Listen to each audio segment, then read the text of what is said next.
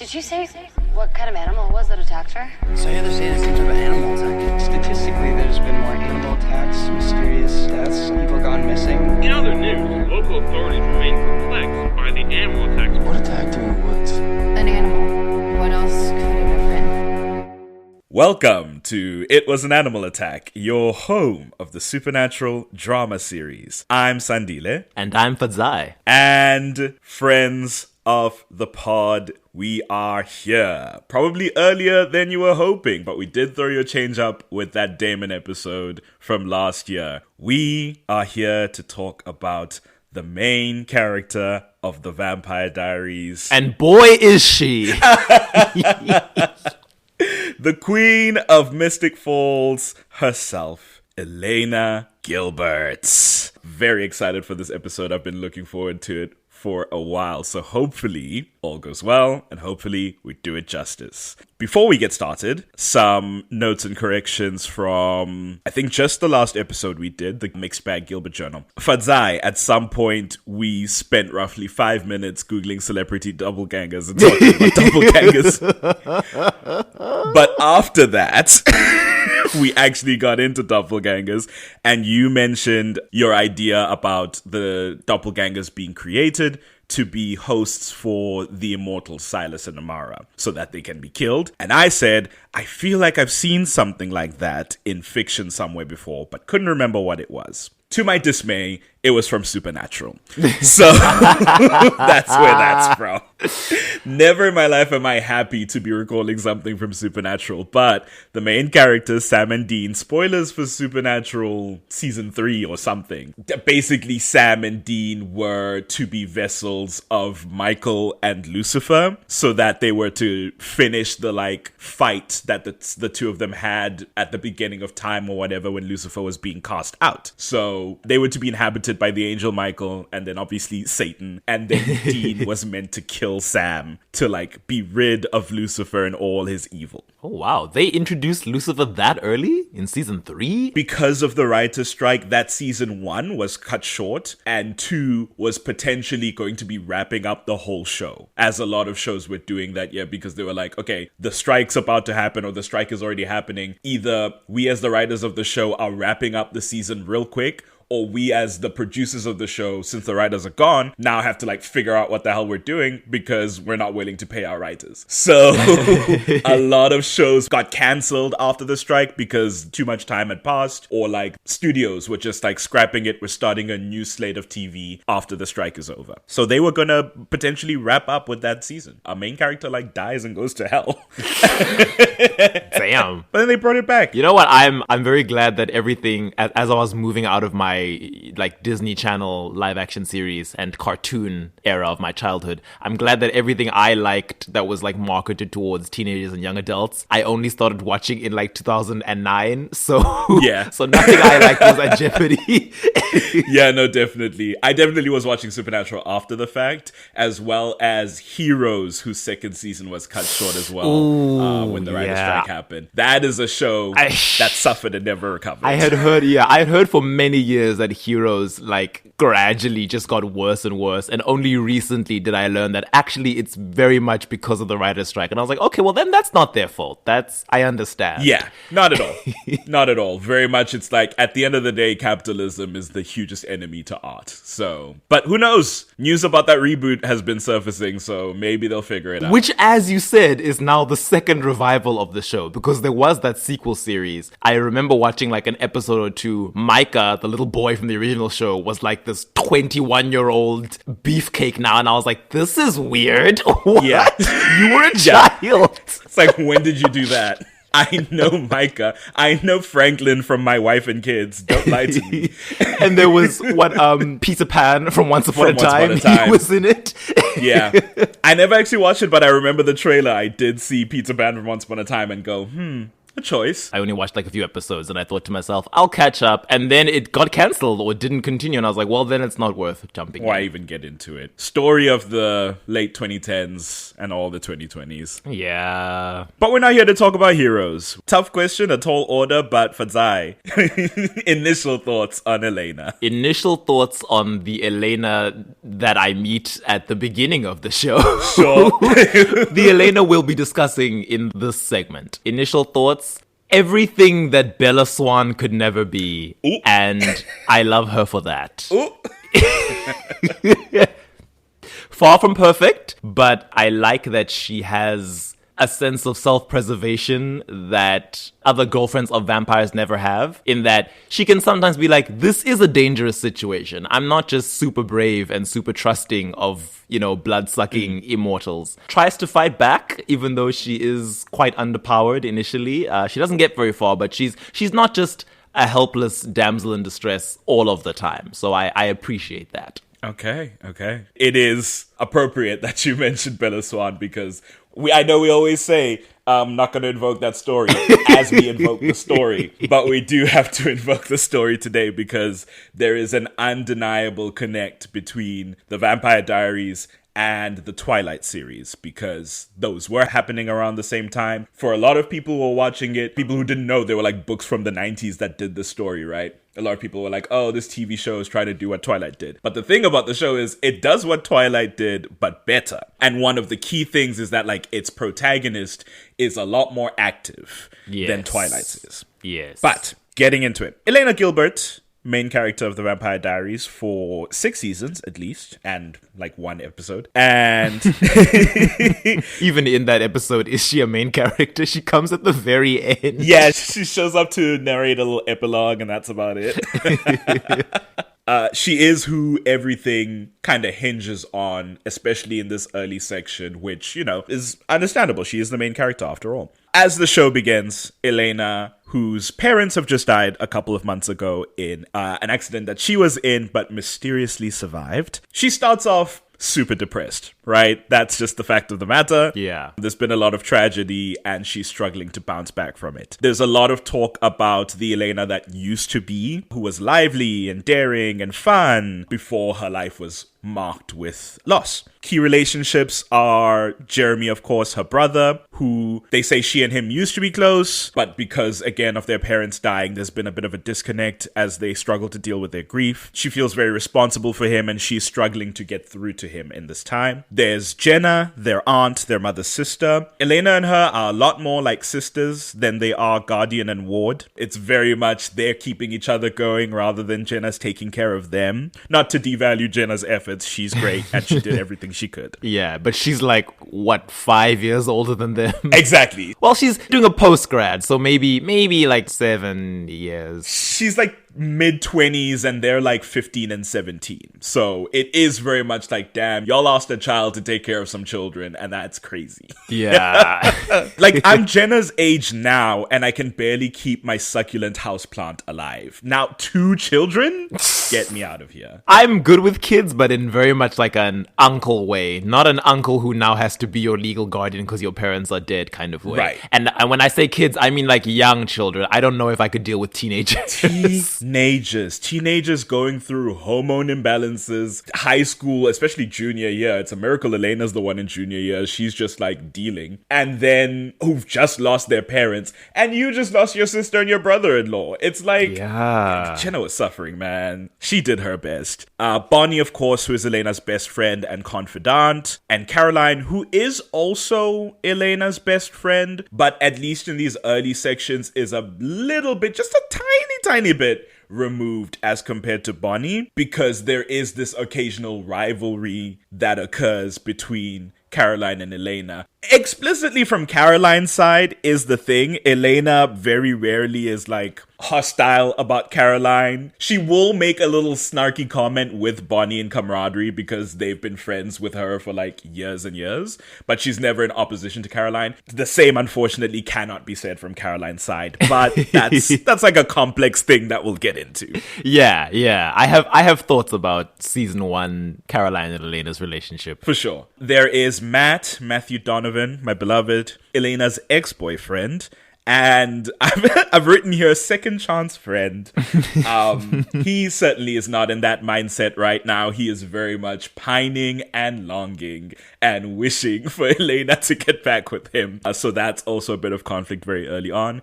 And then there's Tyler, who's like a mutual friend. You know, she's just sort of there. I don't think she speaks to Tyler like one time. That's about as far as it ever gets. This whole season, I think she speaks to Tyler once. So, I mean, is she even there when all the Jeremy and Vicky stuff is going on with Tyler? I feel like even that she doesn't witness.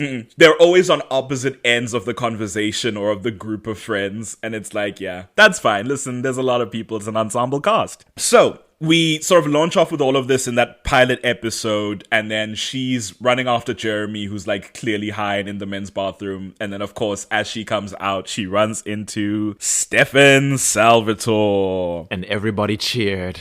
Everybody cheered. Everyone and their mother sang songs of the Holy Host. Immediately Electric is something that I was just very pleased to watch back on in these first two seasons, is that like their meeting is immediately electric and passionate, and they're both just like giddy, smiling losers. I love them so much. They are both kind of like doom and gloom characters, right? Stefan and Elena. But as they get to know each other, they sort of like spring to life. They very much lift themselves up out of whatever funk they're experiencing independently. They very slowly get to know each other. He's being all, you know, smooth and like kind of emo poet type guy. And she's like, oh my God, you're so cute and whatever.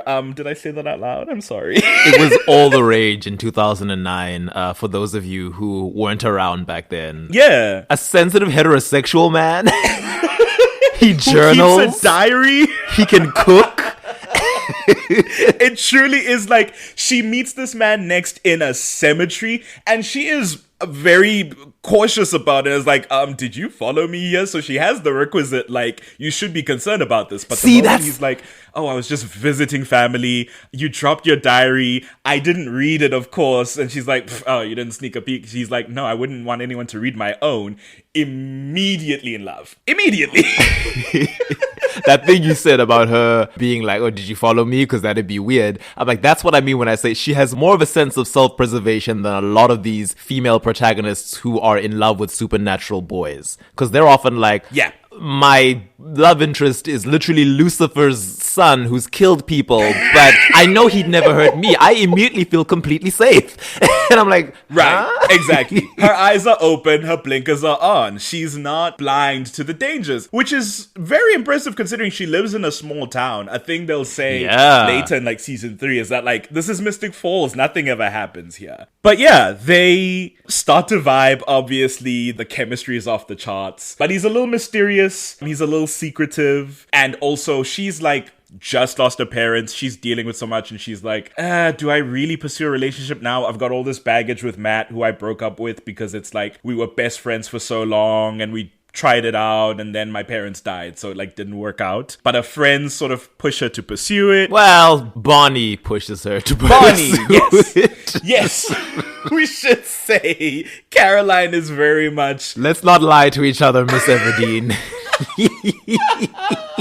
Caroline is very much also vying for Stefan's affections, at least in these first 2 episodes, which is interesting for later on, but I digress. After a bunch of stuff that sort of happens that like are roadblocks to their potential hitching together, she comes over to Stefan's house, I think it's the Comet Night, to be like, listen, we've had some weird encounters, I've been reticent, you've been a little bit like mysterious, and you like don't talk about your past and your family, but you know what? I'm not going to be in this grief period forever. I need to start looking forward. Instead of anticipating the worst happening, I need to experience reality as it is now. So Stefan Salvatore, we're gonna smooch outside your house as we watch this comet, and we're gonna start dating. And they do.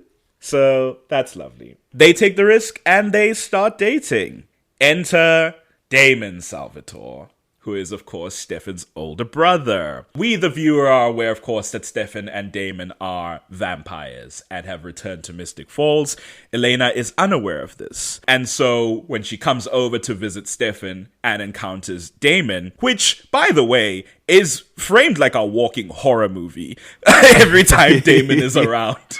Elena. And these first couple of episodes, it's just like cling, cling, cling, and it's just like the camera's turning and there's movement in the background. She does encounter Damon. He introduces himself. And at this point, of course, Stefan has not mentioned that he has a brother. I think he mentions to someone, because someone asks him any siblings, and he says, none I care to talk about. So he has said that to somebody, but I can't remember if it's Elena. Damon immediately, because he's here to ruin Stefan's life, starts planting seeds of conflict, right? Starts being like, oh yeah, he wouldn't talk about me. And he's like, oh, I'm so happy to see that he's found a new girl. The last one really messed him up. Talking about Catherine. Elena trying actively to befriend him because, right, it's like, I'm dating this guy. He has an older brother. I kind of want to get to know more about him. So let me befriend this older brother. Damon spends the whole time being weird and manipulative and trying to cause conflict between the two of them. Then, after getting himself invited to Elena's house, starts invading her room in secret and putting dreams into her head. And at some point tries to compel her, not knowing that Stefan has already given her a beautiful necklace that has a herb called vervain in it that makes her immune to compulsion. In which she slaps him, which we love it. We love to see it. I like that conversation at that point because it's like the third episode. It's like after this football match, I believe. Stefan has joined the football team and is trying to like get ingratiated in the crowd. Which never comes up again. It is crazy that he's just like never playing football after that. That's so weird. Tyler's bullying worked. He was like, this team doesn't like me. I'm going to go. Yeah, cut him off the squad. But yeah, it's after that match and she's at her car like packing up because she's made the decision to be like, I was trying to get back into cheerleading, but I'm just not feeling it anymore. It is Damon who says, if you're not feeling it anymore, just drop it. It's not about reclaiming the past. If it's not working for you, just look forward. So that was nice. And then after that, he shows up by her car and is like, you find me irresistible. You want to kiss me. And she's like, I don't care what kind of shit you and Stefan have got going on. You're not going to put me in the middle of it. I don't know who you think I am, but I am not Catherine. Because she's clocked at this point. Even though Damon's always bringing up Catherine in the context of Stefan, it's clear that Damon was in love with Catherine. And that caused some sort of turmoil. So she's like, don't make me a replica of your drama. Get out of here. Which I love. A replica indeed. Little does she know. After this sort of like sours her opinion of Damon for a very little bit. It is in these like first 5 episodes that the Caroline thing sort of takes off. Caroline, I guess, definitely they were bringing over shades of her relationship with Elena in the books. Because in the books, they are explicitly not close, but they are in the same social group. They're the popular clique, but they're very much rivals. It's giving Buffy and Cordelia Chase, except that Cordelia eventually warms up to Buffy and they become people who are, capable of mutual respect and on good terms. Whereas in the books, I think Caroline just hates Elena more and more as the story progresses. That's great. But in the show, I think, and maybe more so in the pilot, where there are lots of things in the pilot that feel like they were then just like left and put aside and changed afterwards. Yeah. But in the show, as it starts off, it seems like they were going for that thing where, yeah, they're all cheerleaders, Bonnie included, so they're part of the same clique. And Caroline is definitely on speaking terms with Elena. She's like, Elena, oh my gosh, you're back. How's things? Your parents are dead. Are you still gloomy about that? She's very blunt and doesn't She's speaking to Bonnie about Elena, even though Elena's standing right there. It's like, how's she doing? Oh, yes. Speaking to Bonnie the whole time. Like, Elena is this, like, I don't know, child. A child, this 5-year-old who's taken care of. Oh, is he eating well? Is he on solid foods now? It's like, Caroline, what's going on? It very much feels like maybe they were going for a Caroline's not really her friend thing like in the books. They're just acquainted and in the same social circle. But as the episodes go on, those first couple of episodes, it does become clear that no, they are definitely close. Not as close as Bonnie and Elena. And I think that from Elena's side, that might just be now because of what she's been through. She's letting go of a lot of the frivolous parts of her life. She's not really interested in the popularity and the cliques and the cheerleading and all of that. And I think Caroline, Proto-Caroline, represents a lot of that stuff. And maybe that's why Elena was feeling this disconnect from her point of view, where she's like, yeah, I care about this person, but we're not on the same level anymore. She hasn't yet been through enough trauma. And once she has, they become besties again. Yeah. Yeah. Once she experiences a few deaths and a few injuries, then we'll talk. And it's like, oof, what a world we live in. Yeah, absolutely. And so naturally, when Elena, quote, gets the one Salvatore brother, Caroline gets the other one. Although, to be clear, Damon very much does lure her in and then entraps her, as we've spoken about in the Damon episode. And so, after the fact, even though there's been this weird vibe of like, okay, so you're dating this Damon guy who's very much in his 20s. Like, that's weird enough. They're very much, what will your mom think and not what will the cops think? So, you know, especially considering her mom is a cop. It was 2009. For sure. A lot of millennials back then would be like 17 and be like, this is my college boyfriend who's 21. And people would be like, okay, that's cool. Yeah. Nowadays, we're like, what? They're certainly having the same reaction that you did when you were in high school when this random, like, older boyfriend of a classmate hangs out at the school. And it's like, what's going on? Why are you here? Why are you showing up in your Dodge Charger to pick up a child? Have we done reflection on that? I don't know. But yeah, sort of after that initial weirdness where they just kind of have to deal with Damon and Caroline being a thing now, at this Lockwood event, when they're in the bathroom, she sees that Caroline is covering up, like, she's bruised up, she's all bitten on, like, her arm and her neck and on her back. And Elena is immediately like, is Damon doing this? And the thing is, in the middle of this, she and Stefan are in this sort of gray area because, again, Damon's been sowing seeds of doubt, has been saying, has he told you this? Has he mentioned this? Ooh, this past situation, it was hella drama, and it's like Stefan hasn't mentioned any of it, so she's been sort of unwittingly absorbing that, and now she's been asking Stefan questions where he's like, what's with all the, like, third degree, what's with the 20 questions? Oh, it's Damon, isn't it? He's trying to cause trouble, can't you see? Stefan's being very defensive, so to be clear, he is hiding stuff.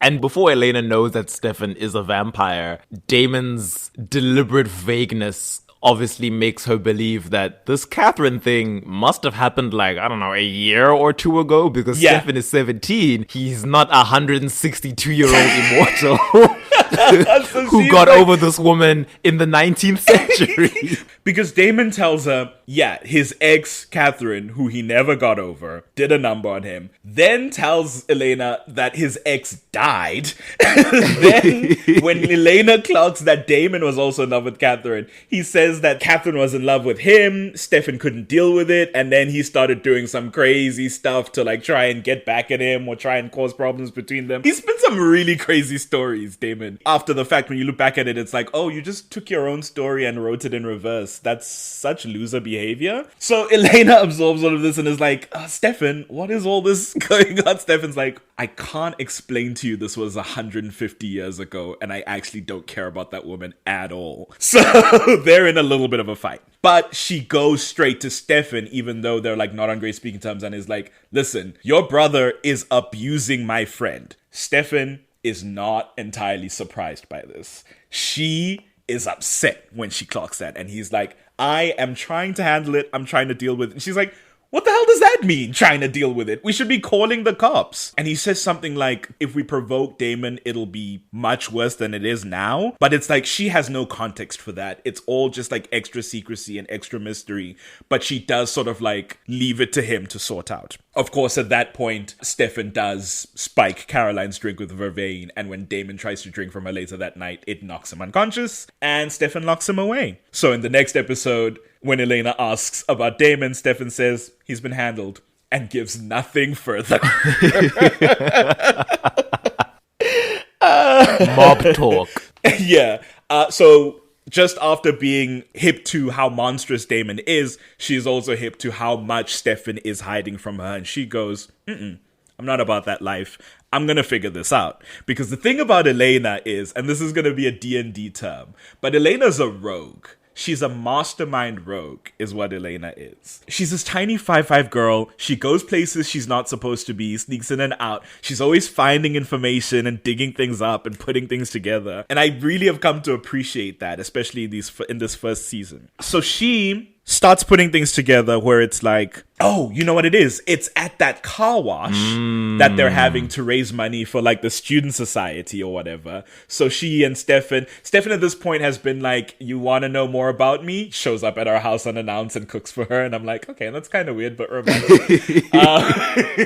Especially because they are that couple where like the guy is like a renowned chef type dude and the girl's just like, I'll sit here and drink my wine, which I love. And so he's like, rapid fire answering any of her questions about his life and just like laying everything down. And that sort of smooths things over for a bit. But then at the car wash, this grandfather comes by. Tiki's grandfather. Yes, it's Tiki's grandfather, who Tiki describes as being a little Alzheimer. Which I was like, Tiki, please. I love Tiki, and I hate that she's only in 2 episodes. She's so funny. It's wild that she shows up at the end of the show, or does she really? Maybe not the end of the show, but she shows up in a much later season when people are evacuating Mystic Falls. It might be the Heretics era. Wow. But she shows up because people are leaving Mystic Falls, and she even asks, she's like, oh no, is it her or is it her grandfather? One of them shows up and mentions the other. I can't remember. That's crazy. But canonically, she's still in Mystic Falls by the time that happens. She survived. Her, but that is a nightmare. But she survived. That's the main thing. But she truly is like, I was like, this black female character who gets 2 episodes, both in which she's like got a bunch of speaking lines. I was like, what is happening, early Vampire Diaries? Love her. So yeah, Tiki's grandfather sees Stefan and Elena and looks at Stefan and is like, I know you. And Stefan's like, you must be mistaken. And he's like, no, I know your face. I've definitely seen you before. And Stefan, clocking what's happening, immediately spurts them away. But later, Elena sees the man and goes over to him by herself and is like, sir, what was that about earlier? And he's like, oh no, I'm old and frail and addled. I don't know what I'm talking about. She's like, just humor me. And he says, I recognize that man from the 50s. Named Stefan Salvatore. And Elena's like, what? So then she goes to Logan Fell, who is this newscaster / founding family guy that's trying to scam on her aunt. And is like, Tee-hee, twist my finger in my cheek. Can you show me the news archives? And he's like, anything to get a date with Jenna. And so she gets into the news archives and looks at old footage and finds footage from half a century ago and sees Stefan at the old boarding house standing in the doorway. She does the zoom in. She doesn't enhance, but his face is very clear. It's not HD, but it's very clear for a 2009 computer's rendering of a photo that was taken in the 50s. Yeah, it's a video. It is a video. There's it's a video. Pixels. They're like, it's like the news camera recording. I think they were like, it was like the last of the animal attacks that were happening in Mystic Falls, because I guess it was an era where vampires had briefly returned. But yeah, he's there like stepping out into the doorway and looking out on everything, brooding as he does. That's what it is that like you see that brow and you're like, that's Stefan Salvatore. You can't get that wrong. And so she looks at that. She looks at the fact that when it was the football match, Tyler and Jeremy got into a fight, and Jeremy slams a bottle and goes with like the sharp, jagged glass to go hit Tyler, and Stefan blocks it and gets his hand sliced open. When she checks it, nothing's happened. And she's like, I know I saw you get cut. I saw blood. And he's like, no, it's fine. When he was cooking for her and suddenly he gets very overwhelmed and his face starts to look a little different. And she's like, what the hell? And the fact that she read a register, like the founding charter of the town that had Stefan and Damon Salvatore on it. And they convinced her it's like the original Salvatore brothers. It was actually like, Damon that did that. And I'm like, I don't know why you and Stefan are so proud of your names that you couldn't just think of aliases every time you come back to town. It's like, yeah, we're Stefan and Damon Salvatore, descendants of Stefan and Damon Salvatore. I guess it's like, how many times would you need to change your name and how long would that be viable? You know? How long until you mix the I would have so much fun thinking of a new... If I'm going to come back to this damn town every couple of decades, I'd have so much fun. Yeah, that's fair. But she puts all this together and she's like, something supernatural's going on here. This is also in the time where it's like, Bonnie's like, I might be a witch and weird stuff is going on. Oh, yeah. Bonnie, speaking of Tiki upsets Bonnie and she gets into that trance and sets her car on fire. Yes. We'll discuss it more in a Bonnie episode. But Bonnie is realizing that she's something and goes to her grandmother. Caroline has been drawn to let Damon out. So Damon's out. Stefan's grabbed a stake to run after him. Uncle Zach is dead. Damon is about to feed off Vicky and her friends. Right. And the song Beauty of the Dark is playing. And then Stefan is about to burst out of his house with a stake to go try and find Damon and sees Elena at the front door instead. Very sort of like grim, determined face. And she goes, "What are you?" He immediately is like, "You know." And she's like, no, you need to tell me. And he's like, "Are you ready for your entire world to change?" He's very dramatic about it, which I think is hilarious. He's a poetic guy. Exactly. And she very much does the thing, right, of like Twilight. These episode 5 and episode 6 are the most Twilight they get in the show, but she's like, your skin is pale white and ice cold. You never eat. She basically goes through all the things she's found, and she's like, you're in the 50s, you're on the charter, you get cut and you heal quickly. And then he's like, say it, I need you to say it. And she's like, you're a vampire. And then when he confirms it, she then becomes afraid. Like, it finally settles in that it's real. And he's like, I wouldn't do anything to hurt you. Please let me explain. And she's like, nope, I gotta go. Hops in her little SUV. Which I love. I love that for her. That's another example. Whereas Bella would have immediately been like, no, Edward, I trust you with my life. I trust you more than I've trusted anyone in the world. You would never harm me. You've been watching me sleep for weeks before we even spoke. That's fine. You confessed to me that you've murdered people because you lack control of your bloodlust. I don't feel threatened at all. Elena is like, vampires are real. I'm running away.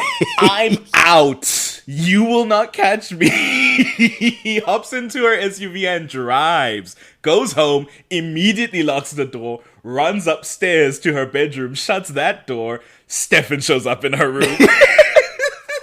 She tries to go back to the door to open it. He speeds over, slams it shut, and holds her mouth and is like, I need you to understand that I was trying to protect you. You can't know this. It is dangerous to know this secret. Like, some shit might pop off. I need you to understand. You can hate me if you want, but keep it to yourself. And she tells him to get out. He backs off. He leaves through the window. It's also because at this point, Vicky has already been attacked once. And Matt has told Elena that, oh, when I went to visit her and she was like in her hospital haze, she said it was a vampire that attacked her.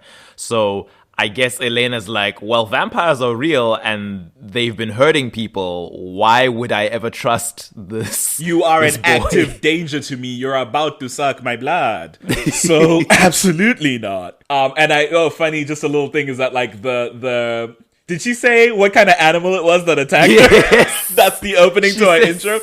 That's the conversation she has with Matt, where Vicky says she was attacked by a vampire. And the what are you is the opening of the Gilbert journals. That's what plays over her like internal monologue as she's going to Stefan's house when she's figured everything out. She's like, dear diary, I don't believe in the supernatural or religion or anything like that. I'm not a believer, but I can't deny the things I've seen. And she's like someone who never ages, and she thinks of Tiki's grandfather going, oh, I saw him here in 1953, and like the news footage that she sees. And she's like someone who doesn't get hurt, and then she's like, oh my gosh, your hand, it's bleeding, after that fight with Jeremy and Tyler. And then she looks at it and suddenly it's healed. He's like, no, it wasn't my blood. And she's like, someone who changes in ways that can't be explained. And then that's when his face is getting like the vampire She's looking veins. at him in the window when his vampire face is on. Yeah. And one of the last things she says is girls attacked and drained of blood. And that's when she's like talking to Matt in the flashback, like, did she say what kind of animal it was that attacked her? And Matt's like, she said it was a vampire. Brilliant. And this was a rule I'd made in my head, where it's like you give a show 5 episodes to decide whether it's good or not. They very much do the like big reveal at the end of the 5th episode, and it's like you're locked in. It's very well done. Next episode, again, this is as the Vicky drama is ensuing. Elena does contact Stefan and they meet up at a cafe, and she gives him a chance to like divulge everything about vampires and what's been going on. So he tells her all the usual stuff of like, okay, so here's what's fake, garlic, mirrors, running water. Here's what's real. The sunlight burns us, but I wear a daylight ring. Only thing that can kill us is a stake through the heart. Or maybe you can rip off our heads, but, humans can't really do that. All those sorts of things. And he says, give me a day so I can tell you the whole story, and then you can decide what you want to do with the information. The choice will be yours, whether you want to tell people or not, but I'm hoping you'll keep this to yourself. Which is nice. I do love that even in this conversation where it's like she is on edge the whole time, she's on guard, but she does sort of do the process of like, okay, this is still Stefan Salvatore, who I've known for like a couple months at this point, and has not done anything to harm me, and has said to me that it's not him doing all the attacks, it's Damon, who I know to be a danger. I can logic this out, and I'll go with him for this day, and I'll be on a fact-finding mission. I'm doing my investigation check. So they go off, and they go off into the woods, and they go to find the ruins of the old Salvatore mansion. And he tells her sort of the story of how they became vampires. Because this episode opens with like 1864. I believe it's Catherine arriving to the Salvatore manor, and Stefan and Damon as young, strapping men going to meet her and play like football or something. So he takes her to the ruins, and she's like, wait, you lived here? This house is super old and broken down and ruined. And he's like, yeah, I'm from 1864. And she's like, oh, I thought you were like 50. I thought like when Tiki's grandfather saw you is as old as you were. Oh no, this is becoming very real very quickly. He also explains to her that like the town used to know about vampires. There was a whole conflict. There was a fire. People were hurt. People died. All of that stuff. That's why it needs to stay hush hush. Of course, then the Vicky drama ensues. Vicky's turned into a vampire. Elena is kind of like floating at this point, being like, okay, I know about the supernatural. I will keep it a secret, but I can't be with you, Stefan, because that's just too much to ask at this point. And then when the Vicky drama happens, she is busy with Stefan trying to like keep it under wraps, because it's like now she's the only person of her like group and of her peers who's aware. And so she feels somewhat responsible. So she's like, what are we doing to deal with the Vicky situation? Stefan is like, we'll handle the Vicky side. You handle the human side. You need to keep her like loved ones like sort of abreast of the faux version of what's happening. So she's there lying to Matt about what's going on with Vicky, lying to Jeremy about what's going on with Vicky to sort of keep them unsuspicious. Vicky, of course, does not do well with the transition and becomes a threat at a certain point to Jeremy, because Damon teaches her how to vamp speed and she fully runs away from them. Yeah, but not before she reads Elena for Phil. Oh, yes! There is an encounter between Vicky and Elena, where Elena's like kind of having to babysit her, which is crazy that Stefan and Damon left. Well, I Damon don't know care, but like that's why Stefan left Stefan did that. Stefan's a very trusting sort. He's like, it's still Vicky in some way, so it should be fine. But like, that was very, very irresponsible. So Elena's staying with Vicky. Oh, it's because there were more pressing things going on. It was like Logan Fell is on our trail, apparently. There's like, basically the council's finding out about vampires and now we're in danger, is what was happening at the same time here. So she's here with Vicky, trying to babysit her through like the worst of the transition, the cravings, the physical sensitivity, the heightened emotions. And then Vicky starts like texting somebody and Elena's like, who are you texting? And she's like, Jeremy, we're gonna meet up. And she's like, no, you can't meet up with Jeremy. You're kind of a danger to him right now. Vicky's like, oh, and you're gonna stop me? And Elena's like, Jeremy is my brother. I can't let you put him in danger until like you are safe to be around. And then she vamp rushes her. Throws her against the wall with her hand around her throat. Yep. And I remember what she said because it was so funny.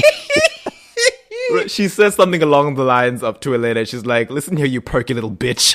You had my brother whipped. Because obviously Vicky is Matt's brother. Who Elena recently dumped. She's like, Matt's sister, yeah. She's like, you had my brother whipped for 15 years. 15 years, and then you dump him. When I look at you now, that's all I see.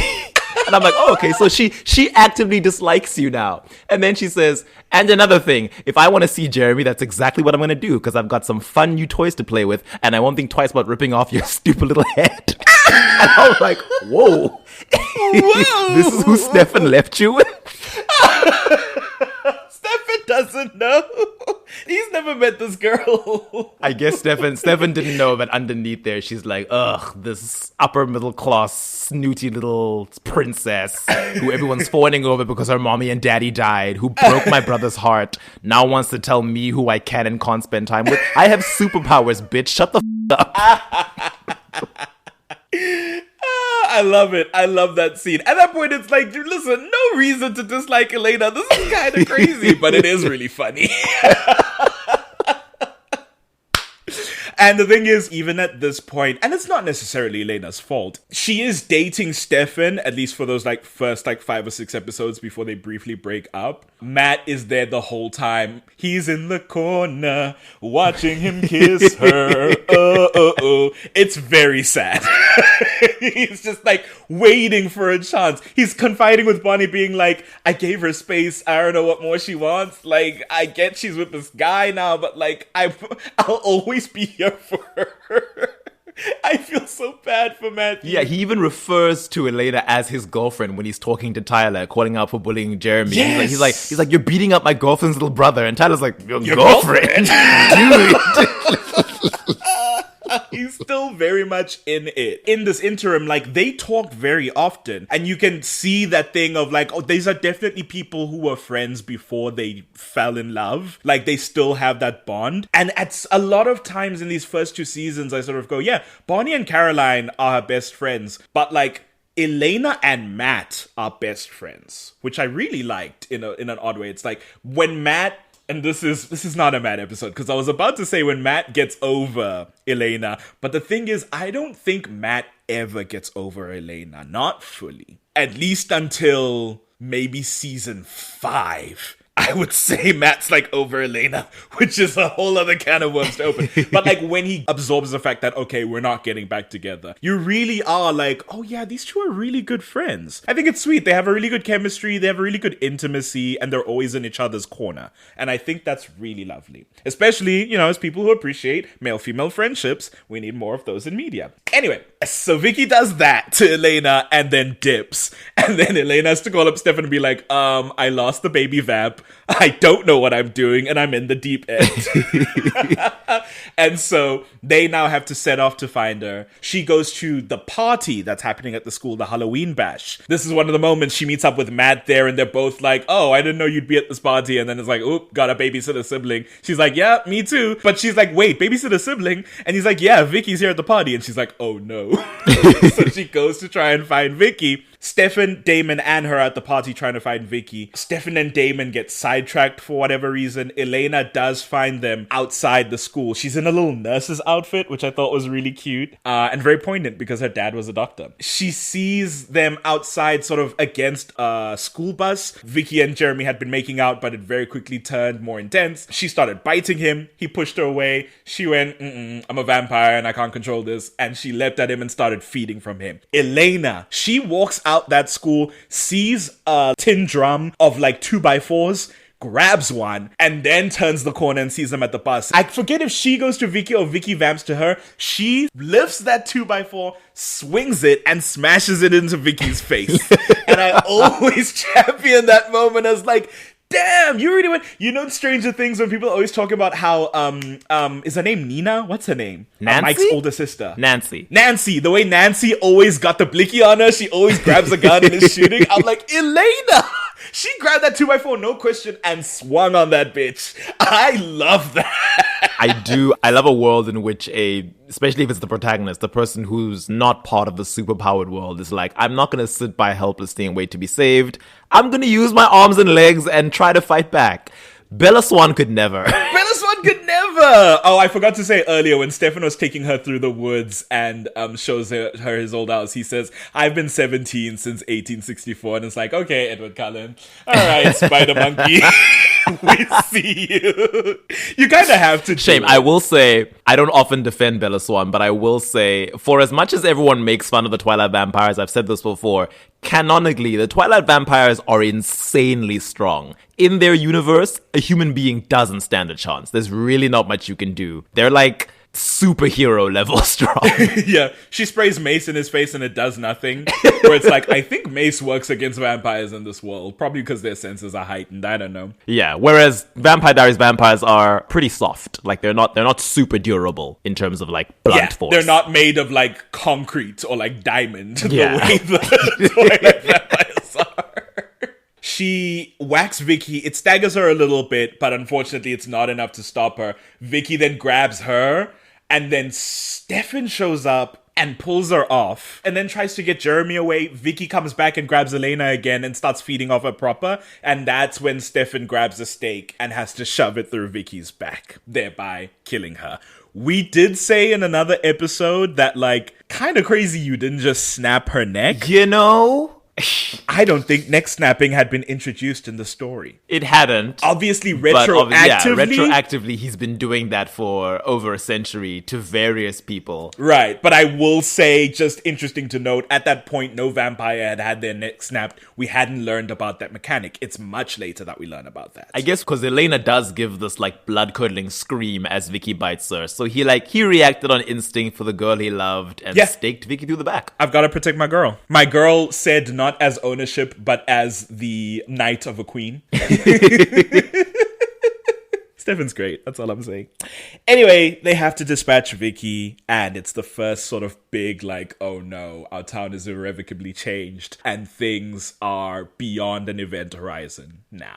Jeremy sees Vicky die and is devastated, as we've discussed in the Jeremy and Vicky episodes. Yeah. And that's when Elena's like, shame, my poor brother, man. He lost our mom and dad, and he's really not been dealing, and now his girlfriend turned into a monster, tried to kill him, and was murdered in front of him. And he's not taking it well. She's asking him questions, and he is, like, discombobulated. And that's when she's like, hey, Stefan, you know how vampires have mind control? Could you, like, erase my brother's memory of all of this? And Stefan's like, I can't do that because I only feed off animals.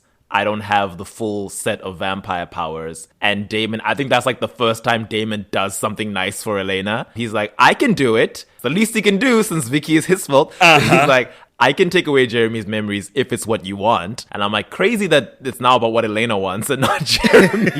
Like, it starts as early as season 1 with Elena treating Jeremy like he's much younger than her. It's like, Jeremy is 10 and she's 17, so she can make these calls. And I'm like, there's less than 2 years between the two of you. Calm down. Yeah. But I mean, the thing is, I have younger siblings, and the one closest to me is 3 years younger than me. I have that instinct of, like, if I'm not making sure... I had her for the longest time. She's very capable. She's very smart. She's, like, doing the thing. For the longest time, I was just like, if I'm not aware of, like, every step and making sure that, like, at every point they need to touch, everything's taken care of, they will collapse. So I do understand the feeling of, like, being an older sibling. And then on top of that, it's like their parents just died. So it's like, you're responsible now. Even though you've got Jenna, it's like Elena is very much someone who takes on responsibility over other people. Even when it's like, you can let people drown a little bit so they can learn how to swim, you know? Elena's very much like, I've got to hold them up. I've got to be the one underneath the water pushing them up so that they're breathing. Foreshadowing? That's the thing. Did you do that on purpose? No, I did not, but it's very, very foreshadowing. All we'll say is Elena would never let someone drown. Exactly. That is the thing. It becomes a bit of a meme later, but Elena is very much a character like Stefan, who is self-sacrificing for their loved ones. It's a noble trait. It is also a trait that can cause problems that you didn't intend. Like wiping your brother's memory, as well as Damon's extra spice of, I took away his pain, which means now he's like no longer abusing substances. Now he's like hyper focused on his work. Now his like whole mood has improved. And it's like, these are good outcomes, I think, but it's concerning because it's like, when's the other shoe gonna drop? Crazy it's that very eerie. They just erase his depression. Yeah. Like, they just take it away. Yeah, it's so strange. Especially considering where the season ends for Jeremy. It's like the other shoe does drop. Exactly. I think they don't erase his depression, I feel like they erased the catharsis of his depression. Because it's like to the end of that season, he feels like something's missing, but he's never like emotionally going through it. And it's like, I've just watched Inside Out again for the how manyth time. And it's like learning to appreciate sadness and how it helps you deal and work through the things in your life. It's like, if you take away the opportunity to have that catharsis, then that thing is never going to be resolved. And it is that kind of screws him at the end of season 1, where it's like, even though it's about Anna, it is also about Vicky, who he never got to mourn. Yeah. In any case, with Elena, a lot of having to take sort of the supernatural in stride in this end of the Vicky arc and the opening of the next arc, where it's like, I just keep learning new things and new surprises and new problems, and I've got to be the one to like put it in my bag, put it in my satchel to deal with later, because there are people to keep out of harm's way and there are people to keep in the dark. And so she's focusing a lot on that, and it's put strain on her and Stefan, where she's like, listen, this pressure, we are like on and off in terms of our relationship. At this point, after the Vicky arc, Lexi comes to town, the lovely Lexi Branson, which causes a very brief conflict when Elena thinks that Lexi might be like a new flame of Stefan's, because she's just in a towel and she's like, yeah, Stefan's in the shower. And it's like, easy misconstrue. But then she learns that that's Stefan's best friend from however long ago. And it's Stefan's birthday, and they're going to this event at the Mystic Grill, and he asks her to come, but she's like, oh,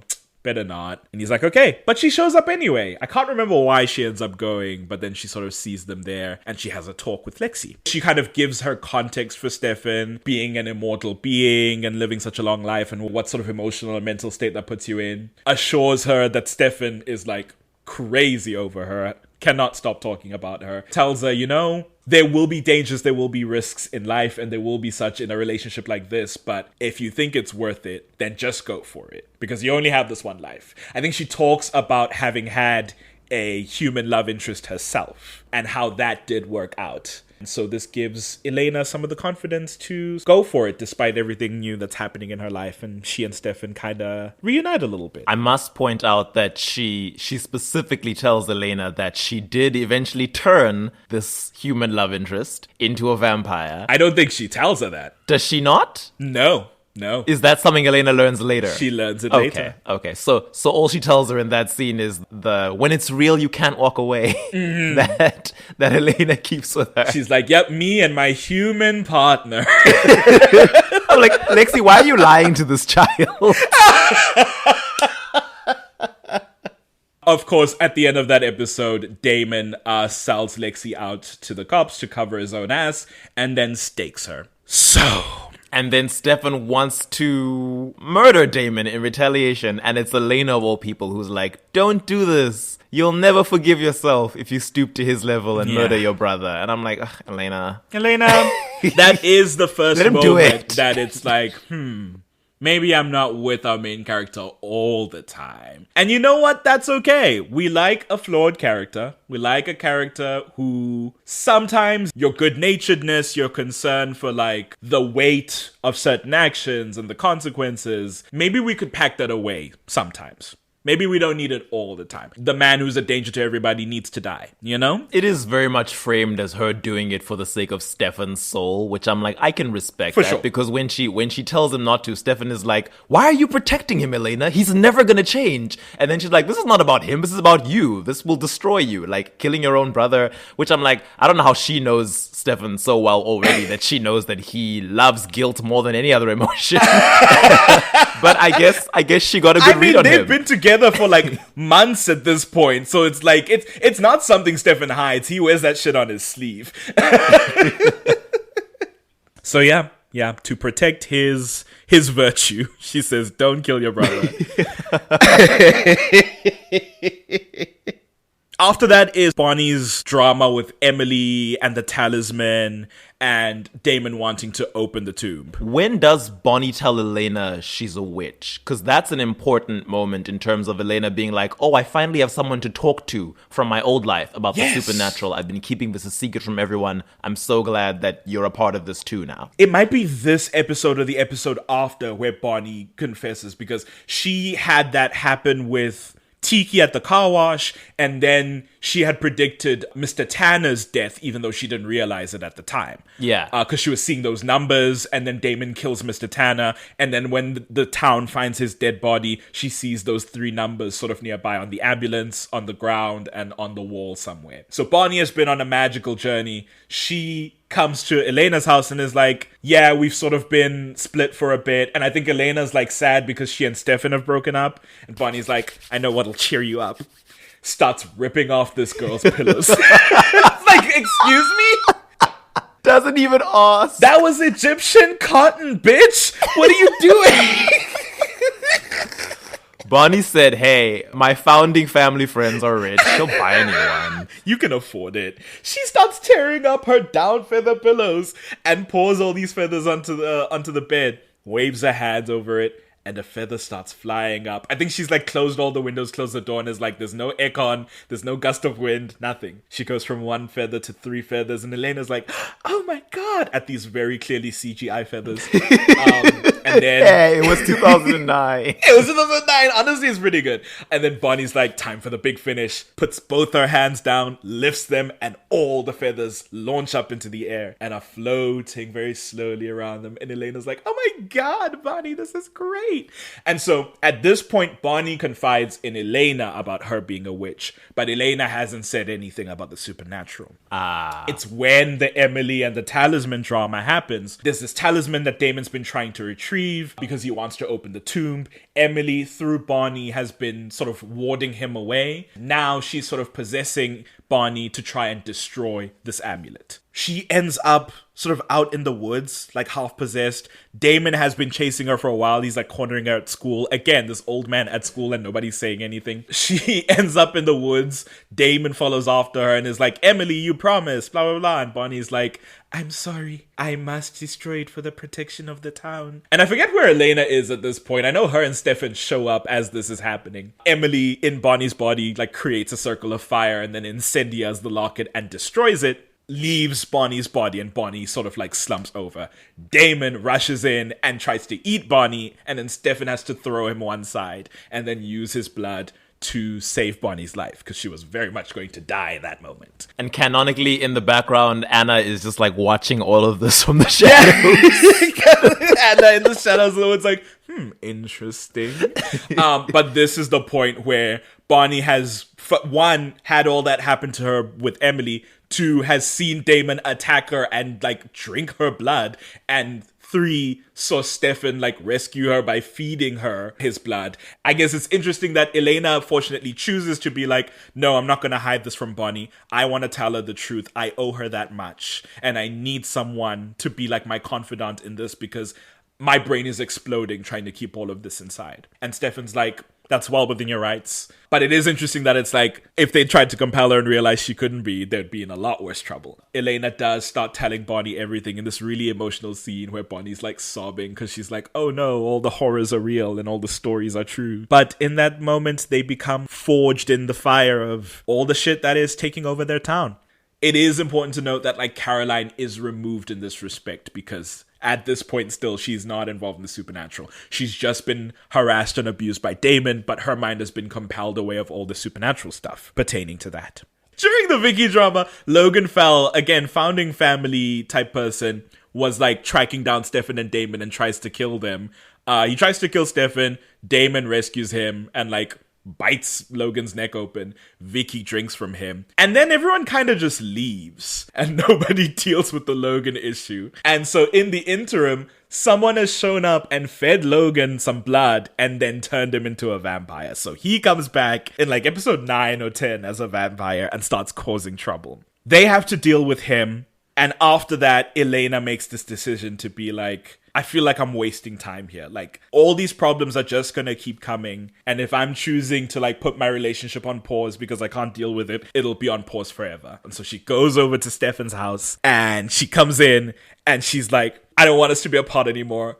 I know what I want. I love you. And then Stefan starts crying because, again, he's this emotional guy. He's this poet. He's this sensitive fellow. And they kiss and they make out. And then they enter Chez Salvatore and ascend to his expansive room. It almost should be like 4-poster bed, curtains on the sides, very lavish, ornate furniture. But it is, just like a typical room. It's a big room, I will say. Like, it is a very big room. They're loaded. It is still like a manor. But they do indeed have their first time, Elena and Stefan, in this 10th episode. And it is important that, we're not going to get into the details of it, but, during the initial moments of it, as they do kiss, he does have the vampire face and instinctively turns away from Elena. And she reaches out to hold his face, turn him back towards her, and assure him, I want to see you as you are. I want to accept you in your full self. You do not have to hide from me. And it's this very sweet and intimate moment. Yeah, I'm like, you know what? It's a good metaphor for actual sex. Letting someone see you as you are and all the various aspects of you that, might not be so pretty to everyone else. But also, it's nice that now she's in this moment where she's like, I trust my vampire boyfriend, and it feels earned. Yeah. Unlike some people. It is, there was work to get there. There was a journey in rebuilding trust. It's important that she's on the same level with him now in terms of knowing all the things that are happening. And it very much bridges that gap that they had, at least in the first couple of episodes. So yeah, it's all, again, very well done. The show's tightly written in these first seasons. Oh, yes. If only we could have kept that energy. It's very similar to a scene, I think it's either season 1 or season 2 of Buffy the Vampire Slayer, where she and Angel are making out. Yes. Just making out. If you know Buffy, you know why that is. You know why that is, yeah. Just making out. And then Angel pops his vampire face. And the Buffy universe vampire face, way more terrifying than the Vampire Diaries. It's not a couple of veins, a little cute veins underneath the eyes, a little coloration. No, your whole face shrivels and becomes monstrous. Huge fangs. This wrinkled, furrowed brow that they have. Their eyebrows disappear. Yeah. Their eyes become this sharp yellow. But in that moment, Angel has lost control and he's also ashamed. And he's like, oh, Buffy, you shouldn't have to see me like this. It might not be a makeout. It might have been that he had been fighting someone and saved her from something. I'm not sure, but it was a moment where he was also like, you shouldn't have to see my face in this demonic form. And she's like, no, don't look away. Don't be ashamed. I want to see you as you are. I accept you as you are. Yet another thing that Vampire Diaries has in common with spiritual predecessor. Yes, because we should say, in the most superficial sense, it does echo Twilight just because the comparison is unavoidable. Buffy is really the one where it's we're directly drawing on, especially with these two. Obviously, sans Elena as a Slayer type character, which is a hope I had for Elena watching the show at first, being and then she'll eventually learn how to hunt the bad vampires. If only she had become Raina Cruz. Yeah, we'll get into it. But yeah, it's this really intimate moment. There's a song called Cut by Plumb that's playing in the background. And as this sort of intimate moment happens, it says, the lyrics are I do not want to be afraid. And I'm like, okay, a little on the nose. But anyways. All right, diegesis. Someone did a Vampire Diaries review on YouTube, and they said that these songs in season 1 are so on the nose. And my favorite one, because I love the song, is Thinking of You by Katy Perry. Yes! In the first episode, when Bonnie and Matt are discussing Elena, and Bonnie's basically trying to give this boy false hope that, give Elena time to mourn her parents. She'll come back to you. And Matt's like, yeah, I'm giving her space. And then she walks in with Stefan, the new boy, they're arm in arm, and everyone turns to look at them, and it's Katy Perry's voice swelling with that. I'm with him, I'm thinking of you. And I'm like, wow, guys, we get it. You don't have to lead us by the hand. Oh, I love it so much. Again, 2009, What are you gonna do? Also, that song slaps. And what's his name is in that video?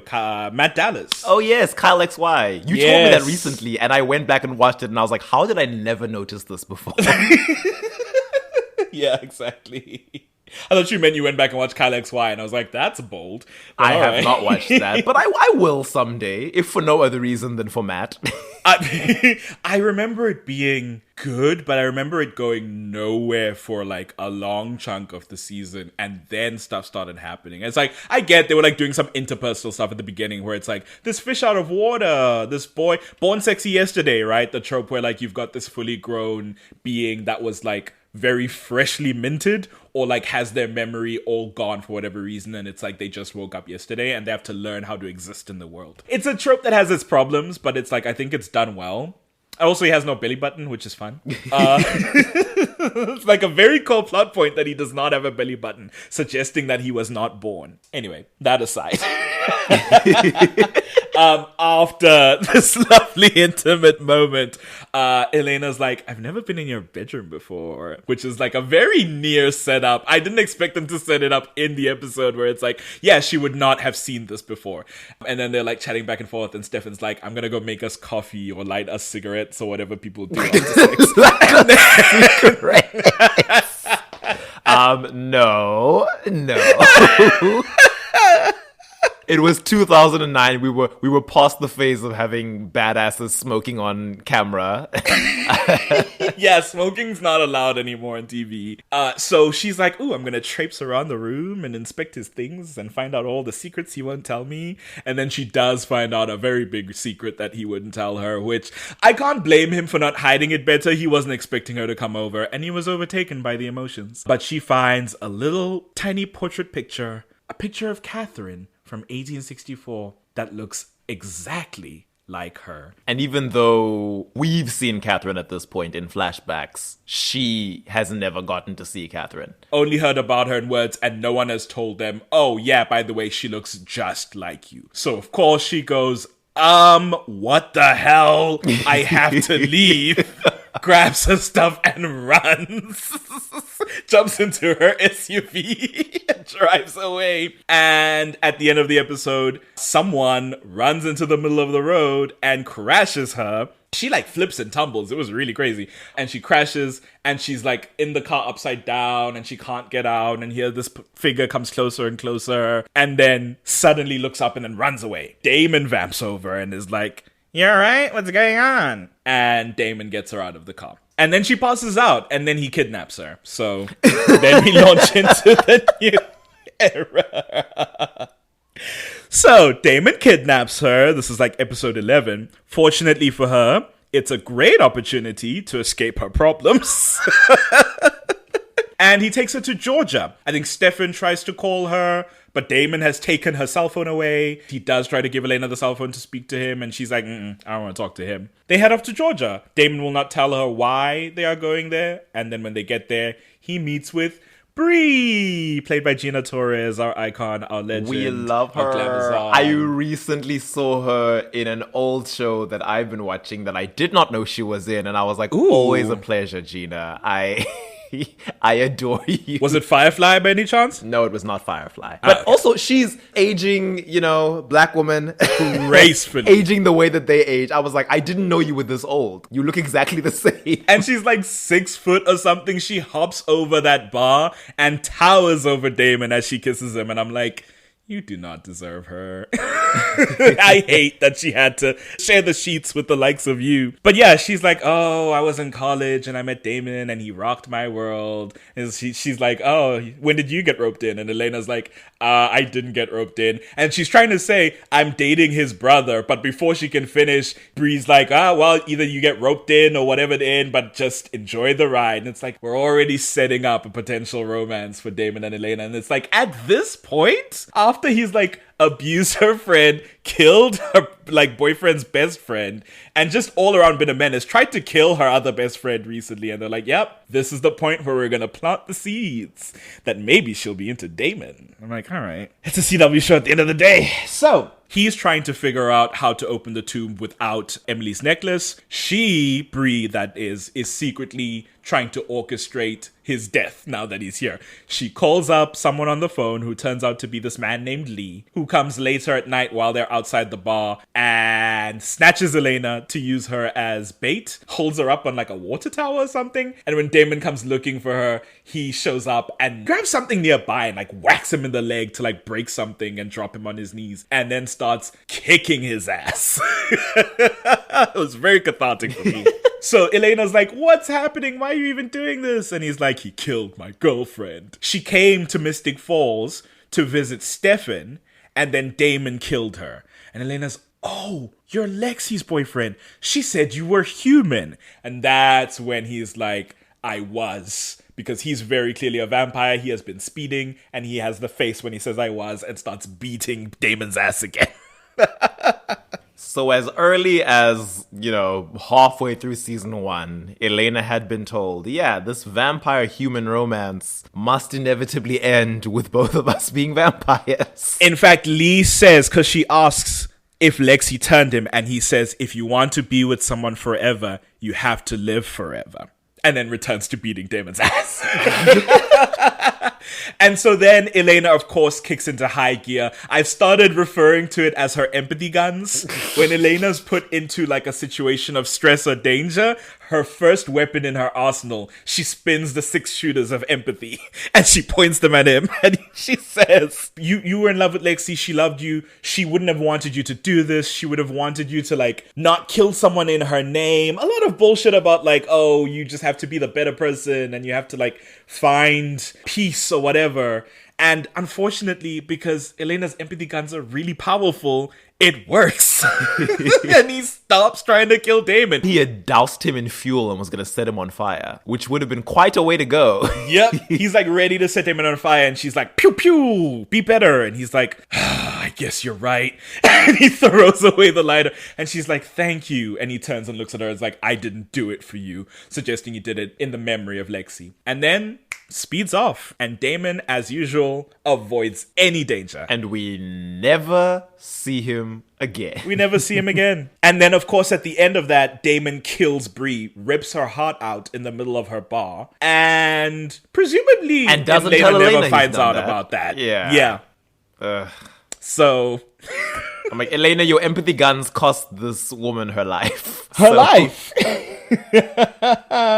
Listen, they're powerful. They're not always good to use. Was Lee the person who had run Elena off the road? No. That was Noah, who we'll talk about in a couple seconds. Okay. On the way home from Georgia, they're having this hee-hee-ha-ha moment of like, oh, you saved my life. Oh, you're not the worst company in the world, Elena Gilbert. And I'm like, this is not the tone in which we left the encounter. We just addressed the fact that he killed Stefan's best friend. Elena's like, eh. But it is this that's like the foundation of this budding friendship with Damon, right? Up until this point, Damon has been, at the very beginning, she was trying to befriend Damon, and then he became persona non grata for like a good 6 or so episodes. And now they've like laid a new foundation in this journey of like going to Georgia, getting drunk at a bar. And again, they reference this thing of like, I used to be more fun. So it's like, I guess Damon provides this escape for her, or this like avenue to like let go a little bit.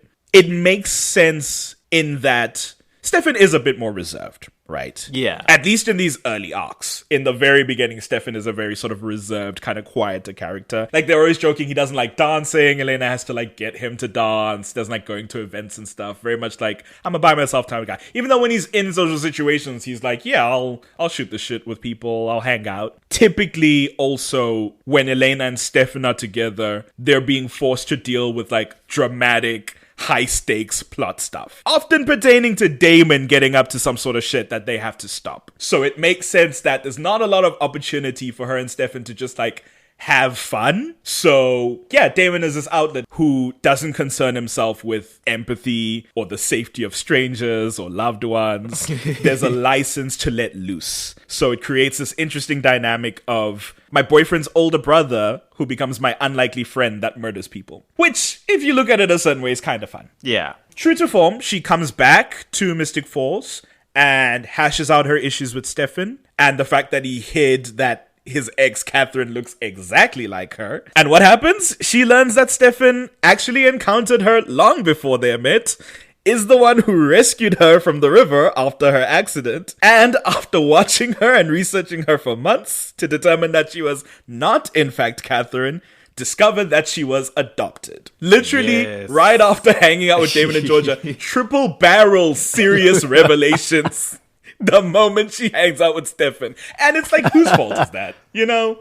The plot's got a plot and it's plotting with them. I feel like it's not fair. I do like what Stefan explains to her. It's a very nice, like, reassuring your somewhat insecure partner that, oh no, the last person I dated was everything that you aren't, and that's why we didn't work out. He's like, Catherine was, you know, vivacious and lively, but also cunning and deceitful and selfish and manipulative. And he's like, as I watched you from afar for months in the least creepy way possible, Listen, it really is. I learned that you were nothing like her. Yeah, because it's like, you don't know Catherine at this point. You've only seen her in flashbacks. Once you know Catherine for long enough, it's like, absolutely he should have made sure that that was not Catherine. That is the most normal response that Stefan could have had to opening this car that went off the road and seeing Catherine in it. So I get it. You know, it seems weird at first. I get it. I think beyond knowing that she wasn't Catherine, he also wanted to make sure for his own peace of mind that she was nothing like Catherine. She is compassionate and selfless to a flaw sometimes. She's got her empathy gun. She's got her empathy guns locked and loaded. So he does away with that fear that is like, I am not into you because you look just like my ex. I am into you because, yes, that might have made me notice you, but who you are as a person is amazing and beautiful and everything that she ever lacked. So it's sweet. I like it. But then he's like, my detective work reveals to me that you can't, according to Stefan, you can't be descended from someone who has a different surname. You couldn't possibly. you were Gilbert, she was a Pierce. It didn't make sense. What?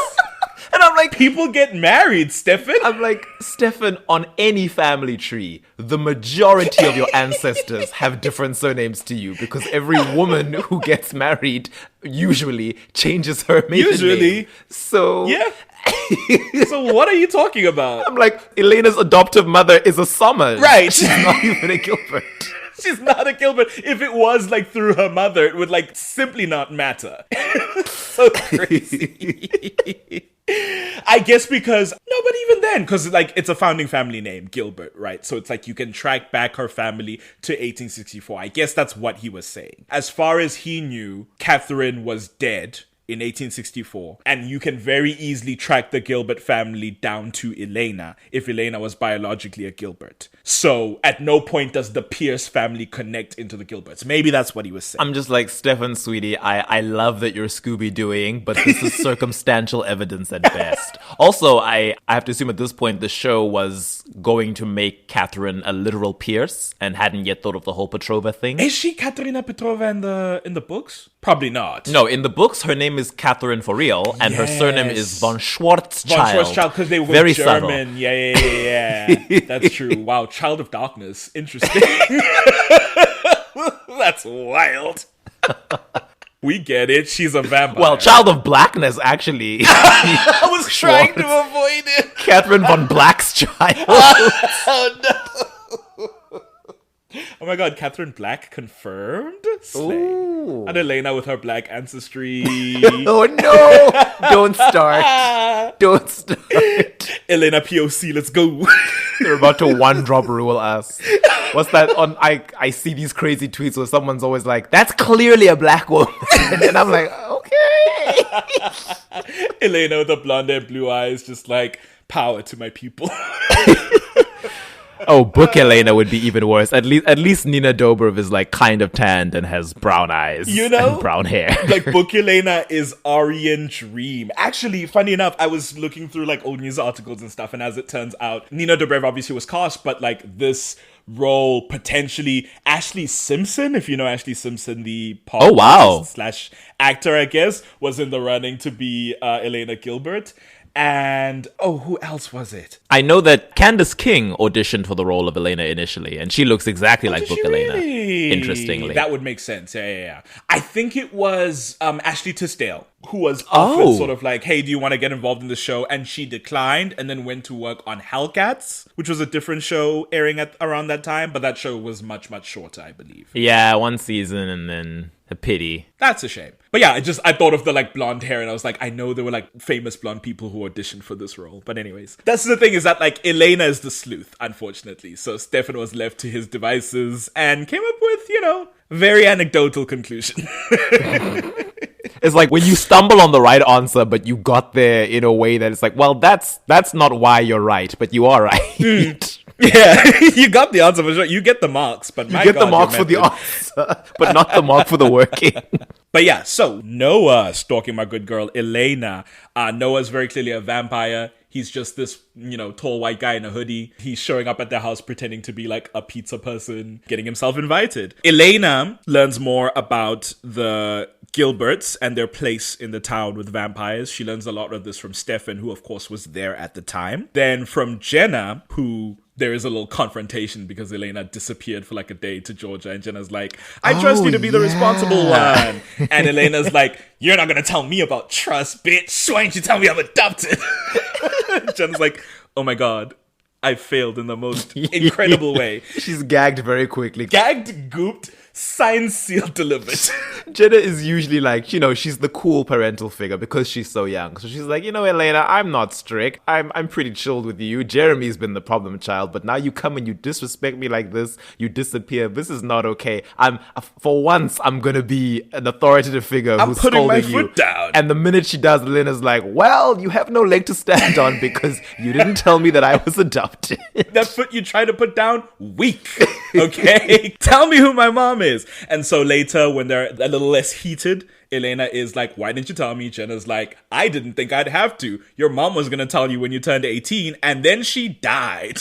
And the buck was left with me. So... Which I understand. Fully. Jenna probably was going to tell her, but it was like, let me not tell you right after you lost your parents that Right. they weren't your biological parents, like they pretended to be your whole life. A whirlwind of information to receive at 17 in the middle of trauma. But Yeah. she does tell her that, yes, your parents did adopt you. A young woman named Isabel A teenager. came by. A teenager named Isabel came to town, gave birth, dropped her baby off at her father's practice because her father, Elena's father, is a doctor, and then dipped. And then the parents were like, well, damn, there's this baby now. And then they were like, we've been trying to have a baby. It's not been working out. What if we just put our names on the birth certificate? Because nobody's expecting this baby. Nobody needs this baby. We'll give it a lovely founding family home. And so they were her birth parents by all intents and purposes, and nobody would question it. I wonder, because it's never addressed in the show, but like, did everybody else know? Like,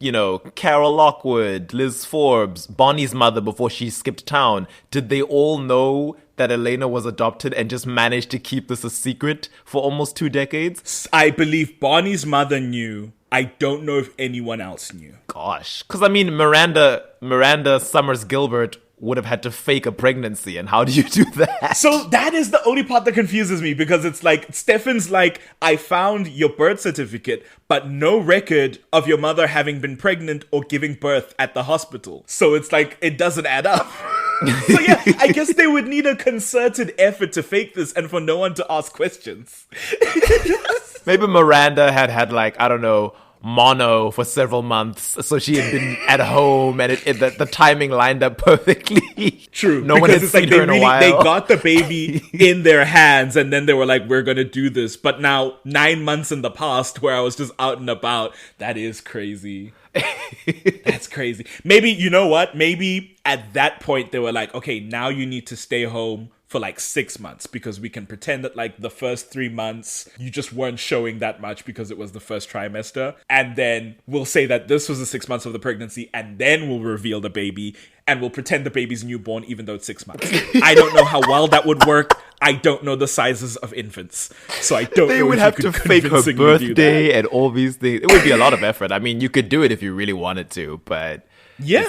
it's wild that in this small town where everyone knows everyone else and they all know each other's business, and even people who aren't Right. close are always like, we grew up together, that no one would have noticed that Miranda Gilbert had never been pregnant before she showed up with a newborn daughter one day. They're like, damn, Miranda, what the hell? Kelly Donovan, who apparently like partied with Miranda all the time, is like, you didn't know that your girl was pregnant? Granted, she was up and down. Yeah, more people had to know, but we know for certain that Bonnie's mom was aware. Okay. But regardless, that's a shame that, like, we don't get a lot of Miranda, right? And that's just the nature of these stories sometimes. The moms don't usually do very well. Sheriff Forbes and Carol Lockwood are certainly outliers in that respect. But, like, we later on get stuff about Grayson Gilbert and his involvement with, like, founding family and the vampires and stuff. We know Miranda knew about the supernatural, but we don't get anything about, like, her involvement in founding family and council stuff or anything like that. She was, like, on the Historical Society, and she was involved in, like, town events, but it's like beyond that. Like, what was her vibe? I don't know. Of course, it's all through retcon. Supposedly Mystic Falls was supposed to be vampire free in the era in which they lived there, but it's like, if Grayson was off in Whitmore doing his little experiments, did Miranda not know about that? I think they actually say that Miranda didn't know. It's almost like a way to preserve the purity of one of Elena's parents. Yeah. I'm not sure. I kind of dislike that. I don't know.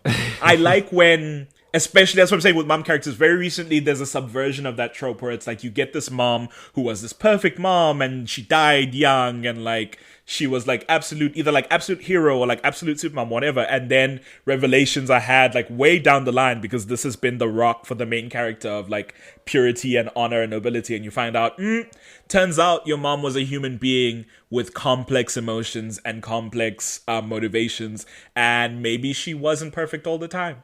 And in fact, maybe she sucked a little bit. And I kind of would have wanted that for Miranda, but unfortunately, the focus pivots very much later on to be like, Grayson's the parent that's important in Elena's life, even though in the early seasons, the touch point is Miranda. Later on, because Grayson's more involved in the supernatural, it's like, now we focus in Elena's like turmoil with not having known her parents were involved in stuff. It's Grayson who's the focal point. Well, out of all the parents Elena gets, most of them suck. So maybe it's for the best that Miranda is okay. She's the only one that's like, yeah, you're all right. That's fair. That's fair. Yeah, her real mother does in fact suck. So I guess it's fair.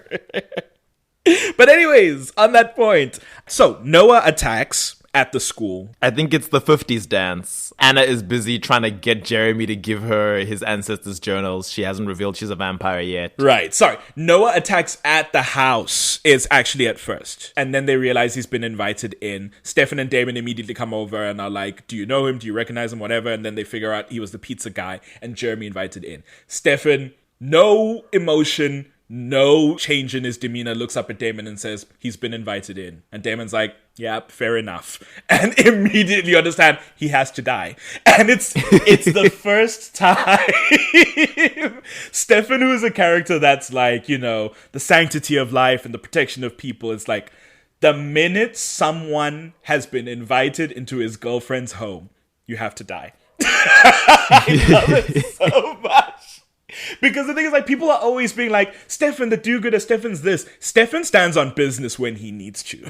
Stefan's instinctual reaction, we must find him and kill him. And I like that. Stefan well, before they all end up that way, because Lord knows their morality gets grayer as the show goes on. Yeah. Like an aging human's hair, it gets grayer as time goes on.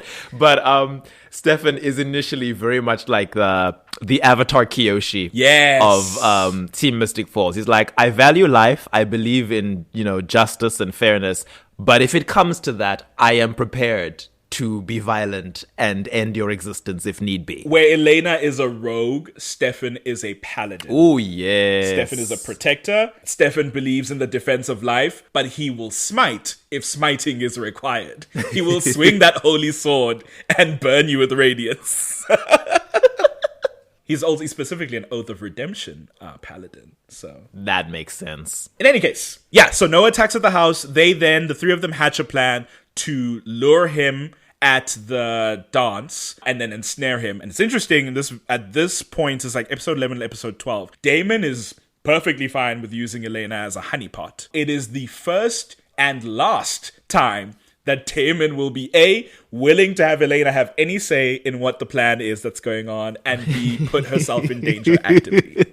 So I really was like stunned and pleased to be like, he's like, yeah, this is the thing that makes sense. We all need to play to our strengths. The two of us will cover like entrances and exits, and you will lure him in with your humanness and your damselness. Little does he know we will strike. So it's great. It's wonderful. The plan's great. Stefan's in, Damon's in, Elena's like, I'll do what I must. They go to the dance. Stefan and Elena are dancing. It's this really cute thing. They're like dancing pretty slow because, again, Stefan, you've got to convince him. She's like, oh, I wonder what it was like to have been in the 50s because you lived in them. And she's like, the dance, the music, and the outfits. And Stefan's like, segregation, McCarthyism, the war. Nuclear arms race. Yeah, it's like, yeah, you very much are thinking about the aesthetique of the 50s. There was very much real life and a lot of bad things going on. And then she casually brushes it aside because the first thing she says is she's like, I've got this image in my head somewhere between American Grandstand and Greece. It's all like milkshakes and varsity sweaters. And then when he tells her that, like, yeah, I was there in the 50s, girl, it wasn't great. And then she's like, okay, but there were poodle skirts. And I'm like, Elena, did you hear what he just said? Listen, at the end of the day, that's a southern white girl. I don't know what to tell you. With a best friend who's black. Oh no, Bonnie's not black. She's just my friend. She's my girl. Have you ever seen that SNL skit of Beyonce releasing Lemonade and white people realizing she's black? Yes, It's one of I my love it. favorite skits. That's essentially how they see Bonnie. I love the end of that skit where A.D. Bryant plays a mother going into her child's bedroom and she sees this black girl standing by the window. She's like, oh no, you're black too. And then Leslie Jones comes and is like, that's my daughter. Your daughter's over there. I brought my daughter over for a play date. And then A.D.'s like, oh, thank God. And then Leslie's like, thank God.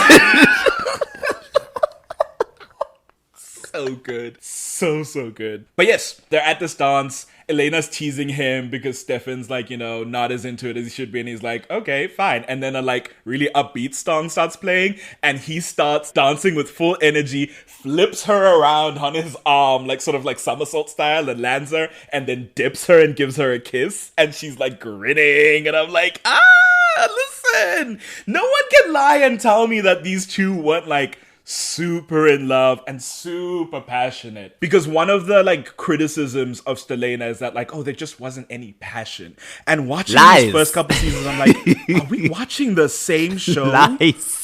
Those are Delena stands. The number of times these two are just like draped in each other's arms, face to face. They're leaning against like a lock or a wall and just like staring lovingly into each other's eyes. They're that annoying couple at school who just like takes up space in like a stairway and you're just trying to get by. They're always making out. It's just like... Those are Delena stands who think that chemistry and passion means a forbidden love because you're already in a relationship and you're attracted to someone else you can't have. Or they're a bad boy who's mildly abusive and you need to fix them in order for them to be right for you. I can't exist in a world where being in a healthy, loving relationship is seen as boring. Ugh. I don't think I can exist in a world where that's the case. It's like, to each their own, but you're not gonna lie to me and tell me that this wasn't a passionate and electric relationship. Like, I was watching those two. After he dips her with the little dance thing, he has this cute little moment where he's like,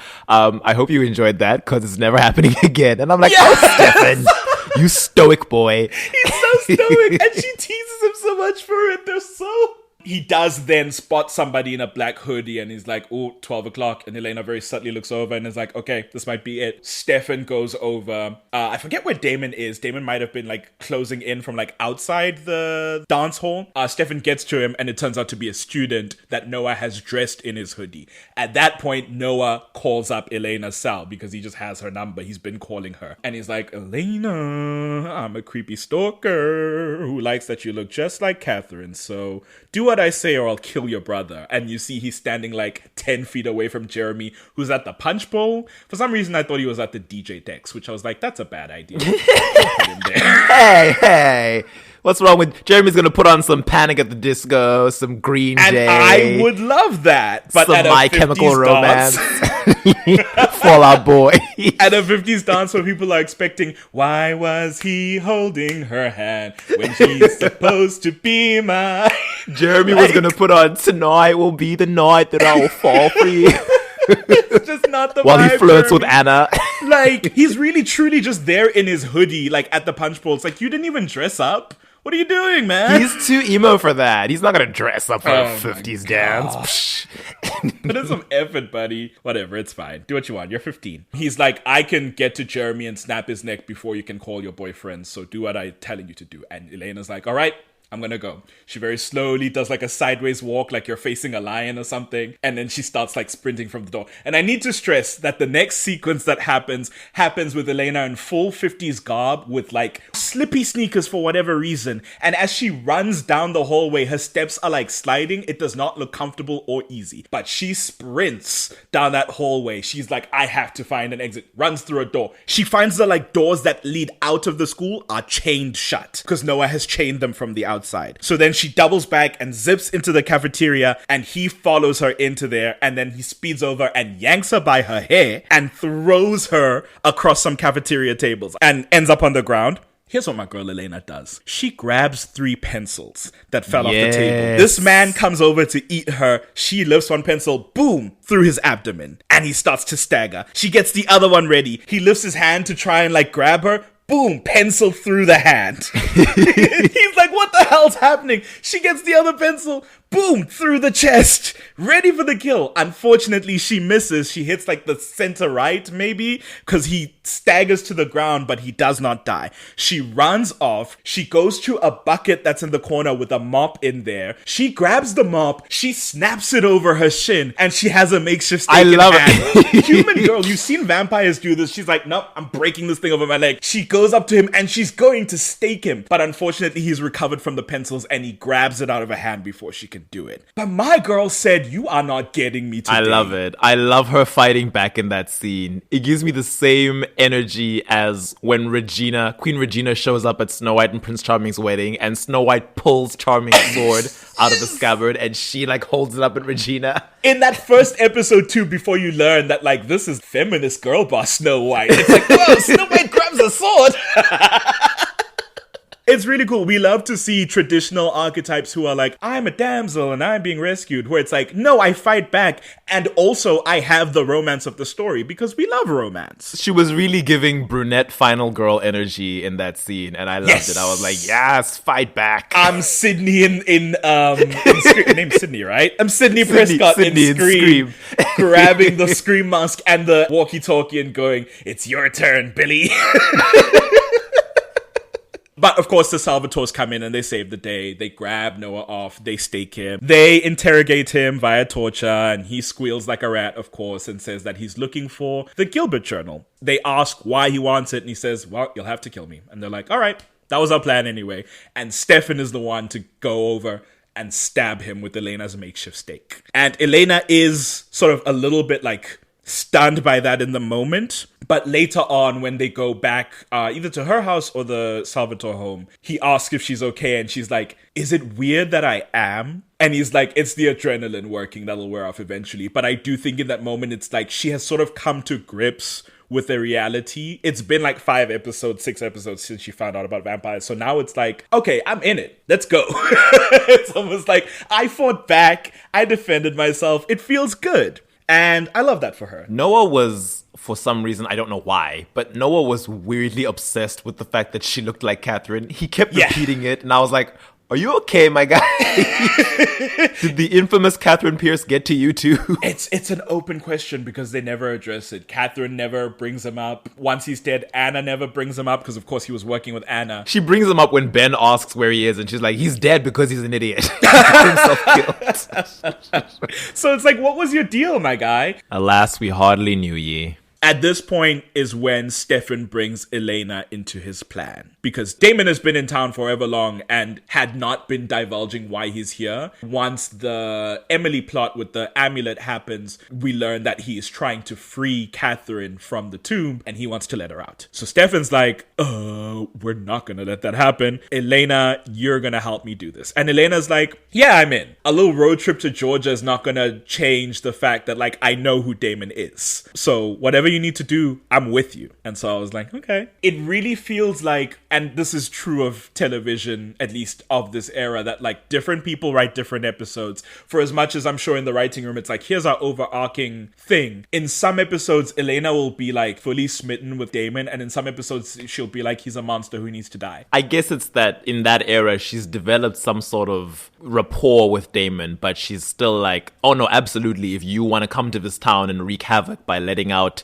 almost 30 vengeful vampires, there's no way I'm going to let that happen. Even if I need to lie to you and trick you into failing, that's what's going to be done. And she does say, she says, Mystic Falls is my home. I won't let any harm come to it. And it's this cool little moment of like her as a scion of the Gilbert family, of the founding families, to like actually do the thing they're meant to do and protect their town from harm. I love that. So Stefan tracks down the Gilbert journal. Meanwhile, Elena is forced to entertain Damon because the three of them are like, yeah, we're going to figure out how to get Catherine out. We're going to make sure you get just Catherine out and then leave town while the rest of the tomb vampires stay in the tomb. That's what they tell him they're going to do. Damon has come over to the Gilbert home as a subtextual threat. He's like, oh, I heard y'all are having family night. And I just couldn't help but want to join. So it's like, I'm here to lord over your loved ones, because he's there with Jenna and Jeremy and she shows up and sees that he's there. So it's like, to make sure you make good on your promise. During this family dinner situation, they have a conversation while they're cooking in the kitchen about trust. He demands to know if he can honestly trust Stefan. Elena thinks he's trying to compel her because he comes right up close to her and is like, tell me, can I trust him? She's like, I'm wearing vervain. And he, looking completely baffled by that statement, is like, I'm not trying to compel you, as though it's something he would never do.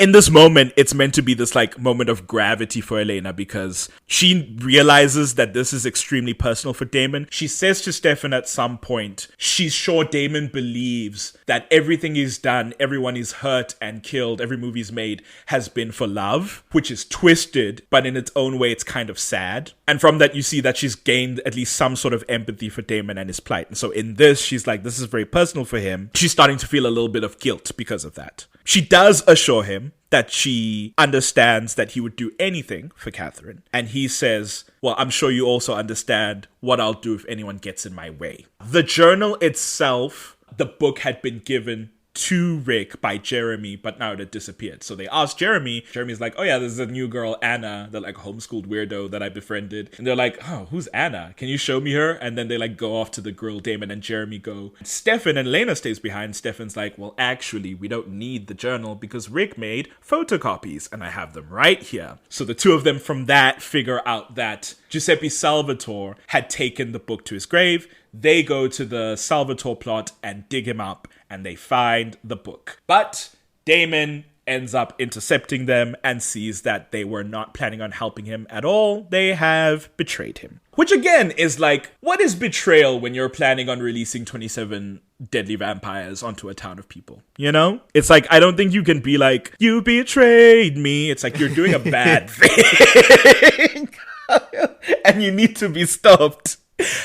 So of course he does what he will do many a time after.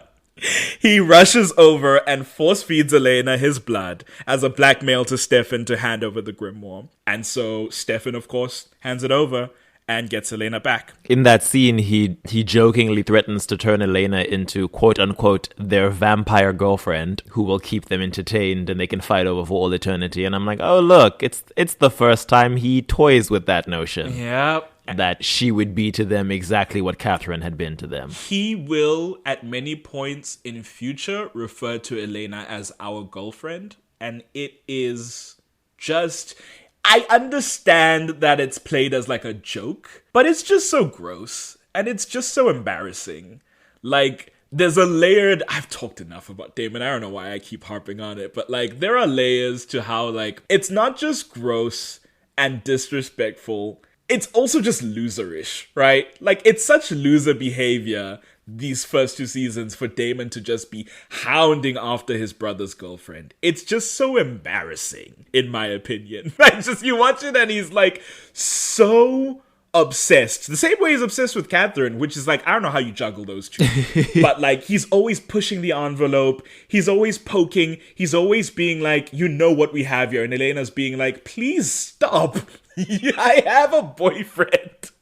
It's really embarrassing. I guess the love triangle's got a love triangle, I suppose. The CW of it all. It just doesn't love triangle as well as convincingly, in my opinion. Obviously, Elena is like in some way enamored by Damon, but at no point do you ever think that she like likes him enough for it to be a problem. The only problem it ever is that Damon is constantly pushing the envelope, making flirty comments, being very invasive, always getting really up close to her. That's where the conflict comes from. Elena is never pushing back into that. I don't know. It just comes across as just like weird and loserish. I don't know. I'm biased. Well, I mean, it's no secret that you loathe Damon. I am curious to hear what people who love Damon think of, like, if they were to watch these scenes and look back, like, how do you feel about that? You let me know. I who don't like Damon. Sorry, Concord. I who don't like Damon. Watch these initial seasons where I'm like, he's very much, at least at the beginning of season 1, he's brought in as the villain. He is the bad guy for at least the entirety of the Vicky chapter and a lot of the lineages chapter, which is what this part is called. They're obviously already threading the love triangle thing. That was the draw of the show, because if you read the books, that's sort of hinted at in the books, even though actually it doesn't actually do a lot less. Yeah, there's a lot less to Elena in the books. It's like Damon is to Elena in the books almost what Jacob Black was to Bella Swan. It's like, yes, yeah, he's interested and she thinks about it, but nothing actually happens. Even in like the Twilight adaptations, people always say that like Jacob stands a far better chance than Jacob of the books did. Yeah. So I guess in adaptation, they decide we've got to make this more interesting or whatever. But it's like, we can't have Elena push back because of course she's like the moral main character who would never betray her boyfriend. So this is kind of weird and whatever. But like even that, it's like, do that rather than like make this weird, like Damon's just always after her in this really gross way. But also it's like, there is the meta aspect that like Damon became this popular character because he was the like attractive, quote, bad boy. And like the thing is like, at the time, people didn't know how to delineate bad boy and just like outright villainous psychopath. So it's like people would see him do Damon things and be like, oh, so hot. So they had to make especially him more as Damon entrenched. goes on. But I think in season 1, a lot of the stuff that he says about Elena is it's mainly to get under Stefan's skin. Right. Which is its own can of worms, where she's just a vehicle for him to irritate his little brother and make him feel insecure. Like the whole, I could steal your girl if I wanted to. I don't want to because I'm still in love with Catherine, but I could, little brother, because I'm older and hotter than you. Towards Elena, as she points out to him in those initial episodes before she even knows he's a vampire, it's that he likes to be playful and flirtatious with women because it makes him feel cool. He's like, I know I'm good looking. I've had many lady lovers in my life, and I know the effect I have on women. I know the effect I have on you, and that's why he gets slapped when he tries to compel her. Yep, because she said, I see through your shit. I don't know. This is not the time. I'm not giving any ounce to like Delena in these early seasons. At the end of this episode, Elena does get snatched by Anna. So there's that. She gets snatched while she's up in her room. Elena and Bonnie have to contend with Anna and Ben McKittrick, who was wooing Bonnie at the other side there and successfully kidnaps her. Elena puts the empathy guns away and she gets the empathy lasso, asking, what are you looking for? And Anna's like, my mom's in the tomb. I'm trying to get her out. Elena's like, oh, I'm so sorry. That must be hard. I also have a dead mom. And Anna's like, nope, we're not going to do that. That's the lasso. I love it. As much as it's often annoying when media and fiction puts like young female or even older female characters against each other. It's like, oh no, it's a woman, so automatically she's got to despise our protagonist if they're not explicitly friends. Yeah. I will say Vicky and Anna's dislike of Elena makes sense. We've already addressed why Vicky didn't like her. Anna, it's like, this is a scion of the Gilbert family who took my mother from me for 150 years, locked her away to rot under a church just because we were vampires, and we weren't even hurting anybody. That's true. I'm not interested in being friends with you. But it's like, even in that, it's like, it's on that level. Elena was reaching through a little bit and then Anna caught herself. So it's like, it's nothing personal. I just have to do this business. But like, you are a symbol of this Gilbert situation, so I will be using you. She dips and leaves Ben to watch them. Elena and Bonnie coordinate to try and escape using magic and like the wiliness of young women. It doesn't work, but Stefan comes and rescues them. Elena says to Stefan that maybe they just let Damon have Catherine so that this all ends.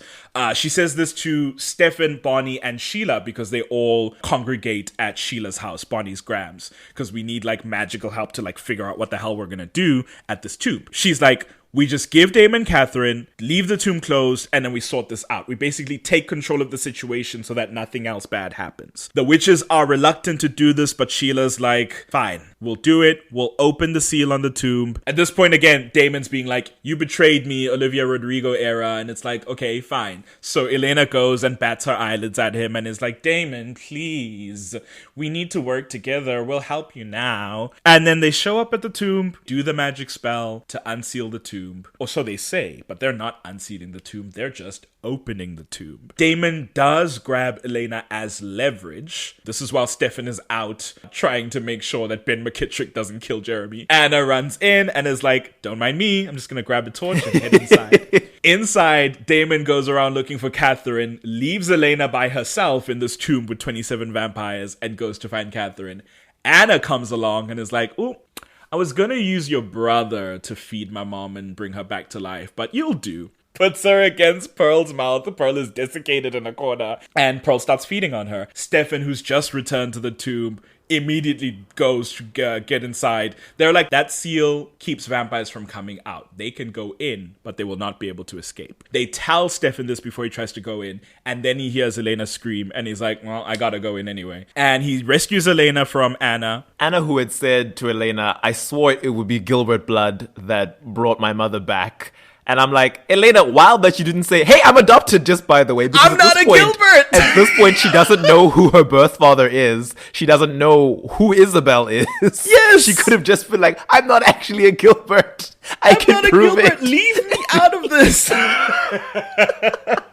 Anna has her mom. Her mom wakes up a little bit. She grabs her and they head out first. She tells them, I just wanted to get my mom back. We're not going to do anything. We're just going to go. And they leave. So is that after Sheila and Bonnie lower the door for Stefan's sake? Yes, they've lowered the door for Stefan to go. Stefan and Elena are trying to leave. Elena won't leave Damon behind because Damon's in there screaming, Catherine! Not knowing she is not even in the tomb. So Elena's like, no, Damon. I don't know what she says, but she like gets him to leave. And so the three of them leave the tomb unharmed, supposedly with the seal returned over the tomb. Unfortunately, we know Grams dies later that night. And the seal itself is not fully resealed. And the tomb vampires get out. Oh, yeah, she hugs Damon when they're outside. Because she and Stefan are embracing, being like, okay, we made it out, we're safe. And then she goes over to hug Damon, I guess as like, I'm sorry Catherine wasn't actually in the tomb. After that, Bonnie kind of disappears for like 5 episodes, so we'll see her in a bit. But Elena and Jenna have a conversation. Jenna, I binged it Summers, has done some digging and finds a friend of Elena's birth mother, Isabel. But then she also says, listen, I've been vibing with your history teacher, Rick. I don't know if you knew that. And it turns out he had a wife who's presumed dead, and her name was Isabel. She was from this area. So, coincidence? Maybe, maybe not. Elena goes off to find this Trudy Peterson, speaks to her about Isabel. Trudy, who surreptitiously confirms she's not a vampire, you know, opening the door to her, hearing what she wants, and then is like, oh, let me make some tea. The kitchen's this way. But doesn't explicitly invite her in. And I just want to say that in some universes, the kitchen's this way would be enough as an invite to invite a vampire into your home. Yeah. In some universes, a little head jerk as a sign of like, get in here is enough to count as an invite. So, dangerous business. Elena drinks some tea that Trudy had made and realizes that there's vervain in it. And so she clocks that, oh, you know about vampires. You didn't invite me in and now you're giving me vervain. What the hell? Trudy's like, get out of my home. I've said too much. Elena leaves in a bit of a rush, and then Trudy is summarily killed by a stranger man who was waiting nearby. So Trudy's like, I've done my part. I'm out of this now. And he's like, yes. And she tries to close the door. The man shoves the door open. She's like, no, I won't invite you in. I won't. And he's like, I'm not a vampire. Reminding you that vampires aren't the only threat in this world. In fact, regular people sometimes are more of a threat because they can just break into your house. Yeah. So he comes in and throws her down the stairs. A lot of white women thrown down the stairs in this show. Not another Mystic Falls I tripped and fell and died injury. A mystic fall in Mystic Falls. She's not in Mystic Falls, though. She's out of town, so yeah, but yes. Well... Yeah. Elena comes back to Stefan to tell him what happened, and they pool information because he's been speaking to Rick to try and figure out what's happening, because Rick is under the impression that Damon killed Isabel because Damon was the vampire he saw in his home when he last saw Isabel. And so Stefan's trying to be like, if you confront Damon, he will kill you. So let me try and get information and figure this out. This is the point where Damon keeps calling Elena our girlfriend, which is like, what?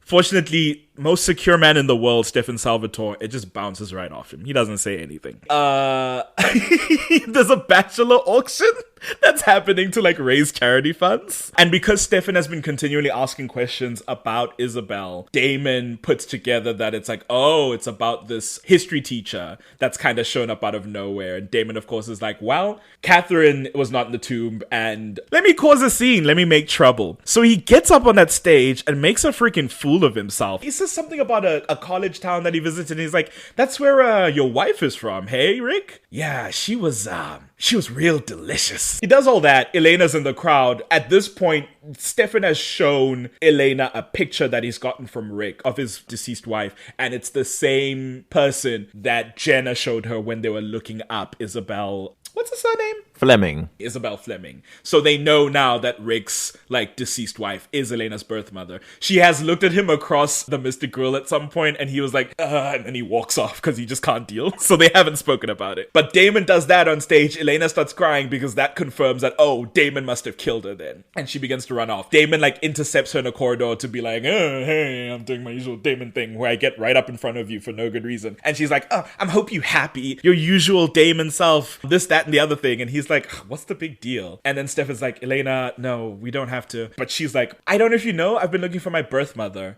Do you know what her name is? Isabel. And Damon's like, oh. And then she walks off, and Stefan looks at him and is like, you goddamn idiot. And he walks off after Elena. And to his credit, Damon's like, maybe I messed up. So it's like, good for him, I guess. She also calls them out on before she reveals that it's her mother, she calls them out on the fact that she's like, did you enjoy that? Like rubbing it in Rick's face that you murdered his wife? Because obviously she could tell what Damon was doing. Before the big reveal, he's obviously like, I don't care. Like, it's just Rick's wife. This is what I Damon, do. I don't care about anything.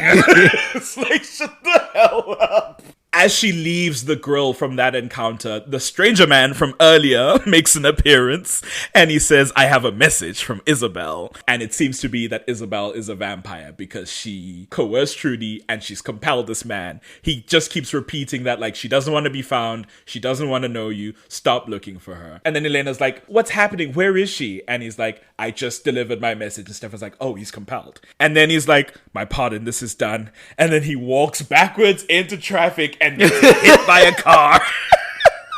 Which, perfectly timed. He wasn't even looking where he was going.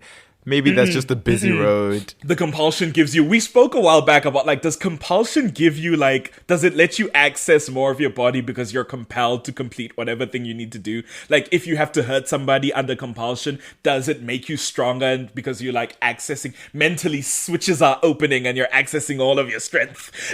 I mean, possibly. I mean, there's a lot of stuff our bodies are capable of that our minds and our nervous system keep us from doing. If you've been compelled to, like, I guess, punch someone in the face until they die, even as you're breaking all the bones in your hand, I guess you'd keep going and you might actually accomplish the task. So it's like maybe you get a little bit more of like field of vision and you're like, oh, I see a car coming over. Let me just 1, 2. And as people congregate, Elena has the wherewithal to real quick snatch his phone and then they leave. And then later from home, she calls up the last dialed number and she puts it to her ear. And the woman's voice answers and says, is it done? And Elena really quietly is like, Isabel? And then the call cuts.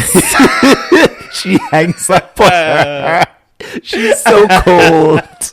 I love Isabel. She's like, No, none of that. After that, we kind of disrupt the story a bit for Elena and Stefan to spend a whole episode on an awkward double date with Caroline and Matt. Oof. In an effort to spend a single day without vampires and vampire business. You know, there's a lot we could talk about that we'll save for Matt and Caroline episodes. Yeah. But I will say, for an Elena episode, Elena is very chummy with Matt. As you've said, it's clear that they were friends before they were a couple, because that friendly chemistry, that rapport is still there. They're very amicable, too amicable, to the extent that I'm like, Elena, I understand that in your mind, you have fully let go of Matt. There's nothing left there. You do not care about him romantically or sexually anymore. But there is etiquette that you need to be aware of. This is now your bestie's boyfriend, and you guys are talking about, oh, we did this when we dated, and our first kiss, and that time we went on this cute little date, and that time in our car, and how we used to sneak out behind our parents' backs. Tee-hee. And Stefan doesn't care because Stefan is 162, and as you've said, quite Stefan's secure. so mature. But Caroline is a 17-year-old girl who's like, I don't want to sit here and listen. It's awkward enough dating someone who's your friend's ex. Yeah. If everyone's comfortable with that and it's allowed, your friend is like, no hard feelings, great. But now it's like, I don't want to sit here and hear my current boyfriend walk down memory lane with you about your relationship that ended like 5 months ago. To be fair, if not every time, more often Matt initiating these conversations about their past relationship. When they talk about the car being quite small and like Caroline says, oh, not a lot of space for action, and Matt says, Elena and I may do. What the hell are you doing, Matthew? Your girlfriend is right there. What are Matthew Honeycutt, Maxwell Donovan. Oh, empty head, that boy, beautiful eyes. Empty head. But Elena as well, I'm like, girl, be loyal, because she's not really discouraging it. She's not trying to steer the conversation away from it. Like I said, she is not aware of it because she truly is like, Matt is friend zoned in her mind now. So she's like, this is how I would talk to Tyler. It's just that the memories we happen to share are about when we were boyfriend and girlfriend, but I don't care about that. What a nightmare of a date. Nightmare start to finish. I think in the next episode, Stefan and Elena learn about the 26 tomb vampires that have actually made it out of the tomb. Stefan is like, okay, well, if we're going to be dealing with all these vampires, I need to up my strength. We had an encounter recently that downed me. I forget what happened. Oh, at the end of that episode, I guess Frederick and Beth Ann like attacked them in their home. They like literally Frederick and Beth Ann find the Salvatore home, break in and try to kill them. They defend themselves and kill Beth Ann, and Frederick is like, you'll pay for this. And it's like, for what? My guy? You attacked them. It's because they're like, oh, the Salvatores are the reason we all got caught and got put in the tomb, which is true, but it's like, Catherine is the reason you're in the tomb. Yeah. But I digress. He's like, that encounter, because Stefan got staked during that, he was like, I'm low on my strength, I need to go feed. So he puts on a hoodie and goes out in the middle of the storm. This is episode 17, let the right one in when that storm happens. Heads out into the storm, into the woods. He stops in the middle of a clearing because he realizes something has happened, and then he gets snatched by like 3 vampires, and he's gone. Damon comes to Elena's house, of course, just like makes his way in uninvited and is like, where's Stefan? And she's like, I thought he was with you. And he's like, he hasn't come back from hunting, so I assumed he was with you. And they're like, oh, he's missing. Elena ropes in Rick to try and help save Stefan because he's got the resurrection ring and he's got some amateur hunting skills. And they go off to the tomb vampire house, their halfway house. And despite Damon's efforts to sideline her, Elena gets into the house as well with her little vampire jabber. It's like a syringe, but it looks more like high tech. I don't know what that is. They always have it in these early seasons before they switch to like regular syringes. She's like got her little jabber and she's going after this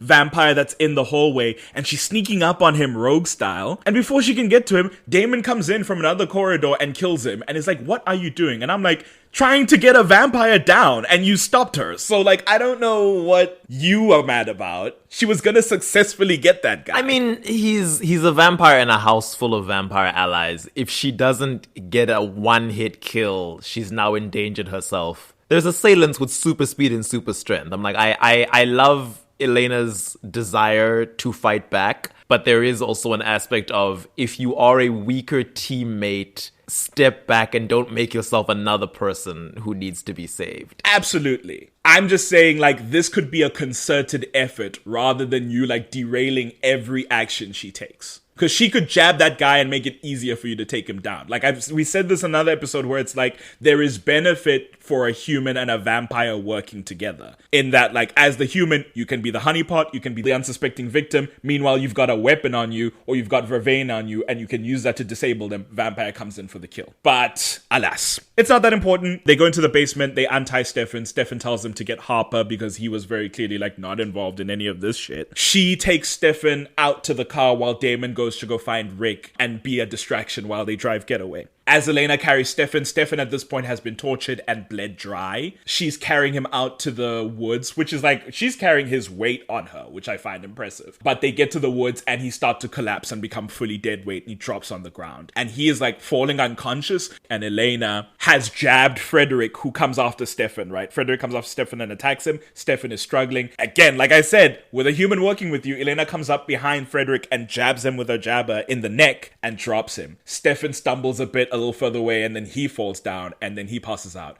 And Elena's like, that man's gonna wake up any second now and I can't drag Stefan to the car. So she looks at her hand and looks at Stefan and she's like, he needs blood. I have blood. This is a simple choice. She cuts her hand open and she puts it to Stefan's lips. The thing is, she knows that Stefan has an exclusively animal diet. It's been hinted at as to like Stefan chooses not to drink human blood because it harms people. It's like to give in to the vampire and he doesn't want to do that. But there's not really been a discussion of like what's the actual reason. So she puts the blood to his lips and says, Stefan, drink. She gets a little bit on him and he like laps it up instinctually and then he realizes and he pushes away and he's like, no. And she's like, Stefan, you have to feed. It's okay. I trust you. And Stefan starts like crying as she's telling him this. It's this very distressing scene where it's like he very clearly does not want to do this. But she's like, you have to or we die. So he starts drinking from her, and it is very much, it was, again,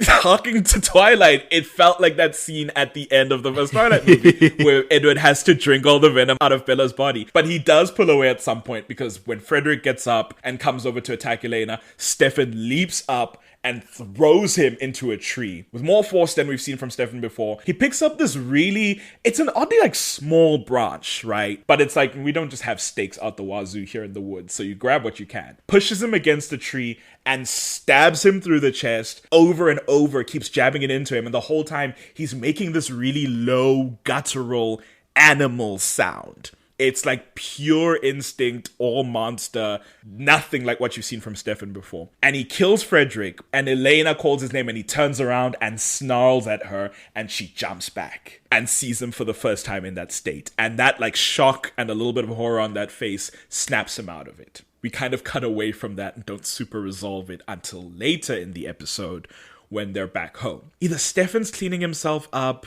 and she's like standing by her dresser or whatever. And then he comes out and then they have a little brief chat. He's like, I don't ever want you to see me like that. That is the full monster. Much like you said, like Angel would say, I don't want you to see this other side of me, this in Buffy, this demon side. But in Vampire Diaries, this animalistic, this monstrous side that knows only blood and carnage and hunger. She says, you had to do that and it's my fault. And Stefan immediately says, no, you were saving my life and I was saving yours.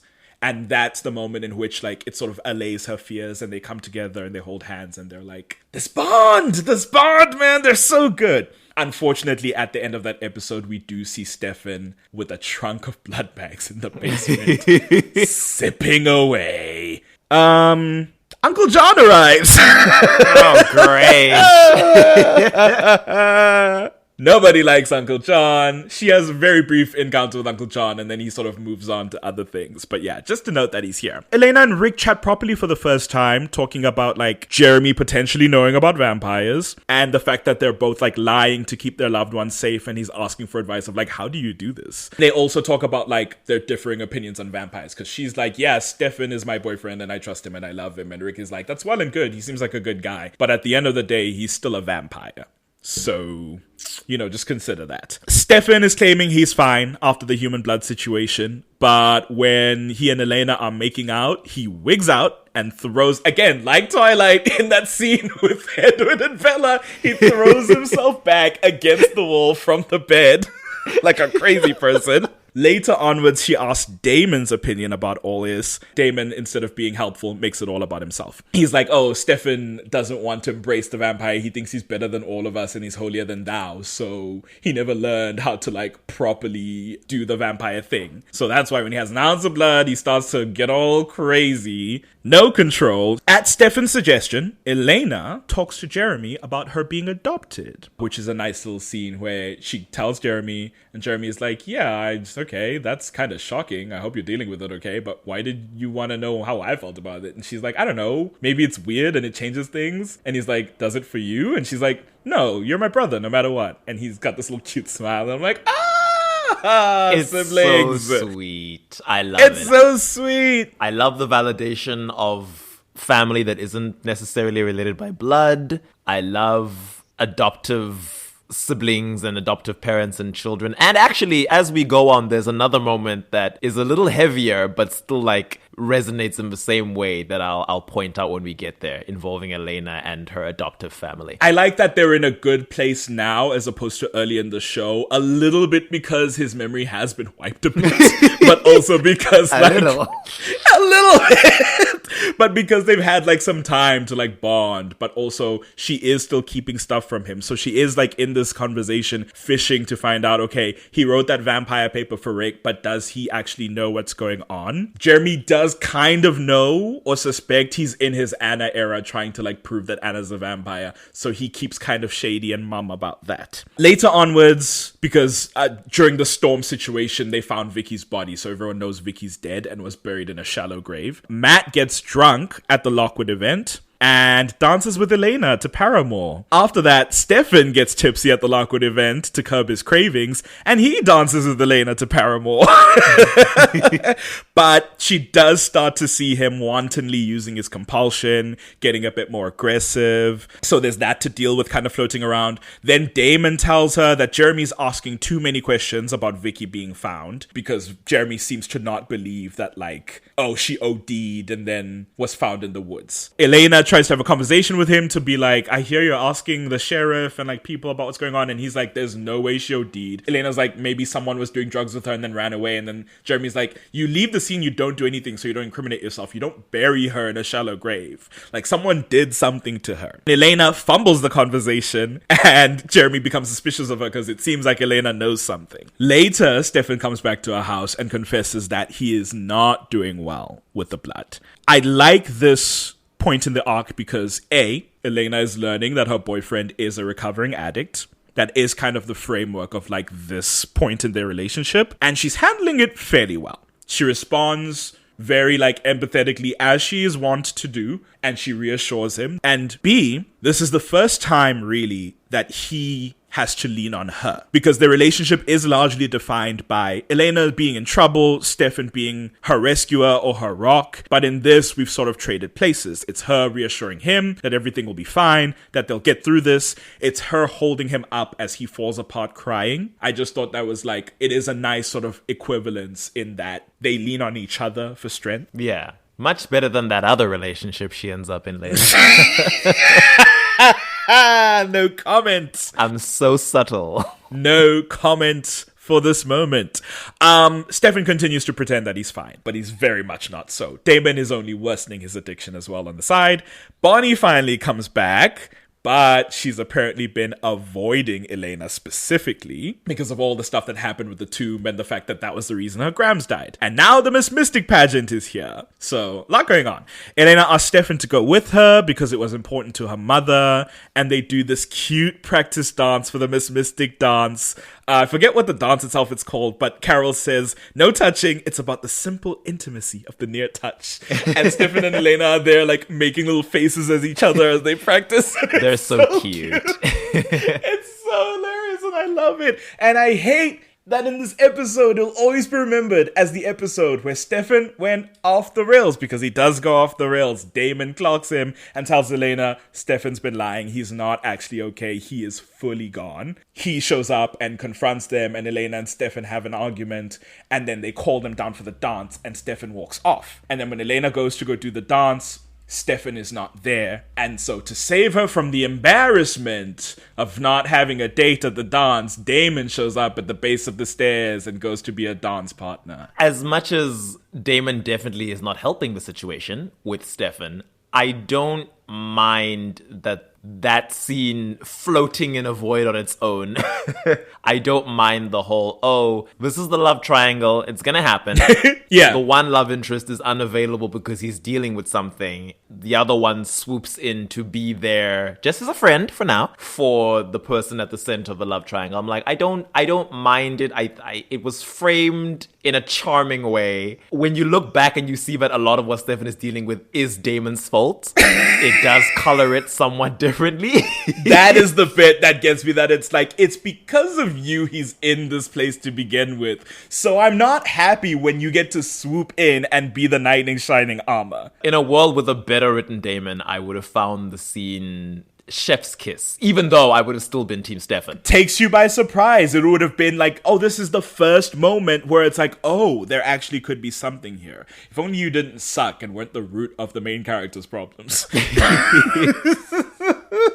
But yeah, for Elena at the very least, this will be an important moment going forward. Before, sort of in between the dance, Bonnie comes to fill in for Matt with Caroline, because Matt is off grieving, I guess, and dealing with that. She and Elena have the honest conversation about how her Grams died for nothing because the tomb vampires got out anyways. And Elena also has some conversations with Jenna and Caroline about like how some of the things that she used to enjoy, she would like did these for her mother, but it's like now that her parents are gone, like what is there left? Caroline convinces her to do the dance anyway as sort of like an honor of her mother, so that's nice. After the fact, Elena and Damon find Stefan because there have been signs of struggle in the like place where they're doing the dance. I guess the Lockwood Manor. There's like a mirror that's been shattered because Stefan punched it.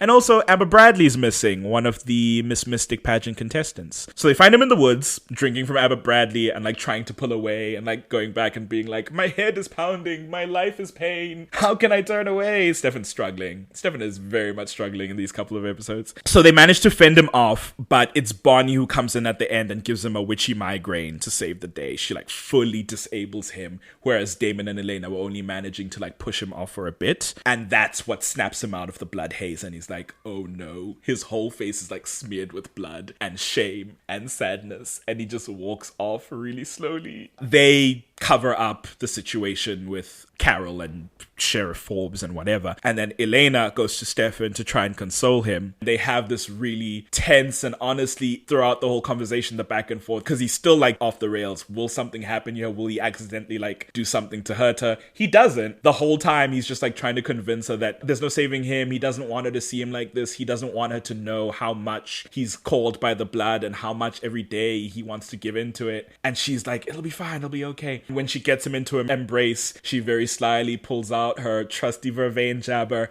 gets him in the side. Like Jesus with the spear through his side, she stabs him and drops him.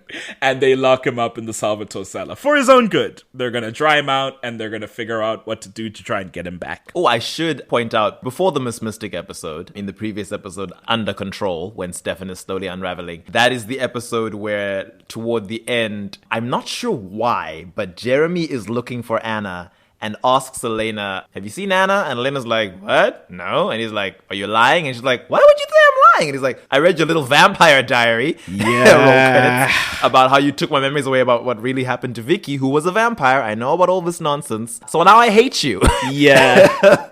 Which, in the same episode in which we had the beautiful scene of like, oh no, we're siblings no matter what blood says, and you know, we love each other. It's like, and then it ends because now he knows that you've been manipulating his mind. It sucks. I just am always like, I need Elena and Jeremy to be okay. No matter what. I don't care what else is going on. Just let them be okay. Notable in this last scene when they lock him up and then Damon's like, aren't you gonna head home? And Elena's like, no, I'm staying here. And she sort of sits down outside the cell. And Damon plants himself down on the ground as well and leans on the opposite wall. And they sit there outside. And I like this because the thing that unites Elena and Damon is their love for Stefan, right? That's what puts them on common ground. Usually when they're working together, it's because Stefan's in trouble or Stefan's on the deep end and we need to do something to save him because we both love him, and that's where we can meet each other. So that's nice. Next episode is really largely Stefan grappling with like his guilt about vampirism and about being the reason that he and Damon became vampires, dealing with a lot of suicidal tendencies that we'll cover in a Stefan episode. Elena's excellent showing stands her ground while Stefan tries to do his scare tactics, giving him his space to talk his talk, treating him with compassion and empathy. And when she gets the full story of how the Salvatores turned to vampires, she gets the other half from Damon because Stefan has told her most of it, but like he's holding back this last bit because he feels ashamed. And Damon is like, actually, he's the one who forced me to turn into a vampire. And Elena's like, oh God, he probably is beating himself up over that and has been for 100 years. She let him out of the cell because they have him in the cell and she's like, here's the ring. I trust you enough to be like, we can make this work and we can figure it out. And she opens the gate to the cell and walks off. But when she speaks with Damon about him, she goes back to find him and see he's left the ring behind. So she goes and finds him out by the river. I don't know if it's the same river where her parents drowned. Is it the same river? Is it one long river that goes through town? Because that. I mean, maybe it's the same river, but it's not the same spot. Because that would be for sure. by the Wickery Bridge. Yeah. Oh, I guess, is it Willow Creek? Is that what this is? It might be, because it was the Battle of Willow Creek that they supposedly died in. The official... Maybe that's what it is. Anyway, she finds him and he's fully about to commit suicide. He is there to wait for the sun to get him. And it is really depressing when you think about it. He's like, every bad thing that's ever happened, every bad thing Damon's ever done is my fault. So I've got to go because I don't want anything worse to happen in future. And it's like, what's that gonna solve? Your brother will still suck and he'll still be here causing problems. This can't be all in your head. And Elena says, is what she says, our actions set things in motion. She tells him that the night her parents died, they were there to pick her up from the party. She was being like, unruly teen. She was like ditching family nights and like just like really focused on being very defiant towards her parents. And it's because of that they went over that bridge coming back to fetch her. And she says that we can't flog ourselves for eternity because that doesn't gain anything. We just have to learn to live with that reality and move forward. And it's this really sweet moment where she gives him the ring and their promise of a future saves him from the edge of the ledge and he comes back and hugs her and it's just really good. It's just really good and I'm going to be saying that the whole time because it is. Yet another scene that is reminiscent of an earlier Buffy scene. In season 3, after all the Angelus drama of season 2, and Angel is a good boy. Spoilers for Buffy the Vampire Slayer, yes. Spoilers for those who haven't watched Buffy the Vampire Slayer season 3 from 1999. Hey, I hadn't. Angel has also decided that, the sins of my past as Angelus are too great. I'm gonna go suicide in the sunlight. It seems to be a recurring thing for vampires, suicide by sunlight. Yeah. And he's on a rooftop, like, waiting for the sunrise, and Buffy has to talk him down, and she's like, no, like, you don't deserve to die. There's still good you can do in this world. Like, your past doesn't define you. Angel is not exactly talked down the way that Stefan is because he still believes he deserves to die. And then because of a Deus Ex Machina, he's like, oh, the universe wants me to live because a snowstorm blows by a freak weather situation. It's crazy. A snowstorm blows into the Southern California town and blots out the sunrise. It might be divine intervention, right? Because when it does spin off into Angel, it's like the powers that be are the ones who want you to like do more good in this world. So they like threw a snowstorm over. I believe it was divine intervention. That's why he's like, okay, I guess. Wow, that's crazy. Stefan has no such thing. Stefan has to grapple with his humanity by himself. Well, there's no god in the TVD universe. True. There's only the devil, and he's a psychic. Well, Legacies comes along, actually, and says there are multiple, but they don't matter as much. Anyway, but then also, it's like, the Angel thing and the Stefan thing, it's interesting that, like, because with Angels, like, the sins of Angelus, and it's a similar thing, right? Stefan with his blood addiction, Angelus when he is full vampire when the demon takes over. It's like the actions that you carry out while in that state are largely not your own, but you as a naturally kind and empathetic person will hold all that guilt on yourself. But the thing with Stefan is that he holds the sins of his own actions as well as Damon's, which far exceed his own. And he has to hold all of that on his soul. It's just so... I get so sad thinking about Stefan so often. It's just like too much, man. Yeah. But he does it. And he fights every day to live. And that's the choice he makes when Elena talks him off that ledge. And I think it's beautiful. Last couple of episodes, Isabel finally makes her appearance. Oh, Isabel. She shows up to Rick in the bar and is like, "Hi, my husband who I abandoned. I hope you're doing well. You look good." Rick's like, "Go to hell." And she's like, "This is not a social visit. You're going to do something for me. You're going to arrange a meeting with Elena." And Rick does, after being threatened by Isabel because she's going to kill everyone in town, go and tell Elena what's happened, of course, along with Stefan and Damon because they're here for the ride. And Elena agrees to meet because she does need answers and because of the threat. So they go to the grill. Stefan is on watch. Damon and Rick are outside because Isabel had said, "No intruders. I don't want anyone nearby while we're meeting." The conversation that Isabel and Elena have is cold. Elena asks some questions. Isabel denies most of them, but she is fascinated by Elena's doppelganger nature and her association with the Salvatores. She does ask a little bit about that, but her main goal is to get this invention, this Gilbert invention that's been floating around. I believe Pearl and Damon had been going back and forth with it. We had this discussion, you brought it up just now, about like what Lexi tells Elena and then what Elena finds out from her boyfriend Lee afterwards. Isabel asks about Elena dating a vampire and the fact that like, oh, a human young girl. She asks if she's thought about turning into a vampire to like be with him, and Elena's like, no. And Isabel's like, that's your first lie. So it is apparent that the discussion, while it's not been floated, it is on her mind. It would be insane if it wasn't on her mind. She's just been actively avoiding that point. Okay. It's not a matter of like, it's never come up. It's that she's thought about it and chosen to pack that away for later.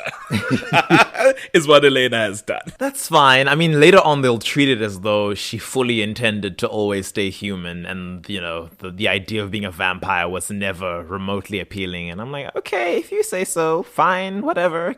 Age and turn to dust while Stefan continues to look like a grade 11. If that's what you want. So that is what it is. Not to say that it disputes what she says later. It's to say that, like, she considered the fact of what Lee said of, like, to be with a vampire forever, you must be a vampire. And then at that went, I'm just not going to think about that and enjoy my time right now with my lovely boyfriend and my great relationship. And just decided to cross that bridge, no pun intended, when she got there. But we'll get there when we get there. The conversation she has with Isabel is also interesting because one of the first things she asks is, who was my birth father? And Isabel's like, some boy, you don't need to know that. I'm not telling you that. Not important. And Elena, not realizing how warm she's getting, points out that she knows that her uncle John Gilbert and Isabel were in love in the past, and that he must have been the one that told her about vampires. And I'm like, girl, you're so close. You're right there. You're so close. You've got both the pieces of information are floating either side of your head, girly. I need you to cross the wires. I understand you've just met your birth mom. You're off your game, but you gotta put these things together. She's like, get me the invention or I start dropping bodies. Simple as that. Finally, her and Bonnie have a reunion where it's like, okay, now we're actually talking as friends because Bonnie sees her. She's really emotional. Bonnie heads off and then later comes back to her house and's like, listen, whatever else is going on with the supernatural, I'm your friend, you're my friend, you're clearly very emotional, and I walked away. I'm not gonna do that. And then Elena's like, I met my birth mom. And Bonnie's like, oh my god.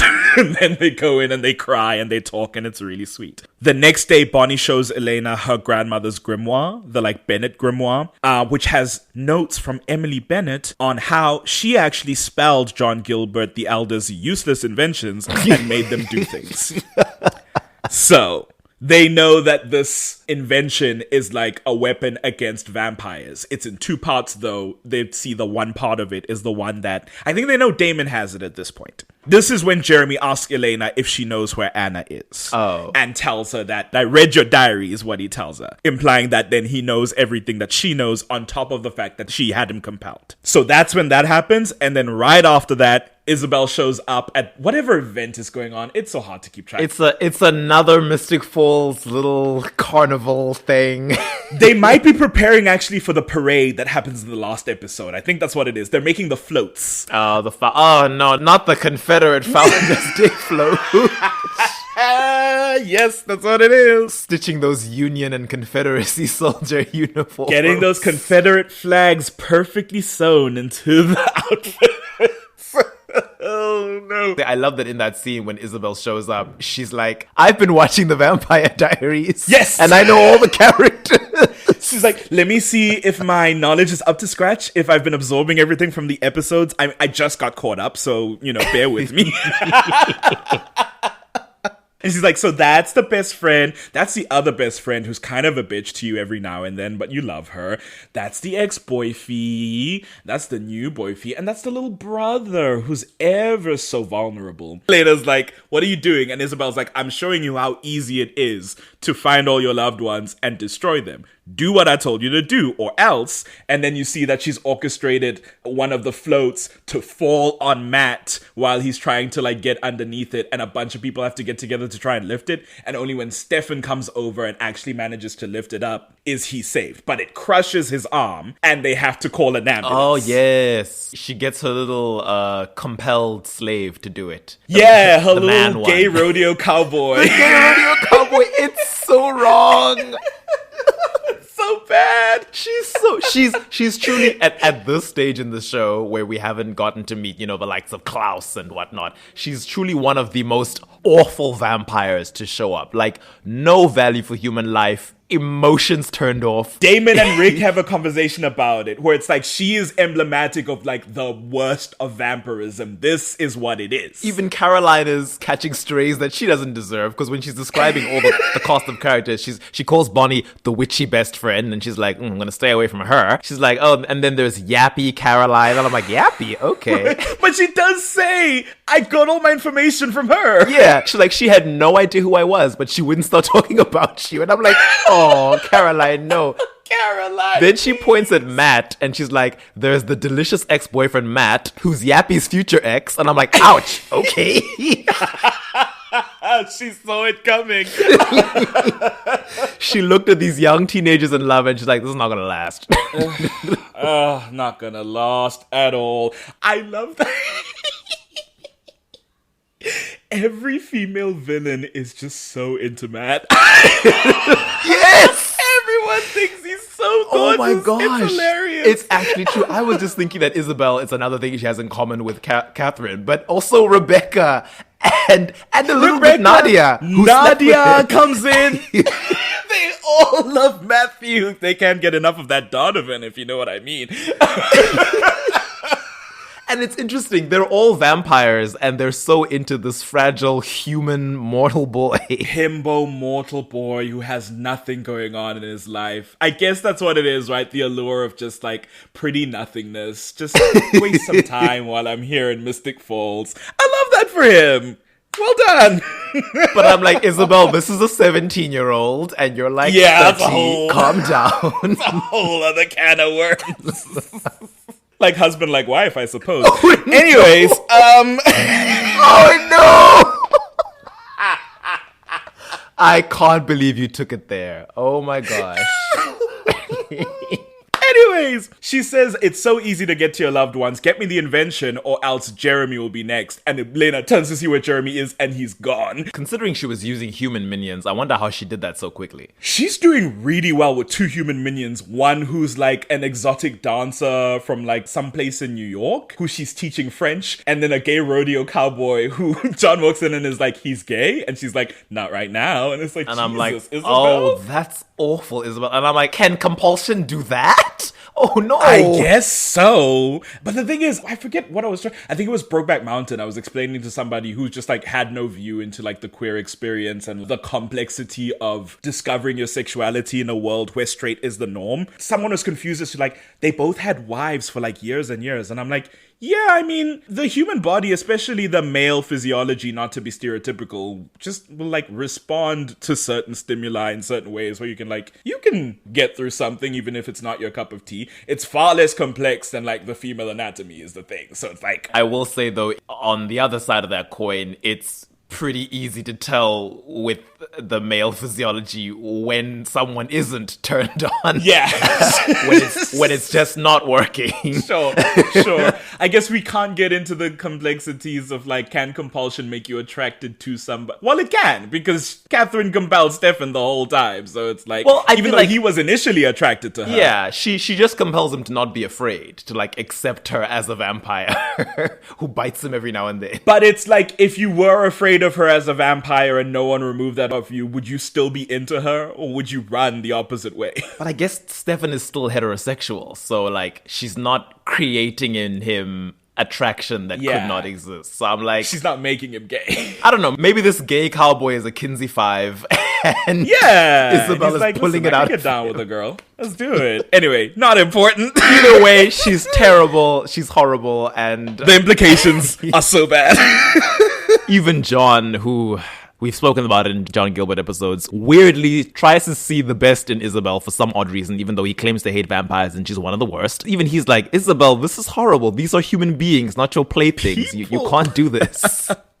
Regardless, Elena is like, well, we have to give her the device because Jeremy's been taken. And then they're like, Damon will never give it up. And she's like, okay, cool. What if we unspell it before we give it back so that it can't actually be used for whatever purpose? Damon's like, how are you going to unspell it? And she's like, Bonnie's a witch. I don't know if you've been in this season. She does cool magic shit. And he's like, I don't think Bonnie can do what needs to be done. I'm an expert on witchcraft. And then Bonnie has to do this stupid thing. I was like, pick a book, pick any book. And he's like, title of book. And she like uses magic to find where it is and throws it at him. And he's like, cheap parlor trick. And I'm just like, leave, get out. If you don't want to be here, leave. They convince him to give her the device. Bonnie unspells it. And then Elena goes to go make the trade. She meets with Isabel that night, who reveals that Jeremy is already at home. Elena's like, I need to make sure Jeremy's safe. And she's like, call home. She calls home, confirms Jeremy's at home with Jenna. Elena's like, oh, you were never gonna hurt Jeremy, were you? And Isabel's like, no, I was gonna kill him. I love it. She says, don't look for redeeming qualities in me. There aren't any. And I'm like, well, at least she's honest. She pulls out the empathy gums and Isabel says no. She holds up her hand and says no, heart emoji. And then Lena was like, you still had to believe that, like, I would get the device. Why would you think Damon would bring it? And she's like, because he's in love with you. And then there's this moment where we're cutting to Elena and then to Damon and then to Stefan. And it's like, ooh, oh no, it's been spoken out loud. Isabel says, as long as you have a Salvatore in each arm, you're doomed. And then she heads off. This is the interaction that I had put a pin in terms of, adoptive family versus biological family, where once this has happened, after spending the day in and out of Isabel's orbit, Elena says, thank you to Isabel. And for a second, Isabel's thinking, oh, thank you for like returning your brother to you? Or what is it? And then Elena's like, thank you for being such a monumental disappointment. It keeps the memory of my real mother intact. And I was like, look at that. Her adoptive mother is her real mother. Suck it, Isabel. She's the mother who raised her and instilled good values in her. Yeah, it's a really nice sentiment. But of course, it was 2009 and we haven't got into the complexities of adoption as a process and as a for-profit organization in America. But that's not what this platform is for. Well, I mean, Elena's mother didn't do it for profit. She just stole a child that had been left in her husband's office. Of course, it's a very specific situation that has nothing to do with the organizations that prey upon vulnerable populations. The concept of raising a child who is not biologically yours, outside of whatever legal systems and capitalism has now seeped into our culture, but just like the concept of being like, this child did not come from my loins or my womb, but I love it like my own, and the child loves me, and we are a happy family. We don't need to be biologically related, because as Isabel shows us, sometimes being biologically related to someone doesn't count for anything. Nothing. Yeah. Then in the finale, Founders Day, Stefan and Damon are having this bro off about Elena because now that it's actually been spoken about, Stefan has to now address, okay, let's talk about it because we all heard what Isabel said. Are you in love with my girl? And Damon's like, oh, hey, ha ha ha. And Stefan's like, I don't have time for this shit. Like, I need you to understand, we will not be having a repeat of 1864. I don't have the energy for these little games. Just keep that in mind. They like trade back and forth, and then at the end they're like saying, listen, at least we can agree she's not Catherine. And then Elena walks into the scene wearing a classic sort of southern dress, hair all tied up and wavy, looking exactly like Catherine. And it's so on the nose because we've never seen Elena curl her hair before. I'm like, why is your hair... Okay, fine. And the way that she curtsies is very much like Catherine. And then her facial expression. I was like, Nina Dobrev, phenomenal at playing all these various versions of her own face on this show. But I was like, but that smirk, the director told her, be Catherine in this scene. We need the audience to get it. Because that was a Catherine Pierce smirk that she gives those brothers. The little flirtatious look from under her eyelids. I was like, no. I love that it's so obvious. It's such a comical thing to be like, we can both agree she's not Catherine. Steps into scene looking just like Catherine, acting just like Catherine. It's like, oh no, we're in trouble.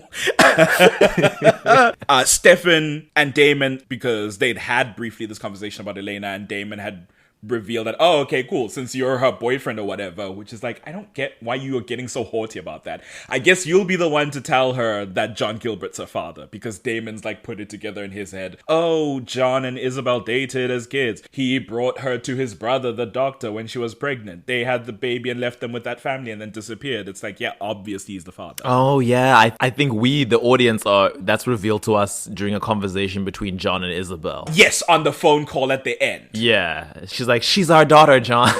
And I'm like, oh, okay. Oh, interesting. Whoa. So you do kind of care about her. Stefan goes, yeah, I am a boyfriend and I will tell her that, you weirdo. And he has a conversation with Elena that, like, we suspect that John might be a biological father based on all these coincidences. She's like, I can't deal with that right now. Let's just get through this parade. I'm going to try and get through to Jeremy. She talks with Jeremy, but Jeremy's like, I don't know why you think you can just, like, smooth this over. This is not going to be so easy to fix. Later at the bar, Damon runs into Elena. And for a second here, because this is after the parade, she's back in, like, her cardigan and her jeans. And for a second, I was like, is it Catherine already? Is she already doing her thing? And then I was like, no. I think it's still Elena. I really started to get into the tense energy of like, where is she? That's thankfully we have a whole season where we've got a lot of those scenes where it's like, when did Catherine walk in and when did Elena leave?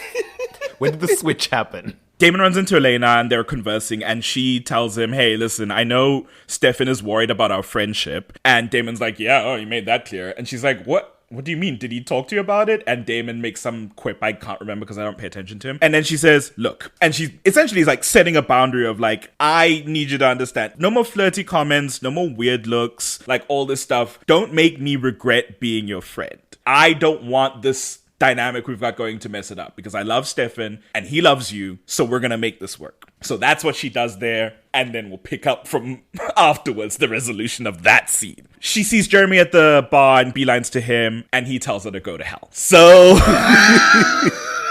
that's rough. Unfortunately, Damon sees this happen and goes, an opportunity to make it about myself once more. Goes to Jeremy and like accosts him essentially and be like, hey, don't be such a little punk ass or whatever. And Stefan has to intervene and be like, screw you, Damon, just stop harassing this child. And then he turns to Jeremy and be like, what he's trying to say is, don't blame Elena for our mistakes. Damon is the one who turned Vicky. I'm the one who killed her because she was a threat to Elena and she was a threat to you, and I was not going to let you guys be hurt. It's on us, and she was just trying to protect you. And then I think they have a conversation that I'll bring up another time. It's not important right now because Elena's not even in this conversation. The Gilbert device goes off. All the tomb vampires plus Damon and Anna are snatched by the deputies who spread out. Thanks to Bonnie lying to Elena. Little Bonnie, miss. I lied to Elena today. I pretended to do something and I didn't do it. Because Grams never would have done it. And when Elena finds out, she'll never forgive me. And I'm just wondering, Bonnie, what was Caroline supposed to take away from this conversation with no context? She's sitting there like, all right. You lied to her about what? Like homework? a boy thing? Did you kiss Like, Stefan in secret? What does that have to do with your grams? Did you give her bad fashion advice? Where you're like, you look great in that dress, and you were lying? Like, what's going on? Okay. But yes, she did not, in fact, spell the device, so it works as intended. Fortunately, Elena's with Stefan at this point, and Rick is like nearby, so the two of them get him off the street and to safety. But then they realize, oh, okay, then that means Damon's probably in danger. Stefan's the one to clock, yeah, Bonnie wouldn't have unspelled it because it's a tool to protect people from vampires, and she's a witch. Like, why would she ever, like, help this thing? Elena's like, to protect you. And he's like, yeah, and Damon. Both of us who are vampires. Elena, you need to understand. So he follows the sounds of fire, Stefan does, and leads them to her father's old office that Jenna was trying to sell. John had come back to like intercept that. And that's where they've put in the vampires to burn them, like they did 160 odd years ago in the fire that supposedly killed the tomb vampires. They do find John Gilbert there. Elena confronts him. Stefan's trying to get in and the front exit has been blocked off. He's like, is there any other entrance? And she's like, there's a utility entrance around the side there. And he runs off. She tries to get past John and he's like, no, you're not getting past me. She tries to reason with him and he's like, your love for these vampires means nothing to me. And she's like, as your daughter, it should. And then he's like, oh, you know. And she's like, I suspected, but I know now. And then she walks past him. I love how she hustled him into confessing it. So good. Elena's mastermind rogue, I'm telling you. She's a lot smarter than you realize and like a lot more resourceful than she's given credit for. And I really do appreciate that. That's why when people are like, ugh, Elena's this bland, annoying character, I'm like, guys, I feel like you're confusing her with the other brunette girl who's got a vampire boyfriend. You've got to really open your eyes. I understand the sense because it's like as the show progresses, the ensemble sort of rises to the fore, right? Caroline becomes a vampire. Tyler becomes a werewolf. Bonnie discovers her witchcraft. Jeremy gets involved in hunter stuff. And they rise up to be more interesting and more involved characters. And by comparison with all that going on, it makes less sense to be focusing a lot more on the central human character who doesn't get a lot to do like physically, doesn't get a lot to do like heroically. She's usually like, again, she's usually the one figuring things out, putting things together, dealing with like the information and the social interaction and all that stuff. But all the combat and action and cool stuff other people are doing. Yeah. Okay. In any case, she gets past John Gilbert. She goes to the same door that Stefan is going through. Bonnie intercepts her and is like, I'm sorry I did this, but like that and the other thing. And she's like, it's whatever, Bonnie. I need to go save Stefan. She's like, hold on. Grabs Elena's arm, starts doing a spell. And this, we've spoken about this off the podcast before, but Bonnie does a spell on Elena that affects Stefan like a block away. Stefan is trying to get into this office. The door is like burning hot. There's flames on the inside. He finally just like opens the door and there's like burning fire. Bonnie's doing the spell on Elena. The flames around Stefan go down and he manages to go in. And the implications of that, I think, are just so brilliant. Magic is a lot about, like, connections, right? Tracking, for example, unless you have an object of somebody, you can't really track them because it's like there's a connection to this personal possession. You can track somebody if you have someone who's like a familial connection. You get a little bit of their blood and you can use that to do a locator spell. Yeah. The fact that she can affect magic on Stefan through Elena suggests that there is a strong bond between them that has magical implication. And I think that's brilliant. I mean, we can headcanon it. Bonnie is a newbie witch, so some of it might be instinctive. She might be tapping into forces that she can feel but doesn't fully understand. If I didn't know for a fact that blood doesn't stay in a vampire system that long, I would say Stefan has fed off Elena. Sure. So maybe that connection is there. But I don't think that's it, and I don't think that's what they were intending at that it's been point. like it's probably weeks just since he last fed from Elena. Yeah, it's probably just the true love aspect that, you know, they have a psychic rapport like Jean and Cyclops. Exactly. But a fun thing to think about could be that, you know, the whole doppelganger thing, Silas and Amara, they're linked. And Bonnie doesn't know that, she can just feel it. And she is Ketsia's descendant. So You just ruined all the goodness of this moment for me. Why would you do this? I'm sorry. It's a fun little headcanon. It's definitely not what they were intending at the time, but I'm like, hey, you know. Bonnie touched Elena looking for a connection to Stefan, and she felt a very strong one, and she was like, wow, this is pretty powerful. Don't know what that's about, but I'm going to use it. There's nothing I can say to that, I don't think. I think I'm just gonna move past that. So Stefan gets inside, rescues Damon, and they get out. And hey presto, the people we care about are safe. Of course, down there, all the tomb vampires and Anna and Robert Lockwood have died. Richard. Surprisingly, thanks to Bonnie, this is the best case outcome, right? Sans John, who did some shitty stuff, they got rid of a bunch of vampires who were gonna kill a lot of people, and they saved Stefan and Damon. I feel like things ended fairly well. Unfortunately, John, the spineless, rotten person that he is, kills Anna before he gets out of there. Anna, who really at this point was a threat to no one. She has been dangerous earlier on in the season, we know. But absolutely, Anna was hurting nobody. It's like, John... She has been chilling for like 7 episodes, and now you're gonna do this? God. I'm like, and you already killed her mother, you horrible, horrible man. You swine. Elena's parents suck. Yeah, almost all of them. 3 out of the 4 of them suck. Just towards the end, Damon meets with Elena on the stoop of the Gilbert house. And we've spoken about this moment already. Quote unquote Elena. It is interesting that after that conversation from earlier where she set a firm boundary and was like, don't make me regret being your friend, none of this like energy that you've been bringing this last couple of months, we've gotta like stick together as a unit. Damon comes here and gives this whole speech about like, oh, you got your friends to come rescue me from the flames, which means at some point you decided I was worth saving. And then he leans in and kisses her on the cheek, and then he's like, oh, is there a moment here? Oh no. And then he leans in again and kisses her on the mouth and does this long, passionate kiss. Whole time it's like, Elena said, don't be weird, I'm your friend. Stefan is like, that's my girlfriend, stop being weird. He's like, you know what I'm gonna do? I'm gonna be weird and I'm gonna kiss this girl and damn be the consequences. And then he walks off after Jenna's like, Elena, what are you doing? And she's like, okay, I'll come inside. Oh yeah, she's like, I think you should come in. And Elena's like, tee, I think I should. Thanks.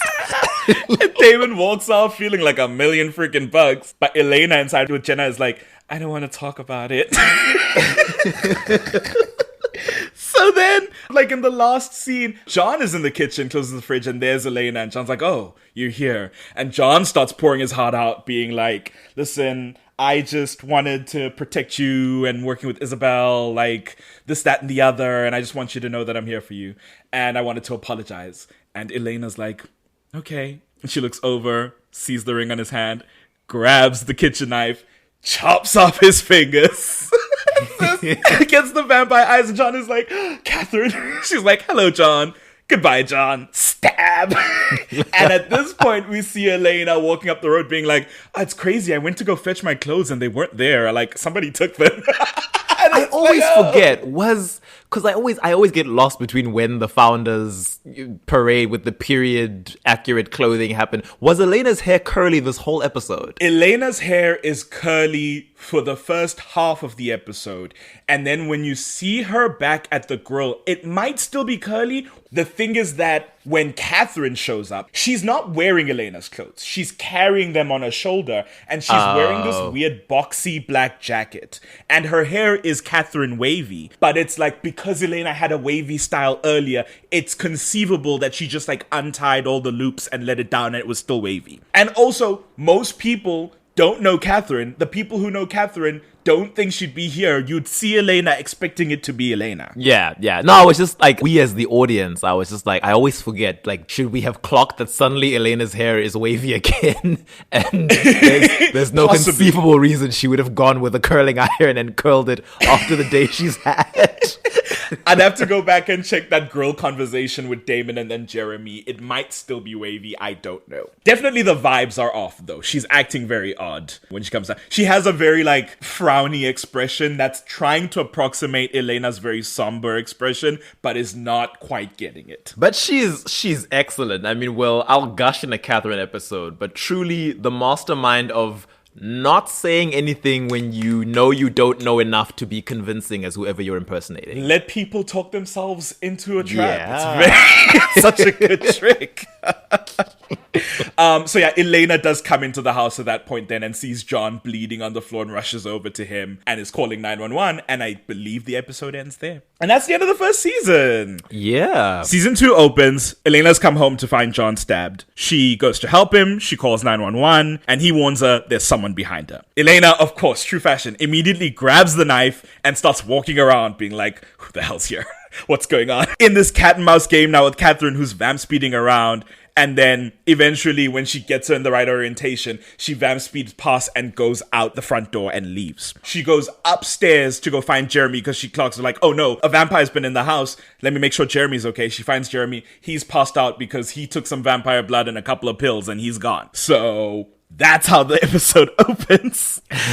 At the hospital, Caroline, who was in a car accident with Tyler and Matt, is very weak and might not make it. Damon is there now, and Elena has shown up. They've brought John to the hospital. She meets with Bonnie, who then says Caroline's weak. They don't know if she'll make it. Damon offers Elena to give Caroline some of his blood. Elena refuses because she just dealt with Jeremy's situation where he tried to turn himself into a vampire and failed and nearly died. She's like, no, we're not giving her vampire blood. Bonnie is the one to say, do it. And she turns to Elena and says, it's Caroline. We cannot let her die. So Damon goes and does it. Before that, Damon confronts Elena about a kiss. She has no idea what he's talking about.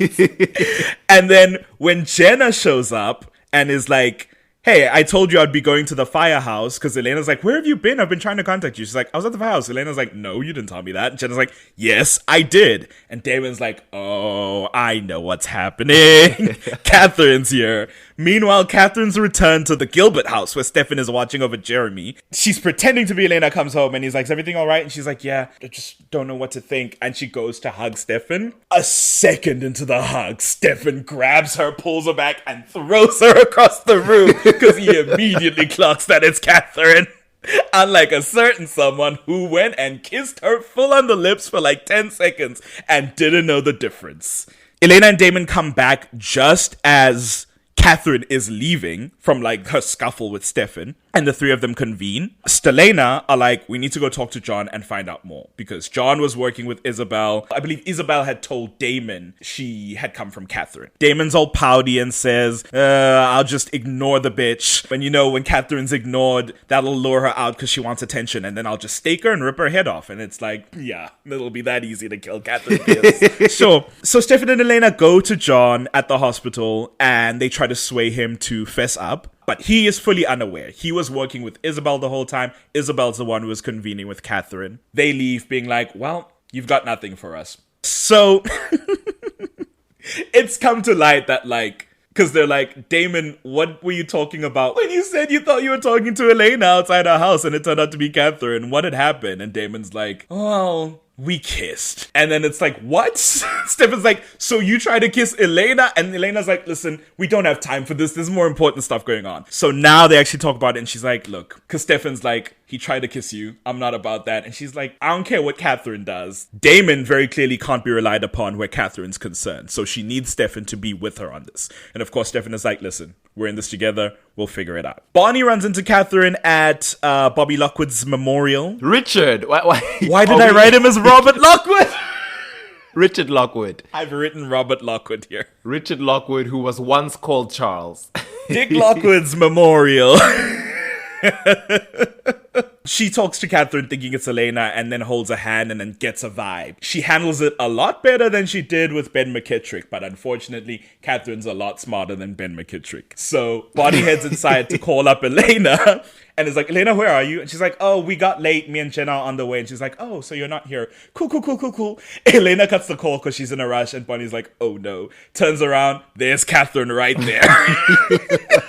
They have an encounter. Catherine tries to eat her. Bonnie uses magic on her and Catherine's like, I've been around very long. You gotta do a little bit better than that to knock me out. And then she hits Bonnie against the wall. Bonnie uses magic to open the doors to the rest of the main room where people can see into it. And Catherine does this cute little thing where she looks to the door with her vampire face and is like, like lifts her eyebrows in surprise and puts the fangs away. It's like, okay, I like how you play. I love that moment. Also because Nina's wearing the fangs in that scene, her mouth closes in a peculiar fashion. Yes! As she makes that It looks like she's got a mouthful of beans. And then Stefan appears at the door and is like, Catherine, shall we speak? Elena arrives at the function and sees Damon drinking his sorrows away, so she goes in to check on him, as a good friend would. He deflects, he cracks wise, as per usual, and then he's like, oh, you're worried about me because of Catherine's machinations. You think I'm gonna go off the deep end. Don't worry, I don't need Catherine to do that. It's like, I don't. Okay. As he's leaving this encounter, he turns to Elena and looks at her and is like, is it that surprising that I would kiss you? And Elena's like, actually, no, that's not a surprise to me. What is surprising to me is that you thought I would kiss you back. Burn. And then he's like, well, now I'm hurt. Stefan comes back from his encounter with Catherine injured, and then Elena has to fix him up. And then Damon shows up to come start trouble, and she's like, I'm gonna go and check on my brother. Y'all let me know when you're done with your shit. She's truly this first couple of episodes so done with them, because she's like, I don't want anything to do with whatever's this back and forth going on here. I'm gonna leave. And then right at the end is the moment where Damon comes into her room unannounced, holding a drink, and she's like, oh, great, you're drunk. Now I have to deal with that. Because he's coming off an encounter with Catherine where he begged Catherine to love him, and she said no. No heart emoji. So he's come to Elena to be like, don't lie to yourself and don't lie to me or Stefan about what's been going on here. I know you feel what I feel. I know that you're with me in this. And she's like, no, stop. I'm trying to be a friend. And then he forces himself on her and he kisses her as she repeatedly pleads with him not to and tries to push him off. Because that situation doesn't go well for him, Jeremy, who comes in to make sure his sister's okay, Damon comes over and snaps his neck. And then leaves. Fortunately, Jeremy's wearing the Gilbert ring. But when Stefan arrives, Elena tells him that she hates Damon. There is nothing redeemable about him like she thought. This is messed up. Like I said before, this is her brother. She doesn't play about Jeremy. That's her whole reason for living. So she's pretty much done with Damon, at least for that small chunk of the next couple of episodes. Then comes the town carnival, which is just a rough time all around. Elena and Bonnie are running it because usually Caroline's in charge, but she's been in the hospital. But little do they know she's a vampire now because Catherine has turned her, and she's off and about doing vampire things. They're talking about the fact that Catherine's here, no one knows what she wants. It's a repeat of that season 1 episode where she's like, let's have one normal day with no vampire stuff, just normal high school things. She comes over to Jeremy and Stefan at the lockers at some point. He's still a little bit upset. They're coming off the attempt at turning himself into a vampire, so that's their current turmoil, and he walks off, blowing them off. Damon, who has just been confronted by Caroline in a different hallway, brings in Elena and Stefan and tells them, okay, 1, Caroline's a vampire, so there's some information you need to know. 2, she's got a message from Catherine that says, game on. So that's a problem we have now, I guess. Elena and Stefan are like, God, what do we do? Damon's like, oh, okay, so we kill Caroline, first of all, and then we'll see where we go from there. And they're like, no. Oh, Damon. They're not killing their friend and loved one Caroline. He's like, she knows who we are. And I've always been confused by that because it's what does that mean, she knows who we are? Who's she gonna tell? She's also a vampire. She'd be putting herself in trouble. Maybe he was worried that she would tell the sheriff even if it did put her in danger. He's like, well, I don't care if it puts her in danger. I'm Damon and I don't want to die. So... yeah, I guess. In any case, they're like, no, we're not gonna kill her. And he's like, okay, do what you want. I'm gonna head off. Sadly, he's the one to find Caroline first and immediately tries to kill her. Fortunately, Stefan and Elena intercept him from doing that. Caroline's all freaked out. Elena's horrified because she's seeing Caroline for the first time actually as a vampire and is like, we need to get her out of here. This is a bad situation. This guy Carter's dead. He's just lying dead on a trolley or a truck bed or something. Damon tries to stake Caroline again. And Elena jumps in the way of Caroline. Damon stops inches from staking her heart. This is meant to be this cute romantic moment of he stopped for Elena. It's yeah, after he was about to kill her best friend, Caroline. So does that matter? I don't know, guys. To the people who like the extreme bad boy types, they're like, oh, he's an evil man, but he'll stop being evil for her. She is the epitome of I can fix him. Yeah, it's just so frustrating when it's yeah, it doesn't matter. It's not Damon's episode. Bonnie then tries to kill Damon with fire because ultimately all of this is his fault. And Elena's like, no, Bonnie, we can't do this. This isn't who we are. Which I understand. Unfortunately, later on, it does very much become who they are. So I really feel like if we'd gotten to that point sooner, maybe I would have appreciated that.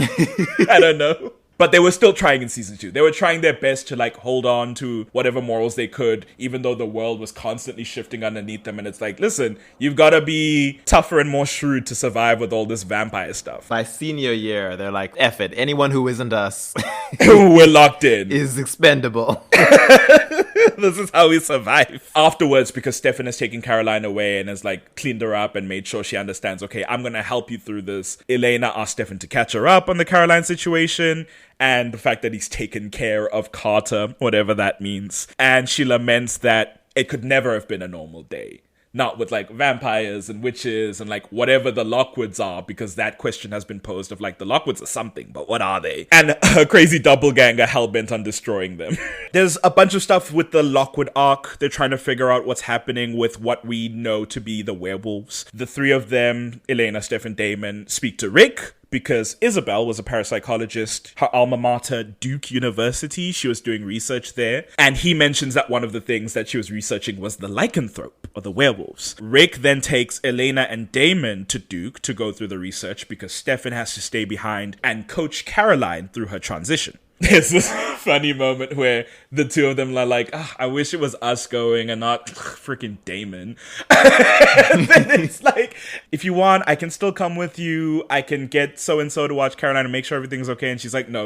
I'd rather have you making sure Caroline's good. I can deal with Damon for half a day and Rick will be a great buffer. And they have this cute little moment where they're like, canoodling. And then they go outside where Damon and Rick are waiting. Damon, of course, makes some sort of lewd comment. And then Elena throws her bag into the car and turns away from him, and Stefan's like saying goodbye to her, and they embrace and they kiss, and they hold on this long kiss while Damon is by himself in the foreground, turning away from them and looking kind of frustratedly into the distance. It's my favorite shot ever. So funny. But yeah, they head off to Duke. They go find her office, I guess, Isabel's office, and they run into our icon, our queen, Nora Dark. She does have a name. Her name is Vanessa Monroe, and she's Isabel's research assistant. And she leads them into her office, and she's like, okay, give me a second, I'm gonna go get something, while they're sort of standing around in the office. And then she suddenly comes back with a crossbow and tries to shoot Elena. And Damon jumps in the way and takes the shot in his back. Rick manages to get to Vanessa and hold her down. She starts freaking out. She's like, no, this is not possible. I know Damon Salvatore and Catherine Pierce, they died in 1864. This can't be real. And then they have to calm it down and be like, okay, that is Damon, so like we'll deal with that later, but this is not Catherine. She's like, I'm Elena Gilbert. I'm like very recently born. Don't worry about it. So then they mine this girl for information, and she's like, here's the werewolves. They exist in multiple cultures. Here's the sun and moon curse. At some point in this, Damon pulls a book off one of the shelves in the office that has Petrova on the spine. And so on the way out, because the whole time Damon spent a lot of this time just being annoying and obstructing Elena's way, but at the end, because she like hates him now, she's like not talking to him. And a really nice moment of like the beginning of Elena and Rick as a budding kinship is that as soon as Damon starts to harass Elena in the car, Rick is like, dude, you killed her brother. I think she can hate you forever, actually. So I appreciated that little thing where he's like, just leave her alone, please. At the end, he like hands over this book. She's like, Petrova, what does this mean? And he's like, before Catherine was Catherine Pierce, she was Katerina Petrova. This has probably got like some family stuff on it, so there you go. And so Elena tries to take it and he holds it back because, of course, Damon can never do anything selfless. He's like, I thought we were becoming friends and yeah, I made a mistake, but it would suck if I thought you weren't gonna be my friend ever again. And then when he drops her off at home, she turns to him and asks him honestly, because the whole time he's like, yeah, I saw the Gilbert ring. It's a big gnarly thing. You can't miss it. At the end of the episode, she goes, tell me honestly, did you see Jeremy's Gilbert ring? And Damon says, no, I didn't. And she's like, okay.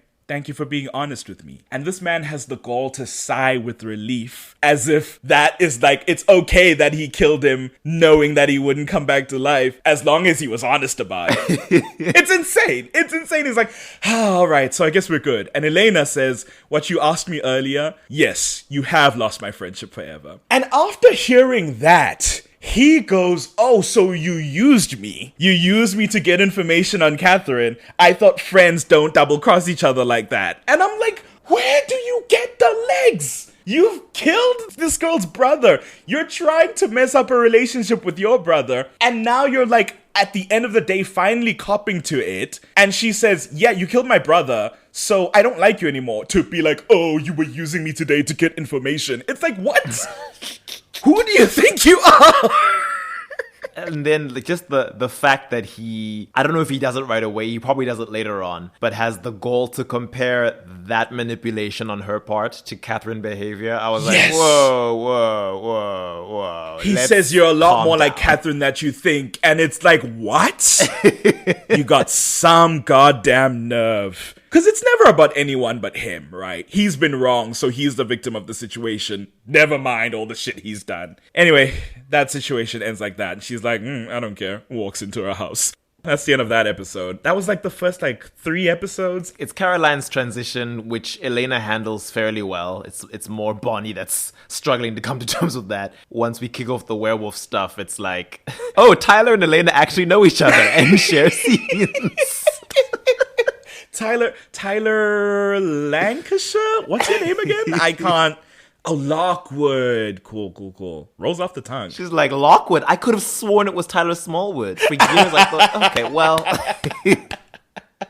Oh, I love it. So yeah, the next episode, Damon accosts Elena at the Mystic Grill while she's studying. There's a back and forth there, and then he's talking about this barbecue that Jenna's having where he's going to confront Mason Lockwood, and she's like, wait, why are you invited to a barbecue at my house? Jenna doesn't even like you, because Jenna explicitly does not like Damon. The funny thing is, I don't know when it happens. Way at the beginning, Jenna is all about oh, he's redonkulously hot. And it's like, I guess at that point she hasn't clocked that Damon is preying on her impressionable young niece. And then she figures it out later and is like, oh, no, get out of my house.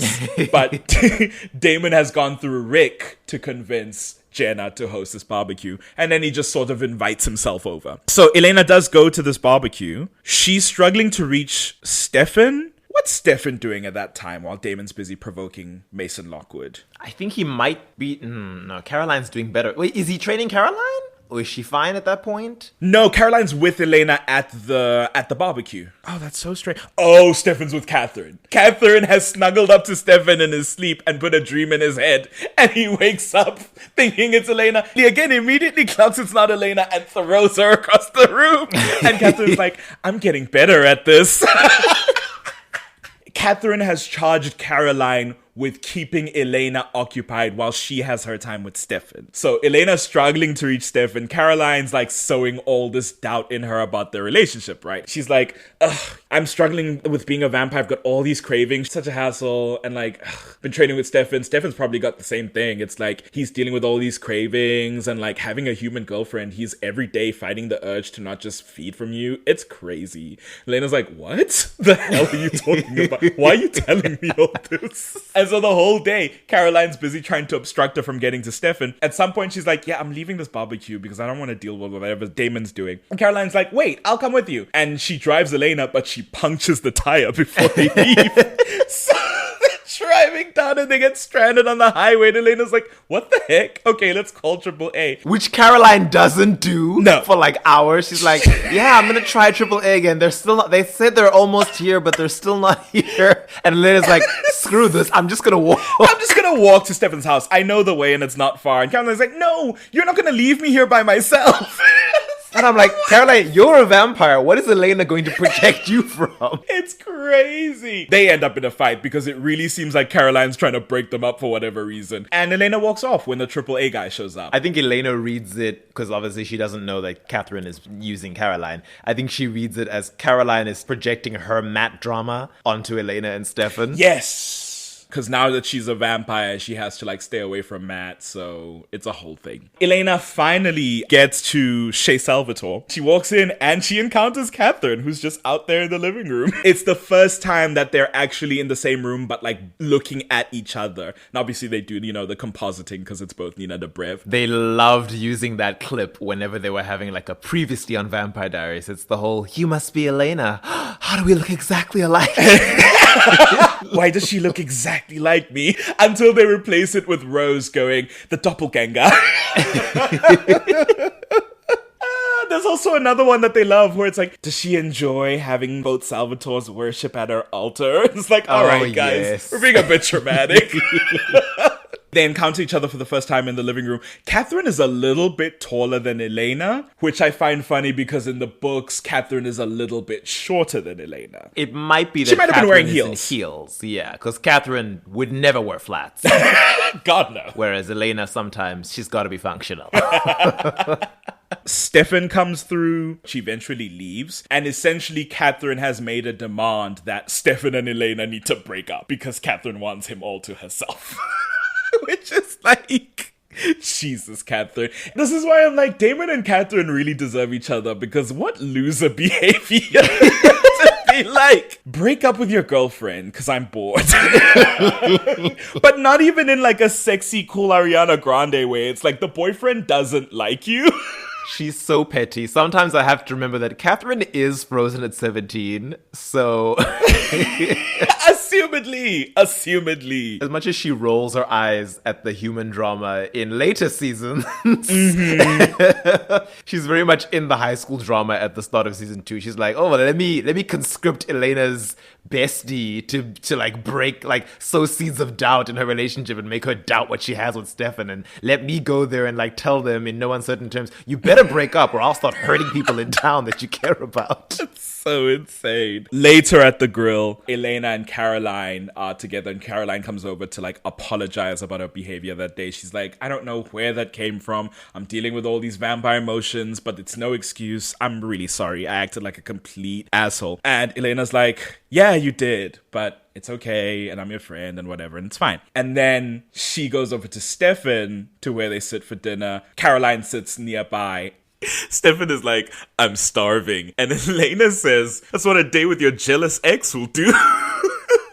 And they get into a fight about the fact that Catherine has made this demand. Stefan saying, today should have shown us that this is how powerful she is, and these are the lengths she'll go to. Elena's like, are you caving to what she wants? Like, I know she's dangerous, but every day we're together is dangerous. Why are you doing this? And Stefan's like, she's threatened you and everyone we love. Like, we can't do this. She says, this is what she's trying to do. She's trying to get between us.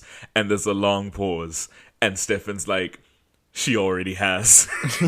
And Elena shakes her head dramatically. She gets up from the table and she walks away. And then they break up. And it's like, whoa, what happened? You're just going to cave to Catherine? And then later at Chez Salvatore, the door is knocked on. Stefan answers and it's Elena. And she's like, I hated that. And then they hug. And I'm like, oh, from Juilliard thespians themselves. Okay. Because that fight was convincing as hell. And then they're catching us up. They're so...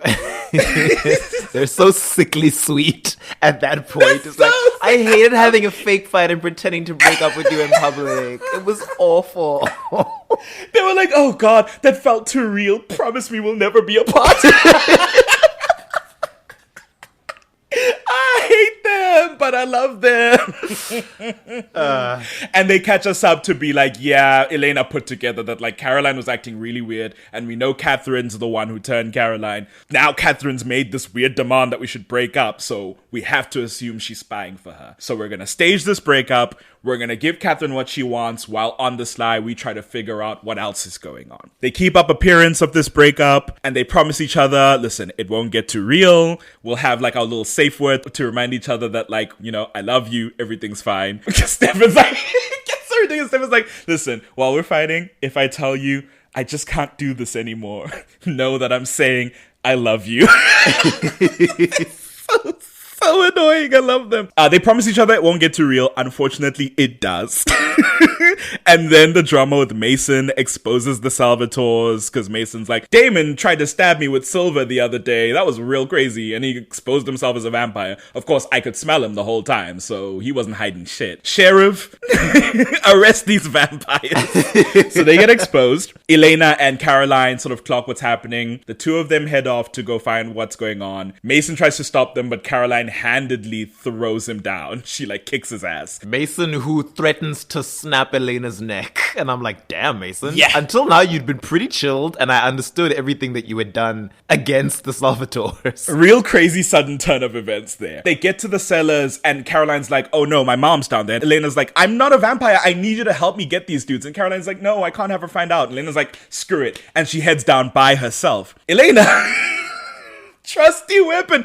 I don't know where she finds it, but she finds a 2x4. She whacks a deputy over the head with a 2x4 and runs into those caves. I love her so much. She's such a badass. As, like, again, the normal human character of this group. Even where it's like, Matt is a normal human, but, like, Matt is Matt, right? He's a big dude. He can, like... He's the quarterback. Yeah. He's a quarterback. If he's in a fight, he can do shit. Elena's this tiny 5'5" girl, and she's like, I'm picking this thing up, and I'm cracking skulls. I love that. She's running in to rescue Damon and Stefan. Unfortunately, there's far too many deputies. They managed to grab her, and they're like, this young girl came in, and Sheriff is like, Elena, what are you doing here? She's like, please, no, let them live. They haven't done anything wrong. And she's like, they're vampires. And Elena's like trying to plead for their lives. And then, there's a sound of something moving in the darkness. Suddenly, a deputy gets snatched and dragged back into the shadows. Someone leaps onto a different deputy and starts biting through their neck and throws them aside. And then Caroline appears, blood smeared over her face, stepping into the light and revealing herself as a vampire. With just Sheriff Forbes left, it's pretty easy to just like take control of the situation. Damon just feeds from the deputies and kills them. I don't know if him feeding from them kills them or if Caroline kills them, but between the two they of were them, already dead, which I was like, damn, Caroline, okay. I was surprised. I knew the first one was. The second one, I was like, she just fed from him a little bit. He might be fine. And then Damon's just drinking from his body, and it's like, oh, okay, well, I guess they're gone. All right. So, Damon's feeding, Elena's holding Stefan, and Damon comes over and is like, have a little bit of deputy, brother. And Stefan's like, no, I don't want it. Caroline's the one to be like, yeah, I think this would be the situation to break from your diet a little bit. And Stefan's like, no, not doing it. Because nobody gets it. They have to smooth it over with Sheriff Forbes. They have to keep her hostage now until the vervain she assumedly has in the system flushes out, and they can compel her to forget all of this. But that is for a Caroline episode. In the next episode, Stefan very sorely considers taking human blood because of this encounter that they just had, where it was like, I was weak, I couldn't defend us from like a handful of deputies, and now we've got Catherine who's a problem, and we've got Mason who's whatever he is. There's too many threats, and I can't do shit. He's holding up like a blood bag when Elena finds him and is like, I've got to be strong. Elena's like, no, please don't do this. And it's like, he's just had a conversation with Catherine about like, she's been drinking vervain a little bit every day for 160 years. So when he tries to vervain her, she pretends to be incapacitated. And then at some point, she just breaks the chains and stands up. I love it. No, she's sweetie. like, this interview is over, and she gets up. He's like, if I can do human blood the same way Catherine did vervain, take a little bit every day, then maybe I can build up my strength. Elena's like, I don't know what to do with the situation, so she heads off. Caroline finds her and confesses that Catherine has been coercing her and has made her a spy. And Elena's like, yeah, I knew. I was like, why would you ever try and do this to me and try and get between me and Stefan? And then I realized the Caroline I know wouldn't do that, so you must be in trouble. She's like, who did Catherine threaten? And Caroline's like, Matt, she threatened Matt. Elena's like, listen, that's my homeboy right there. Don't you worry. We're gonna sort shit out. I think it's this moment then that's like, okay, my friends are being implicated in this. We're all in danger. She's recognizing the severity of the situation. She then goes to Stefan and says, okay, we can try this. You can try drinking the human blood a little bit of the time, but it's not going to be some blood bag. It's not going to be your little chest of blood bags in the basement. You'll be drinking from me. And I love this moment because she does it's what they do all the time, right? When like bloodletting needs to be done for the show, they cut the palm, which is like the worst place to cut because it's so hard to heal. It's like prick a finger. They do some finger pricking, which is like, yeah, that's what you should be doing. I'm like, these are high school students who need to go to school tomorrow and like write quizzes and stuff. You know? It's like, are you going to have a bandage wrapped up every other week? Like, what's the plan? But she does cut her palm and give it to him to feed and say, no secrets. The two of us are together. We're figuring this out. And the thing about cutting the palm and the blood is that, like, it made me think of a blood pact. You know, when people cut their palms and then put them together and they form this agreement and this bond of, like, our blood is the same, even though we are not, like, directly kin. Like, our bond goes beyond with this that is sealed. A very dated action, because now we're like, let's not share pathogens.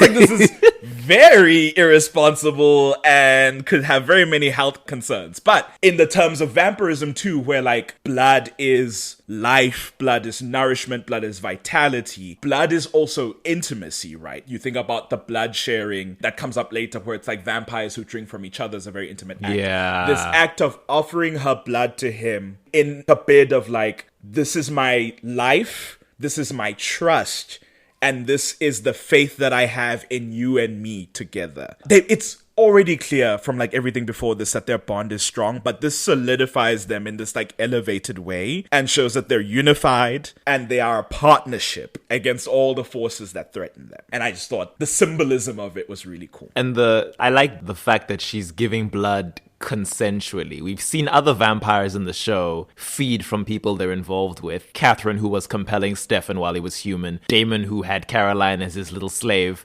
Jeremy's the only one who was like, when he first revealed to Anna that he knew what she was, also sliced open his palm on purpose. She gets hungry and he's like, go for it. And like, he lets her feed. And it's like, look at the two sides of that coin. On the one side, you've got these victims who are being used and manipulated and like just fed off like blood bags. On the other side, you've got the Gilbert siblings who are like, I will let my vampire partner feed off me with my permission because I trust them. I will show you that I trust you and I care about you. It is very sweet and intimate. I like it. In the next episode, there's this parallel scene between Elena and Catherine with their boys in bed. Elena's with Stefan, Catherine's with Mason, and they're making like plans and promises about the events to come. Mason and Catherine are talking about the Moonstone. Stefan and Elena are talking about Catherine. Elena catches Bonnie up on everything because Bonnie's just disappeared again inexplicably. I think this time they say she was visiting her dad's family out of town. Yep.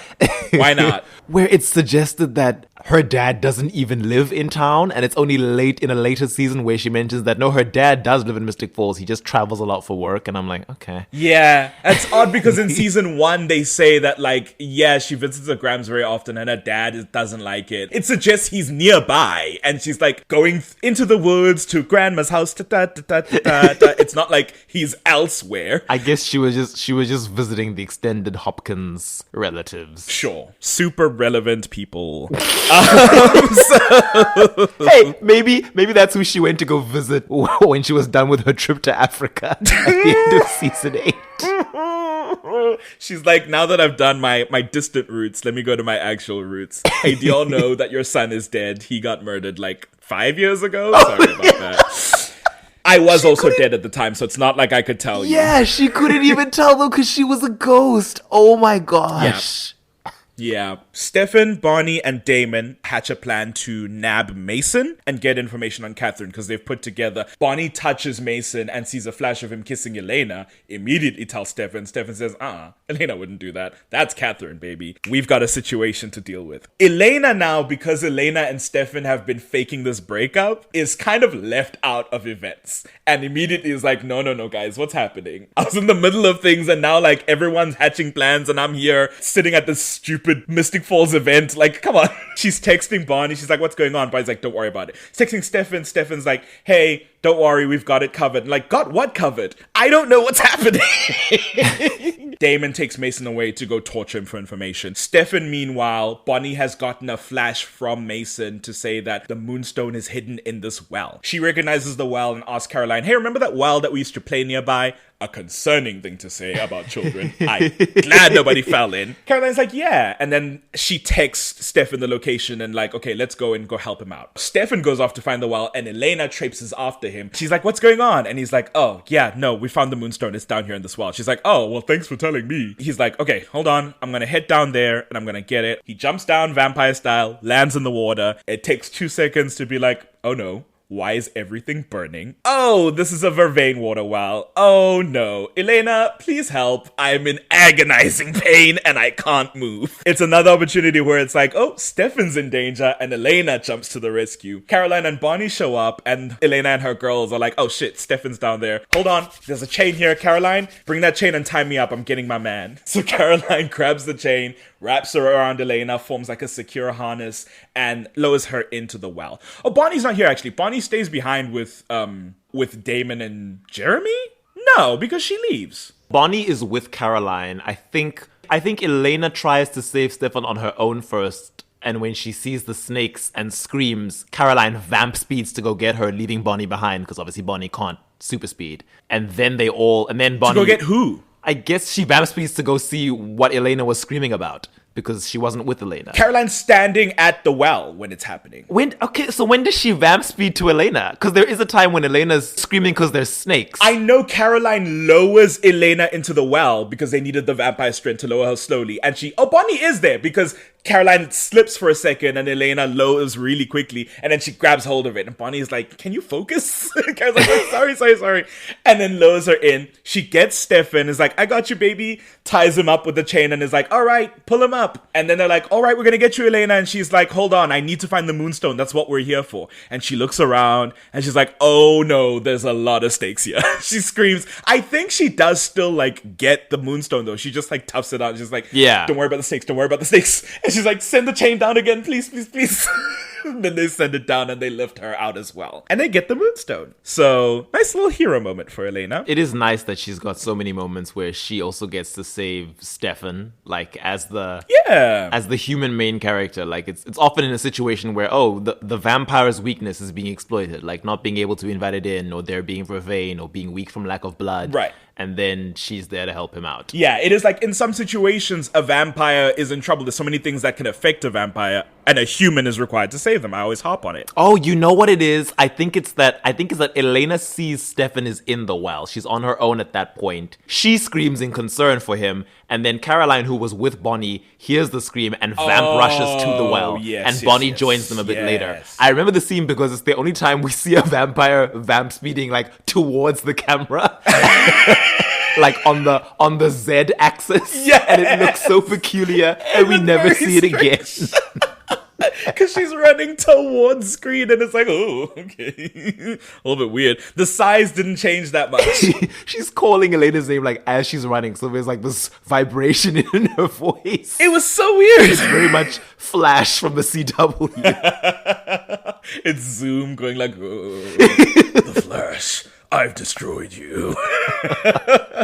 Elena goes home after that resolves because they've got the moonstone. But the thing is, Damon, after killing Mason, and is telling Stefan, hey, we need to get rid of this guy's body. Stefan's like, why'd you kill him? And Damon's like, he outlived his use, which is a whole other thing. And then Damon picks up the phone, Mason's phone, and looks for Catherine's contact so he could call her and flaunt and gloat and provoke. Stefan's like, don't do that. And he does call up Catherine, trying to be like, ha, we killed your little werewolf. Now what, bitch? And Catherine's like, you thought he was my only plan?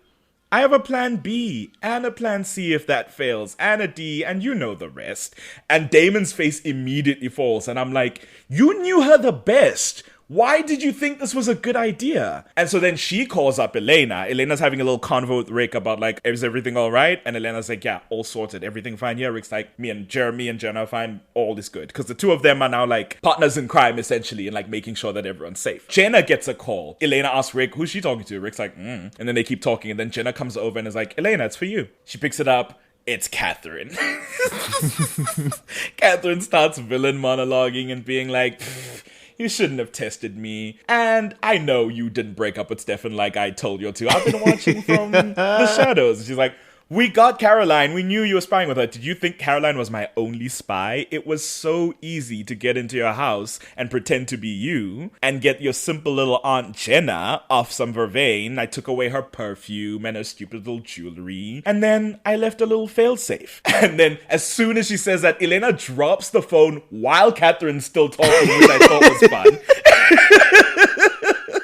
Just being like, okay, I'm done listening to you. Turns to see Jenna holding the knife to herself and screams, Jenna, no! And Jenna stabs herself in the abdomen. They rush her to the hospital. It's all very awful and bad. Elena is like freaking out because she's like, this is my fault. I should have just done what Catherine asked. Jenna might die. Now all my loved ones are in danger. She's talking to Jeremy as she says this, and she's like, no, it's over. And Jeremy's like, Elena, no, it's okay. It'll be fine. She's like, no, she's won. I don't care anymore. I'm not having anyone be hurt because of me. Jeremy hugs her and is like, it's okay, Elena. We'll get her back. I don't know how, but we'll get her back. And at some point, she goes to Chez Salvatore and she breaks up with Stefan. She says, it's not worth it. She's won. I'm not going to risk my family. I'm sorry, but I have to break up with you or else Catherine's going to kill all my family and my friends. Stefan bawling, being like, please, we can get through this, we can figure it out. She's like, no, it's a breakup for real this time. And she runs out of the house, and Damon, that son of a bitch, comes out of the hallway to see her running past. She turns briefly to him with a distraught face, and Damon is like, oh, I'm sorry, whatever. It's like, I don't want to hear it. Yeah, it's a low morale moment for the gang, I would say. Next up is Masquerade. Paper faces on parade. Masquerade. Hide your face so the world will never find you. I love that episode. How many people who listen to us do you think have seen Phantom of the Opera? I don't know. Rolf. Rolf.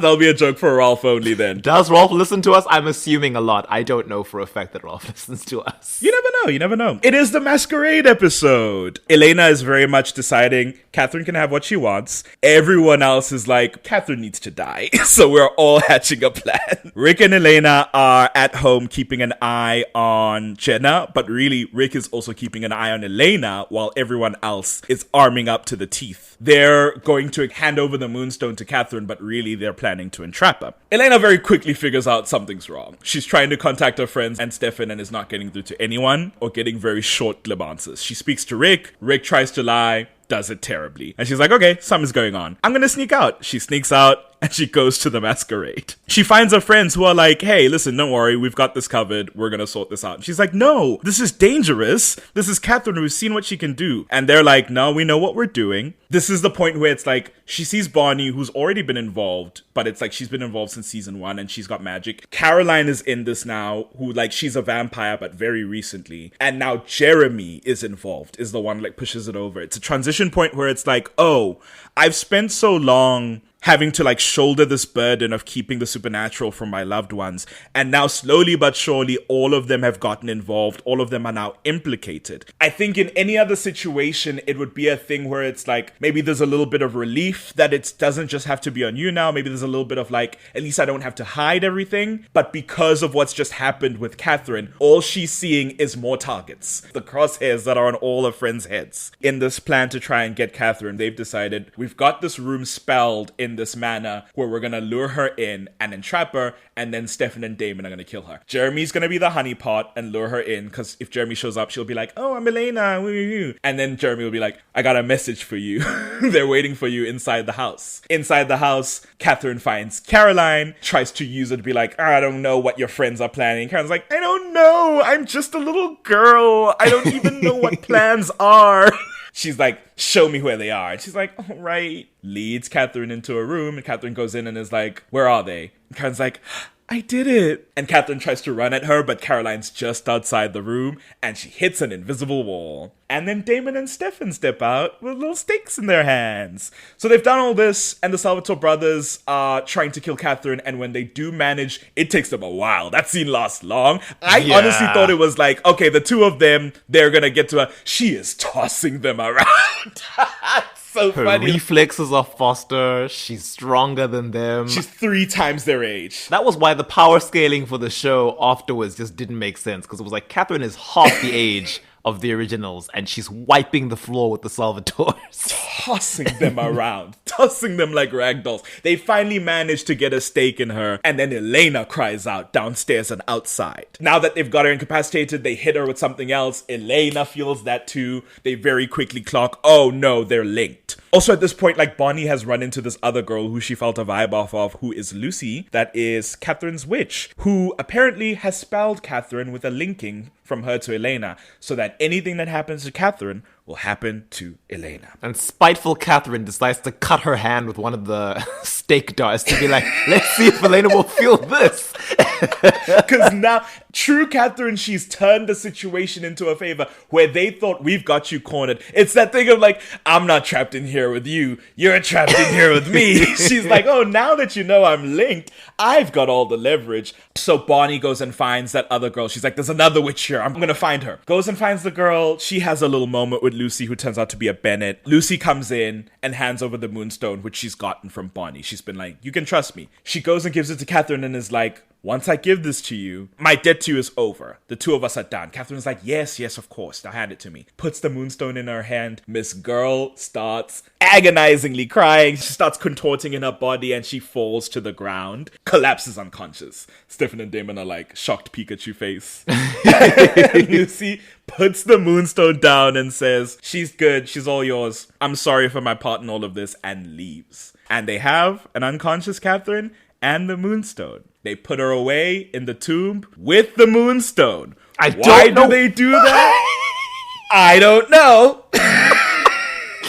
I get that they were feeling spiteful and they were like, here, you can be in this prison with the MacGuffin you wanted so badly because it means nothing to us. I guess. But I'm like, why would you, even if you don't know what it is? Mason wanted it. Catherine wanted it. There's a reason for It's that. clearly important. It's clearly of magical importance, and you just thought, now she can have it. A founding family had it in their possession, and we know the founding family is always up to stuff. But the evil has been sealed away for good. The moonstone along with her. All is well in town, or so we can hope. But for Elena, nothing has changed because all that this night has proven to her is that all her loved ones are in danger. So she tells Stefan, cannot be together because I need to wake up and realize there are vampires and witches and wolves in my life, and like that's just going to put my family in danger. So I think we should stay apart. She then gets kidnapped. So, you know, is she wrong? Because you're like, Elena, maybe this is like a good opportunity to like kind of leap it. No, she immediately gets kidnapped and proven right.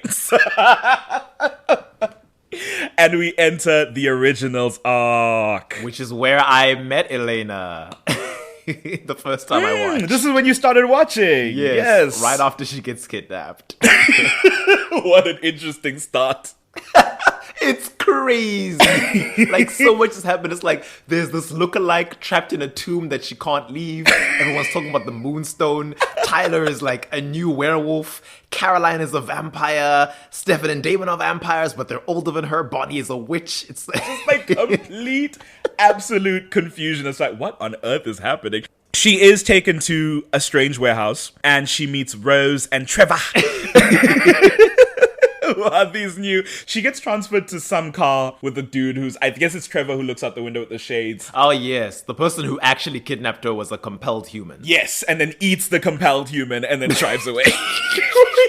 I don't know why, but Trevor being like gloved up with shades and a hat in this car with blacked out windows, like to hide from the sunlight. It reminds me of Nightcrawler's disguise at the beginning of X2. He's got like white face makeup on and he's got a hat on and a trench coat. And He's got shades. I thought you were going to say it reminds you of Spike in Buffy, who drives in his little tinted car. Oh, I don't know how Spike does that. I'm like, how do you see where you're going? He just hopes and prays, and if he knocks on people, he's going to survive. That's the thing. I'm like, vampire, you could have an accident and decapitate yourself, and then you're dust. So yeah, this is really bold. But regardless, Elena wakes up in this warehouse with Rose and Trevor. They're arguing back and forth, talking about getting a message to someone called Elijah, being on the run. And Elena is like, okay, I'm listening to this, but also I'm really slowly trying to escape. Unfortunately, she fails her stealth check, and Rose grabs her and is like, Oh, before that all happens, it's like she wakes up and sees Rose, who's like, oh, you look exactly like her. because everyone who's ever met Catherine has to say that when they see Elena for the first time. Because it's surprising. Elena's like, what's going on? She keeps asking questions. Where am I? What do you want? And Rose progressively gets more and more annoyed and is like, just be quiet. And Elena will not be quiet. After she says, be quiet, Elena's like, please, what do you want? And then she backhands her across the room into unconsciousness. And she's like, I want you to be quiet. A great opening to Rose, frankly. And then she wakes up to hear them arguing and tries to leave, and Rose vamp speeds over and is like, girly. So through some conversation, Elena hears about apparently these original vampires that they've been running from for 500 years. That Elena is their ticket out because she's the Petrova doppelganger, and for some reason these originals really want the doppelganger. In that episode, Elijah makes his appearance. He shows up at the place. Trevor starts to freak out and be like, he's here. Oh my God, he's here. Oh no, because Trevor's the one who actually wronged Elijah and Rose just sort of ran with him. So he's the one who's freaking out. Rose is like, it's okay. We're family. Whatever we do together. We'll be fine. Elijah comes in. He's got his little cropped hairstyle that looks very strange. I'm glad they changed it later. Despite the hair, he is oozing charisma and sophistication and power. Gravitas. He walks in and the room goes silent. Everybody on mute. They greet him. They're like, great Elijah, our king. They don't, but that's the vibe. We brought you the doppelganger so we could parlay with you. We could negotiate our freedom. And he's like, okay, show her to me. And Rose is like, you're a man of your word, Elijah. I ask that you say it, please. And he's like, okay, if this is indeed the doppelganger, then I will spare you. And so Rose takes him in. And he goes in and sees Elena. He vamp speeds over and grabs her sort of by the shoulders, leans in and sniffs her. And is like, human. And Trevor's like, how can you? Suggesting that, and it's something that Stefan says earlier to, I think, Elena, you can't inherently sense vampires or like inherently tell the difference between vampires and humans until you're like a confrontation. I think they're looking for a vampire. It might have been Noah or someone. And Elena says, can't you guys like sense each other? And Stefan's like, no, that's not how it works. Apparently, the originals can do this because he smells her and is like, oh, you are human. And it's odd that this is the case because it feels like with all the biology of humans and vampires, you should be able to, as anyone with an enhanced sense, be able to tell if someone's human or a vampire. But then it's like, do vampires stink if they don't shower? Do they have like the biological function to like sweat? I mean, they definitely sweat because their bodies generally function the same as humans. That's why when they get sick with werewolf venom, they do sweat. But it's like, we have no idea what chemicals are actually coming out of them and how that might affect things like smell. Is it like urea? It's like, why would you need urea as a vampire? It doesn't matter. Anyway, point is, originals can tell. And so he's like, okay, brilliant. I've got my doppelganger. I'll be leaving. And then Trevor's like, Elijah, I just want to give my utmost apology. You put your trust in me and I failed you. And Elijah's like, yeah, that you did. But I appreciate your apology. You are honorable in this. And then lifts his hand and chops his head off clean. Decapitates Trevor. And Rose is like, ah! She screams in horror. Rose cries out. It's a really low cry, which is like Lauren Cohen, whose voice is like, or she can go into a very low sort of husky, which is like a oh yes, it's this, like, damn, girl. I was like, oh my goodness, that hit me inside. And I thought about it, I was like, the thing is, Elijah kept to his word. His words were, if this is indeed the doppelganger, I will spare you. Speaking to Rose. See, it's that singular you versus plural you from English, man. Mm-hmm. Down to the letter, he's a man of his word. Then he's like, all right, I'm off. I'll be taking my doppelganger and going. And then Elena's like, no, please, don't let him take me. And I'm like, did you not just see him decapitate her friend? I don't think even if she wanted to stop this man, she could. But the thing is, she says to him, having just heard he's one of the most powerful and oldest vampires in existence, and goes, Elijah, I've come to bargain. She said, I have something you need, so please leave me alive. She's like, I'll give you the moonstone. Then he turns to look at Rose, and Rose is like, mid-grief of like her best friend of 500 years has just been killed. She's like, it's the first I've heard of it. And I'm like, yeah, Rose, you slapped her across the face before she could tell you and put all her cards on the table. And the thing about Elena in this era is that, like, she starts to become this, like, dealer of, like, information and bargains and exchanges. And it's a very interesting look for her. And this is where it starts. And it's interesting that it starts with Elijah because a lot of it is colored by her interactions with Elijah. But we'll get to that. She says, I'll give you the moonstone. He comes over, says, This pesky Vervain. Oh, yes, I think he tries to compel her and it doesn't take, and he immediately realizes she's wearing vervain, rips a necklace off her neck that he should recognize, frankly, and is like, what is this vervain doing on your neck? And tosses it aside. And then he compels her to be like, where's the moonstone? And she's like, it's in the tomb with Catherine. And he's like, oh, Catherine. Okay. Okay, let's head on out then. But the thing is, at this point, Stefan has approached Bonnie because Elena's just completely gone missing. Jeremy comes to him and is like, oh, I thought she was with you. Like, I can cover for her if she needs, but y'all gotta tell me. Stefan's like, nope, something's wrong. She's been snatched. Immediately mobilize all forces. He goes to Bonnie, who does a locator spell, but like doesn't have anything of Elena, so she uses Jeremy's blood. Which means off screen, they must have discussed that they are biologically first cousins. Yes, because, I mean, we know that John is her biological father, so they are indeed related. Oh, they also send a little letter. This is an episode where we learn that there are limits to Bonnie's magic. She sends a letter, a fire message, which is a Shadowhunters thing, but she sends a fire message to Elena. She wakes up with a little note in a pocket, and it's like, Stefan coming to save you. It's so cool. Like, the paper is singed when Elena gets it. It's so fun. It's very, very cool. And then she squashes it. I wish she ate it because I was like, listen, this is a dire situation. You don't know who's going to find that. You wish she ate it. Tear it up into pieces and eat it, girl. These are old-ass vampires. Damon and Stefan already know that they're in this region here. They go to the place. They try to like zip back and forth and use their vamp speed to like do a little bit of scare tactics. I believe they managed to get Elena away from him for a bit. I guess they lure Elijah up the stairs to go and deal with someone, and then they get Elena, because at some point Elena appears at the top of the stairs and throws a vervain grenade at Elijah, which I thought was really cool. Again, vampire-human connection. He rushes up at her to get her, and Stefan shows up and tries to physically combat him, and then Damon comes with like a curtain rail, a banister, something that's wooden that now has just a sharp point, and stabs him. They stake him through the center and they pin him against a wall. It's pretty crazy. Rose runs away. I guess the sun has set at this point. And Elena's like, it's fine, let her go. She doesn't matter. Which I'm like, maybe you shouldn't have let Rose go, because then she could have told you that this is not over. You think you won this fight? She might have told you. Well, no, so the thing is, she does come back and she doesn't even know. But we'll get into it. At the end of that episode, after they've killed Elijah and then they go home, Damon, as per usual, sneaks into Elena's room and returns. It's that same necklace that Stefan got for her that Elijah ripped off. And he returns it in this huge thing. She's like, oh, my necklace, you got it back for me. And Damon says, you know what? I don't care that you set a boundary of friendship. I don't care that you're dating my brother and y'all are deeply in love. I love you, and I need you to know that. And then kisses her, and then wipes her memory. And it's so...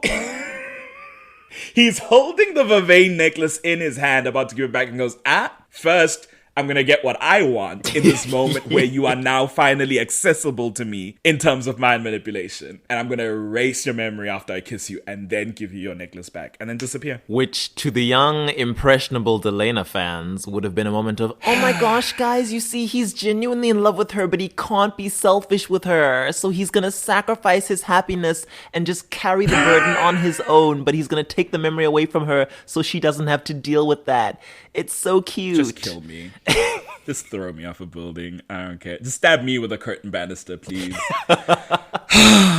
After this, Rose, as my dad would say, crosses the floor. She comes over to the Salvatore's home and says, I've been running for 500 years and I kind of don't want to run anymore and I've got nowhere else to go. So Stefan's like, she was like, you're one of the good ones. A friend of mine, Lexi, told me that you help people, which is like, oh, and you knew Lexi? That's kind of cool. I kind of like that Rose and Lexi were friends. But Stefan's like, I'm sorry, I can't help you, because it's like, I don't know what you want. And she's like, no, I don't need your help. I think you need mine. The era continues with Rose telling them what she knows about the originals and that they're coming after Elena because she is the doppelganger. She says that Elijah is one of the originals, but the main one who's after her is Klaus, the quote, oldest of the originals and the most deadly, to whom Elijah is comparably the Easter Bunny.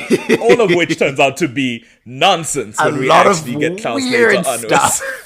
Early installment weirdness. But a thing Stefan says in that scene is that, like, listen, originals, for some people, it was like a scary bedtime story. They say that about Silas later, which I thought was funny. Because the originals are a bedtime story to vampires, and then the immortals are a bedtime story to the originals. It just really is just like step down, step down.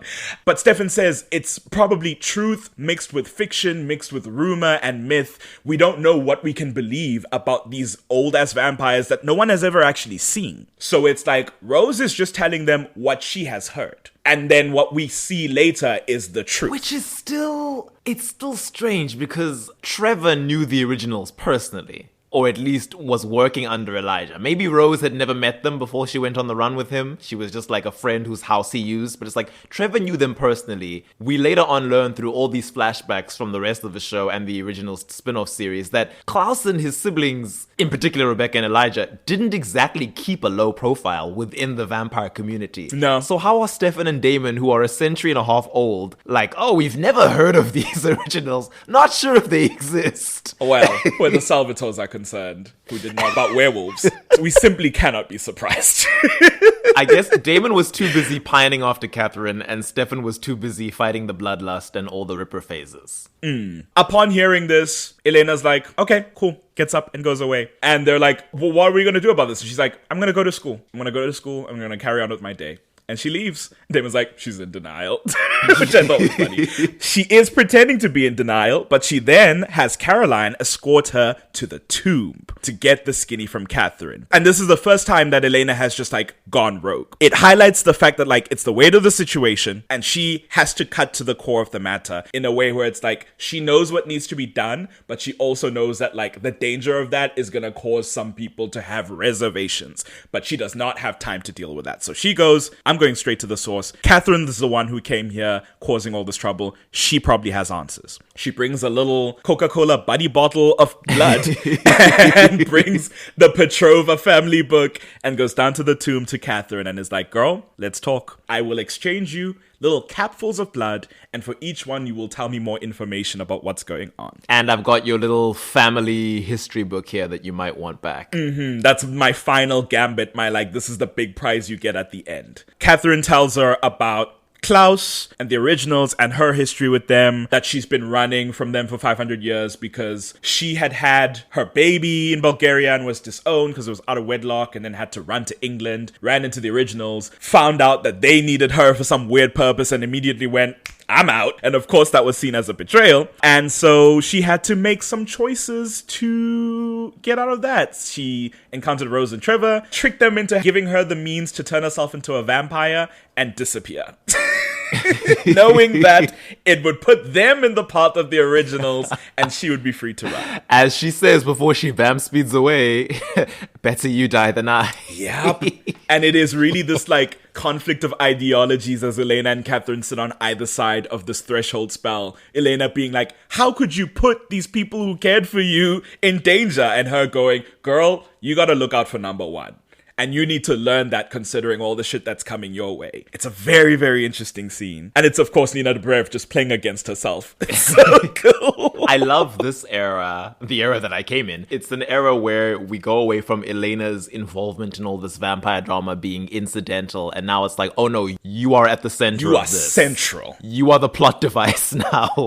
You are the doppelganger. We've been dealing with werewolves this season. We've learned that there's this supposed sun and moon curse. Apparently, the originals want to break this curse, or at least the vampire half of it, and they need your blood and the moonstone to do this. And it's like, okay, so now it really is all about her. She says as much to Stefan at the end of the episode. I think in this she's like, okay, Klaus is coming. He's an insurmountable force. He will slaughter all my loved ones on a whim, because Catherine tells her that when she went back to Bulgaria after she turned into a vampire, she found her whole family dead. Even though she was no longer useful to Klaus as a human doppelganger, now that she's a vampire, Klaus killed her whole family just for the betrayal. And so Elena's like, okay, so that's what's gonna happen to me then. Wonderful. It's funny that Catherine's advice to Elena is, you could run away like I did, but, you know, then Klaus will kill everyone you ever loved. I think in that moment, Catherine is aware of the difference between her and Elena, that there's no way Elena would ever do that. Because Elena questions, oh my gosh, so you just turned yourself into a vampire and spent 500 years on the move? And then Catherine says, living out of a suitcase is better than dying so you can have your blood spilled over some silly rock. Which, you know what? Fair enough.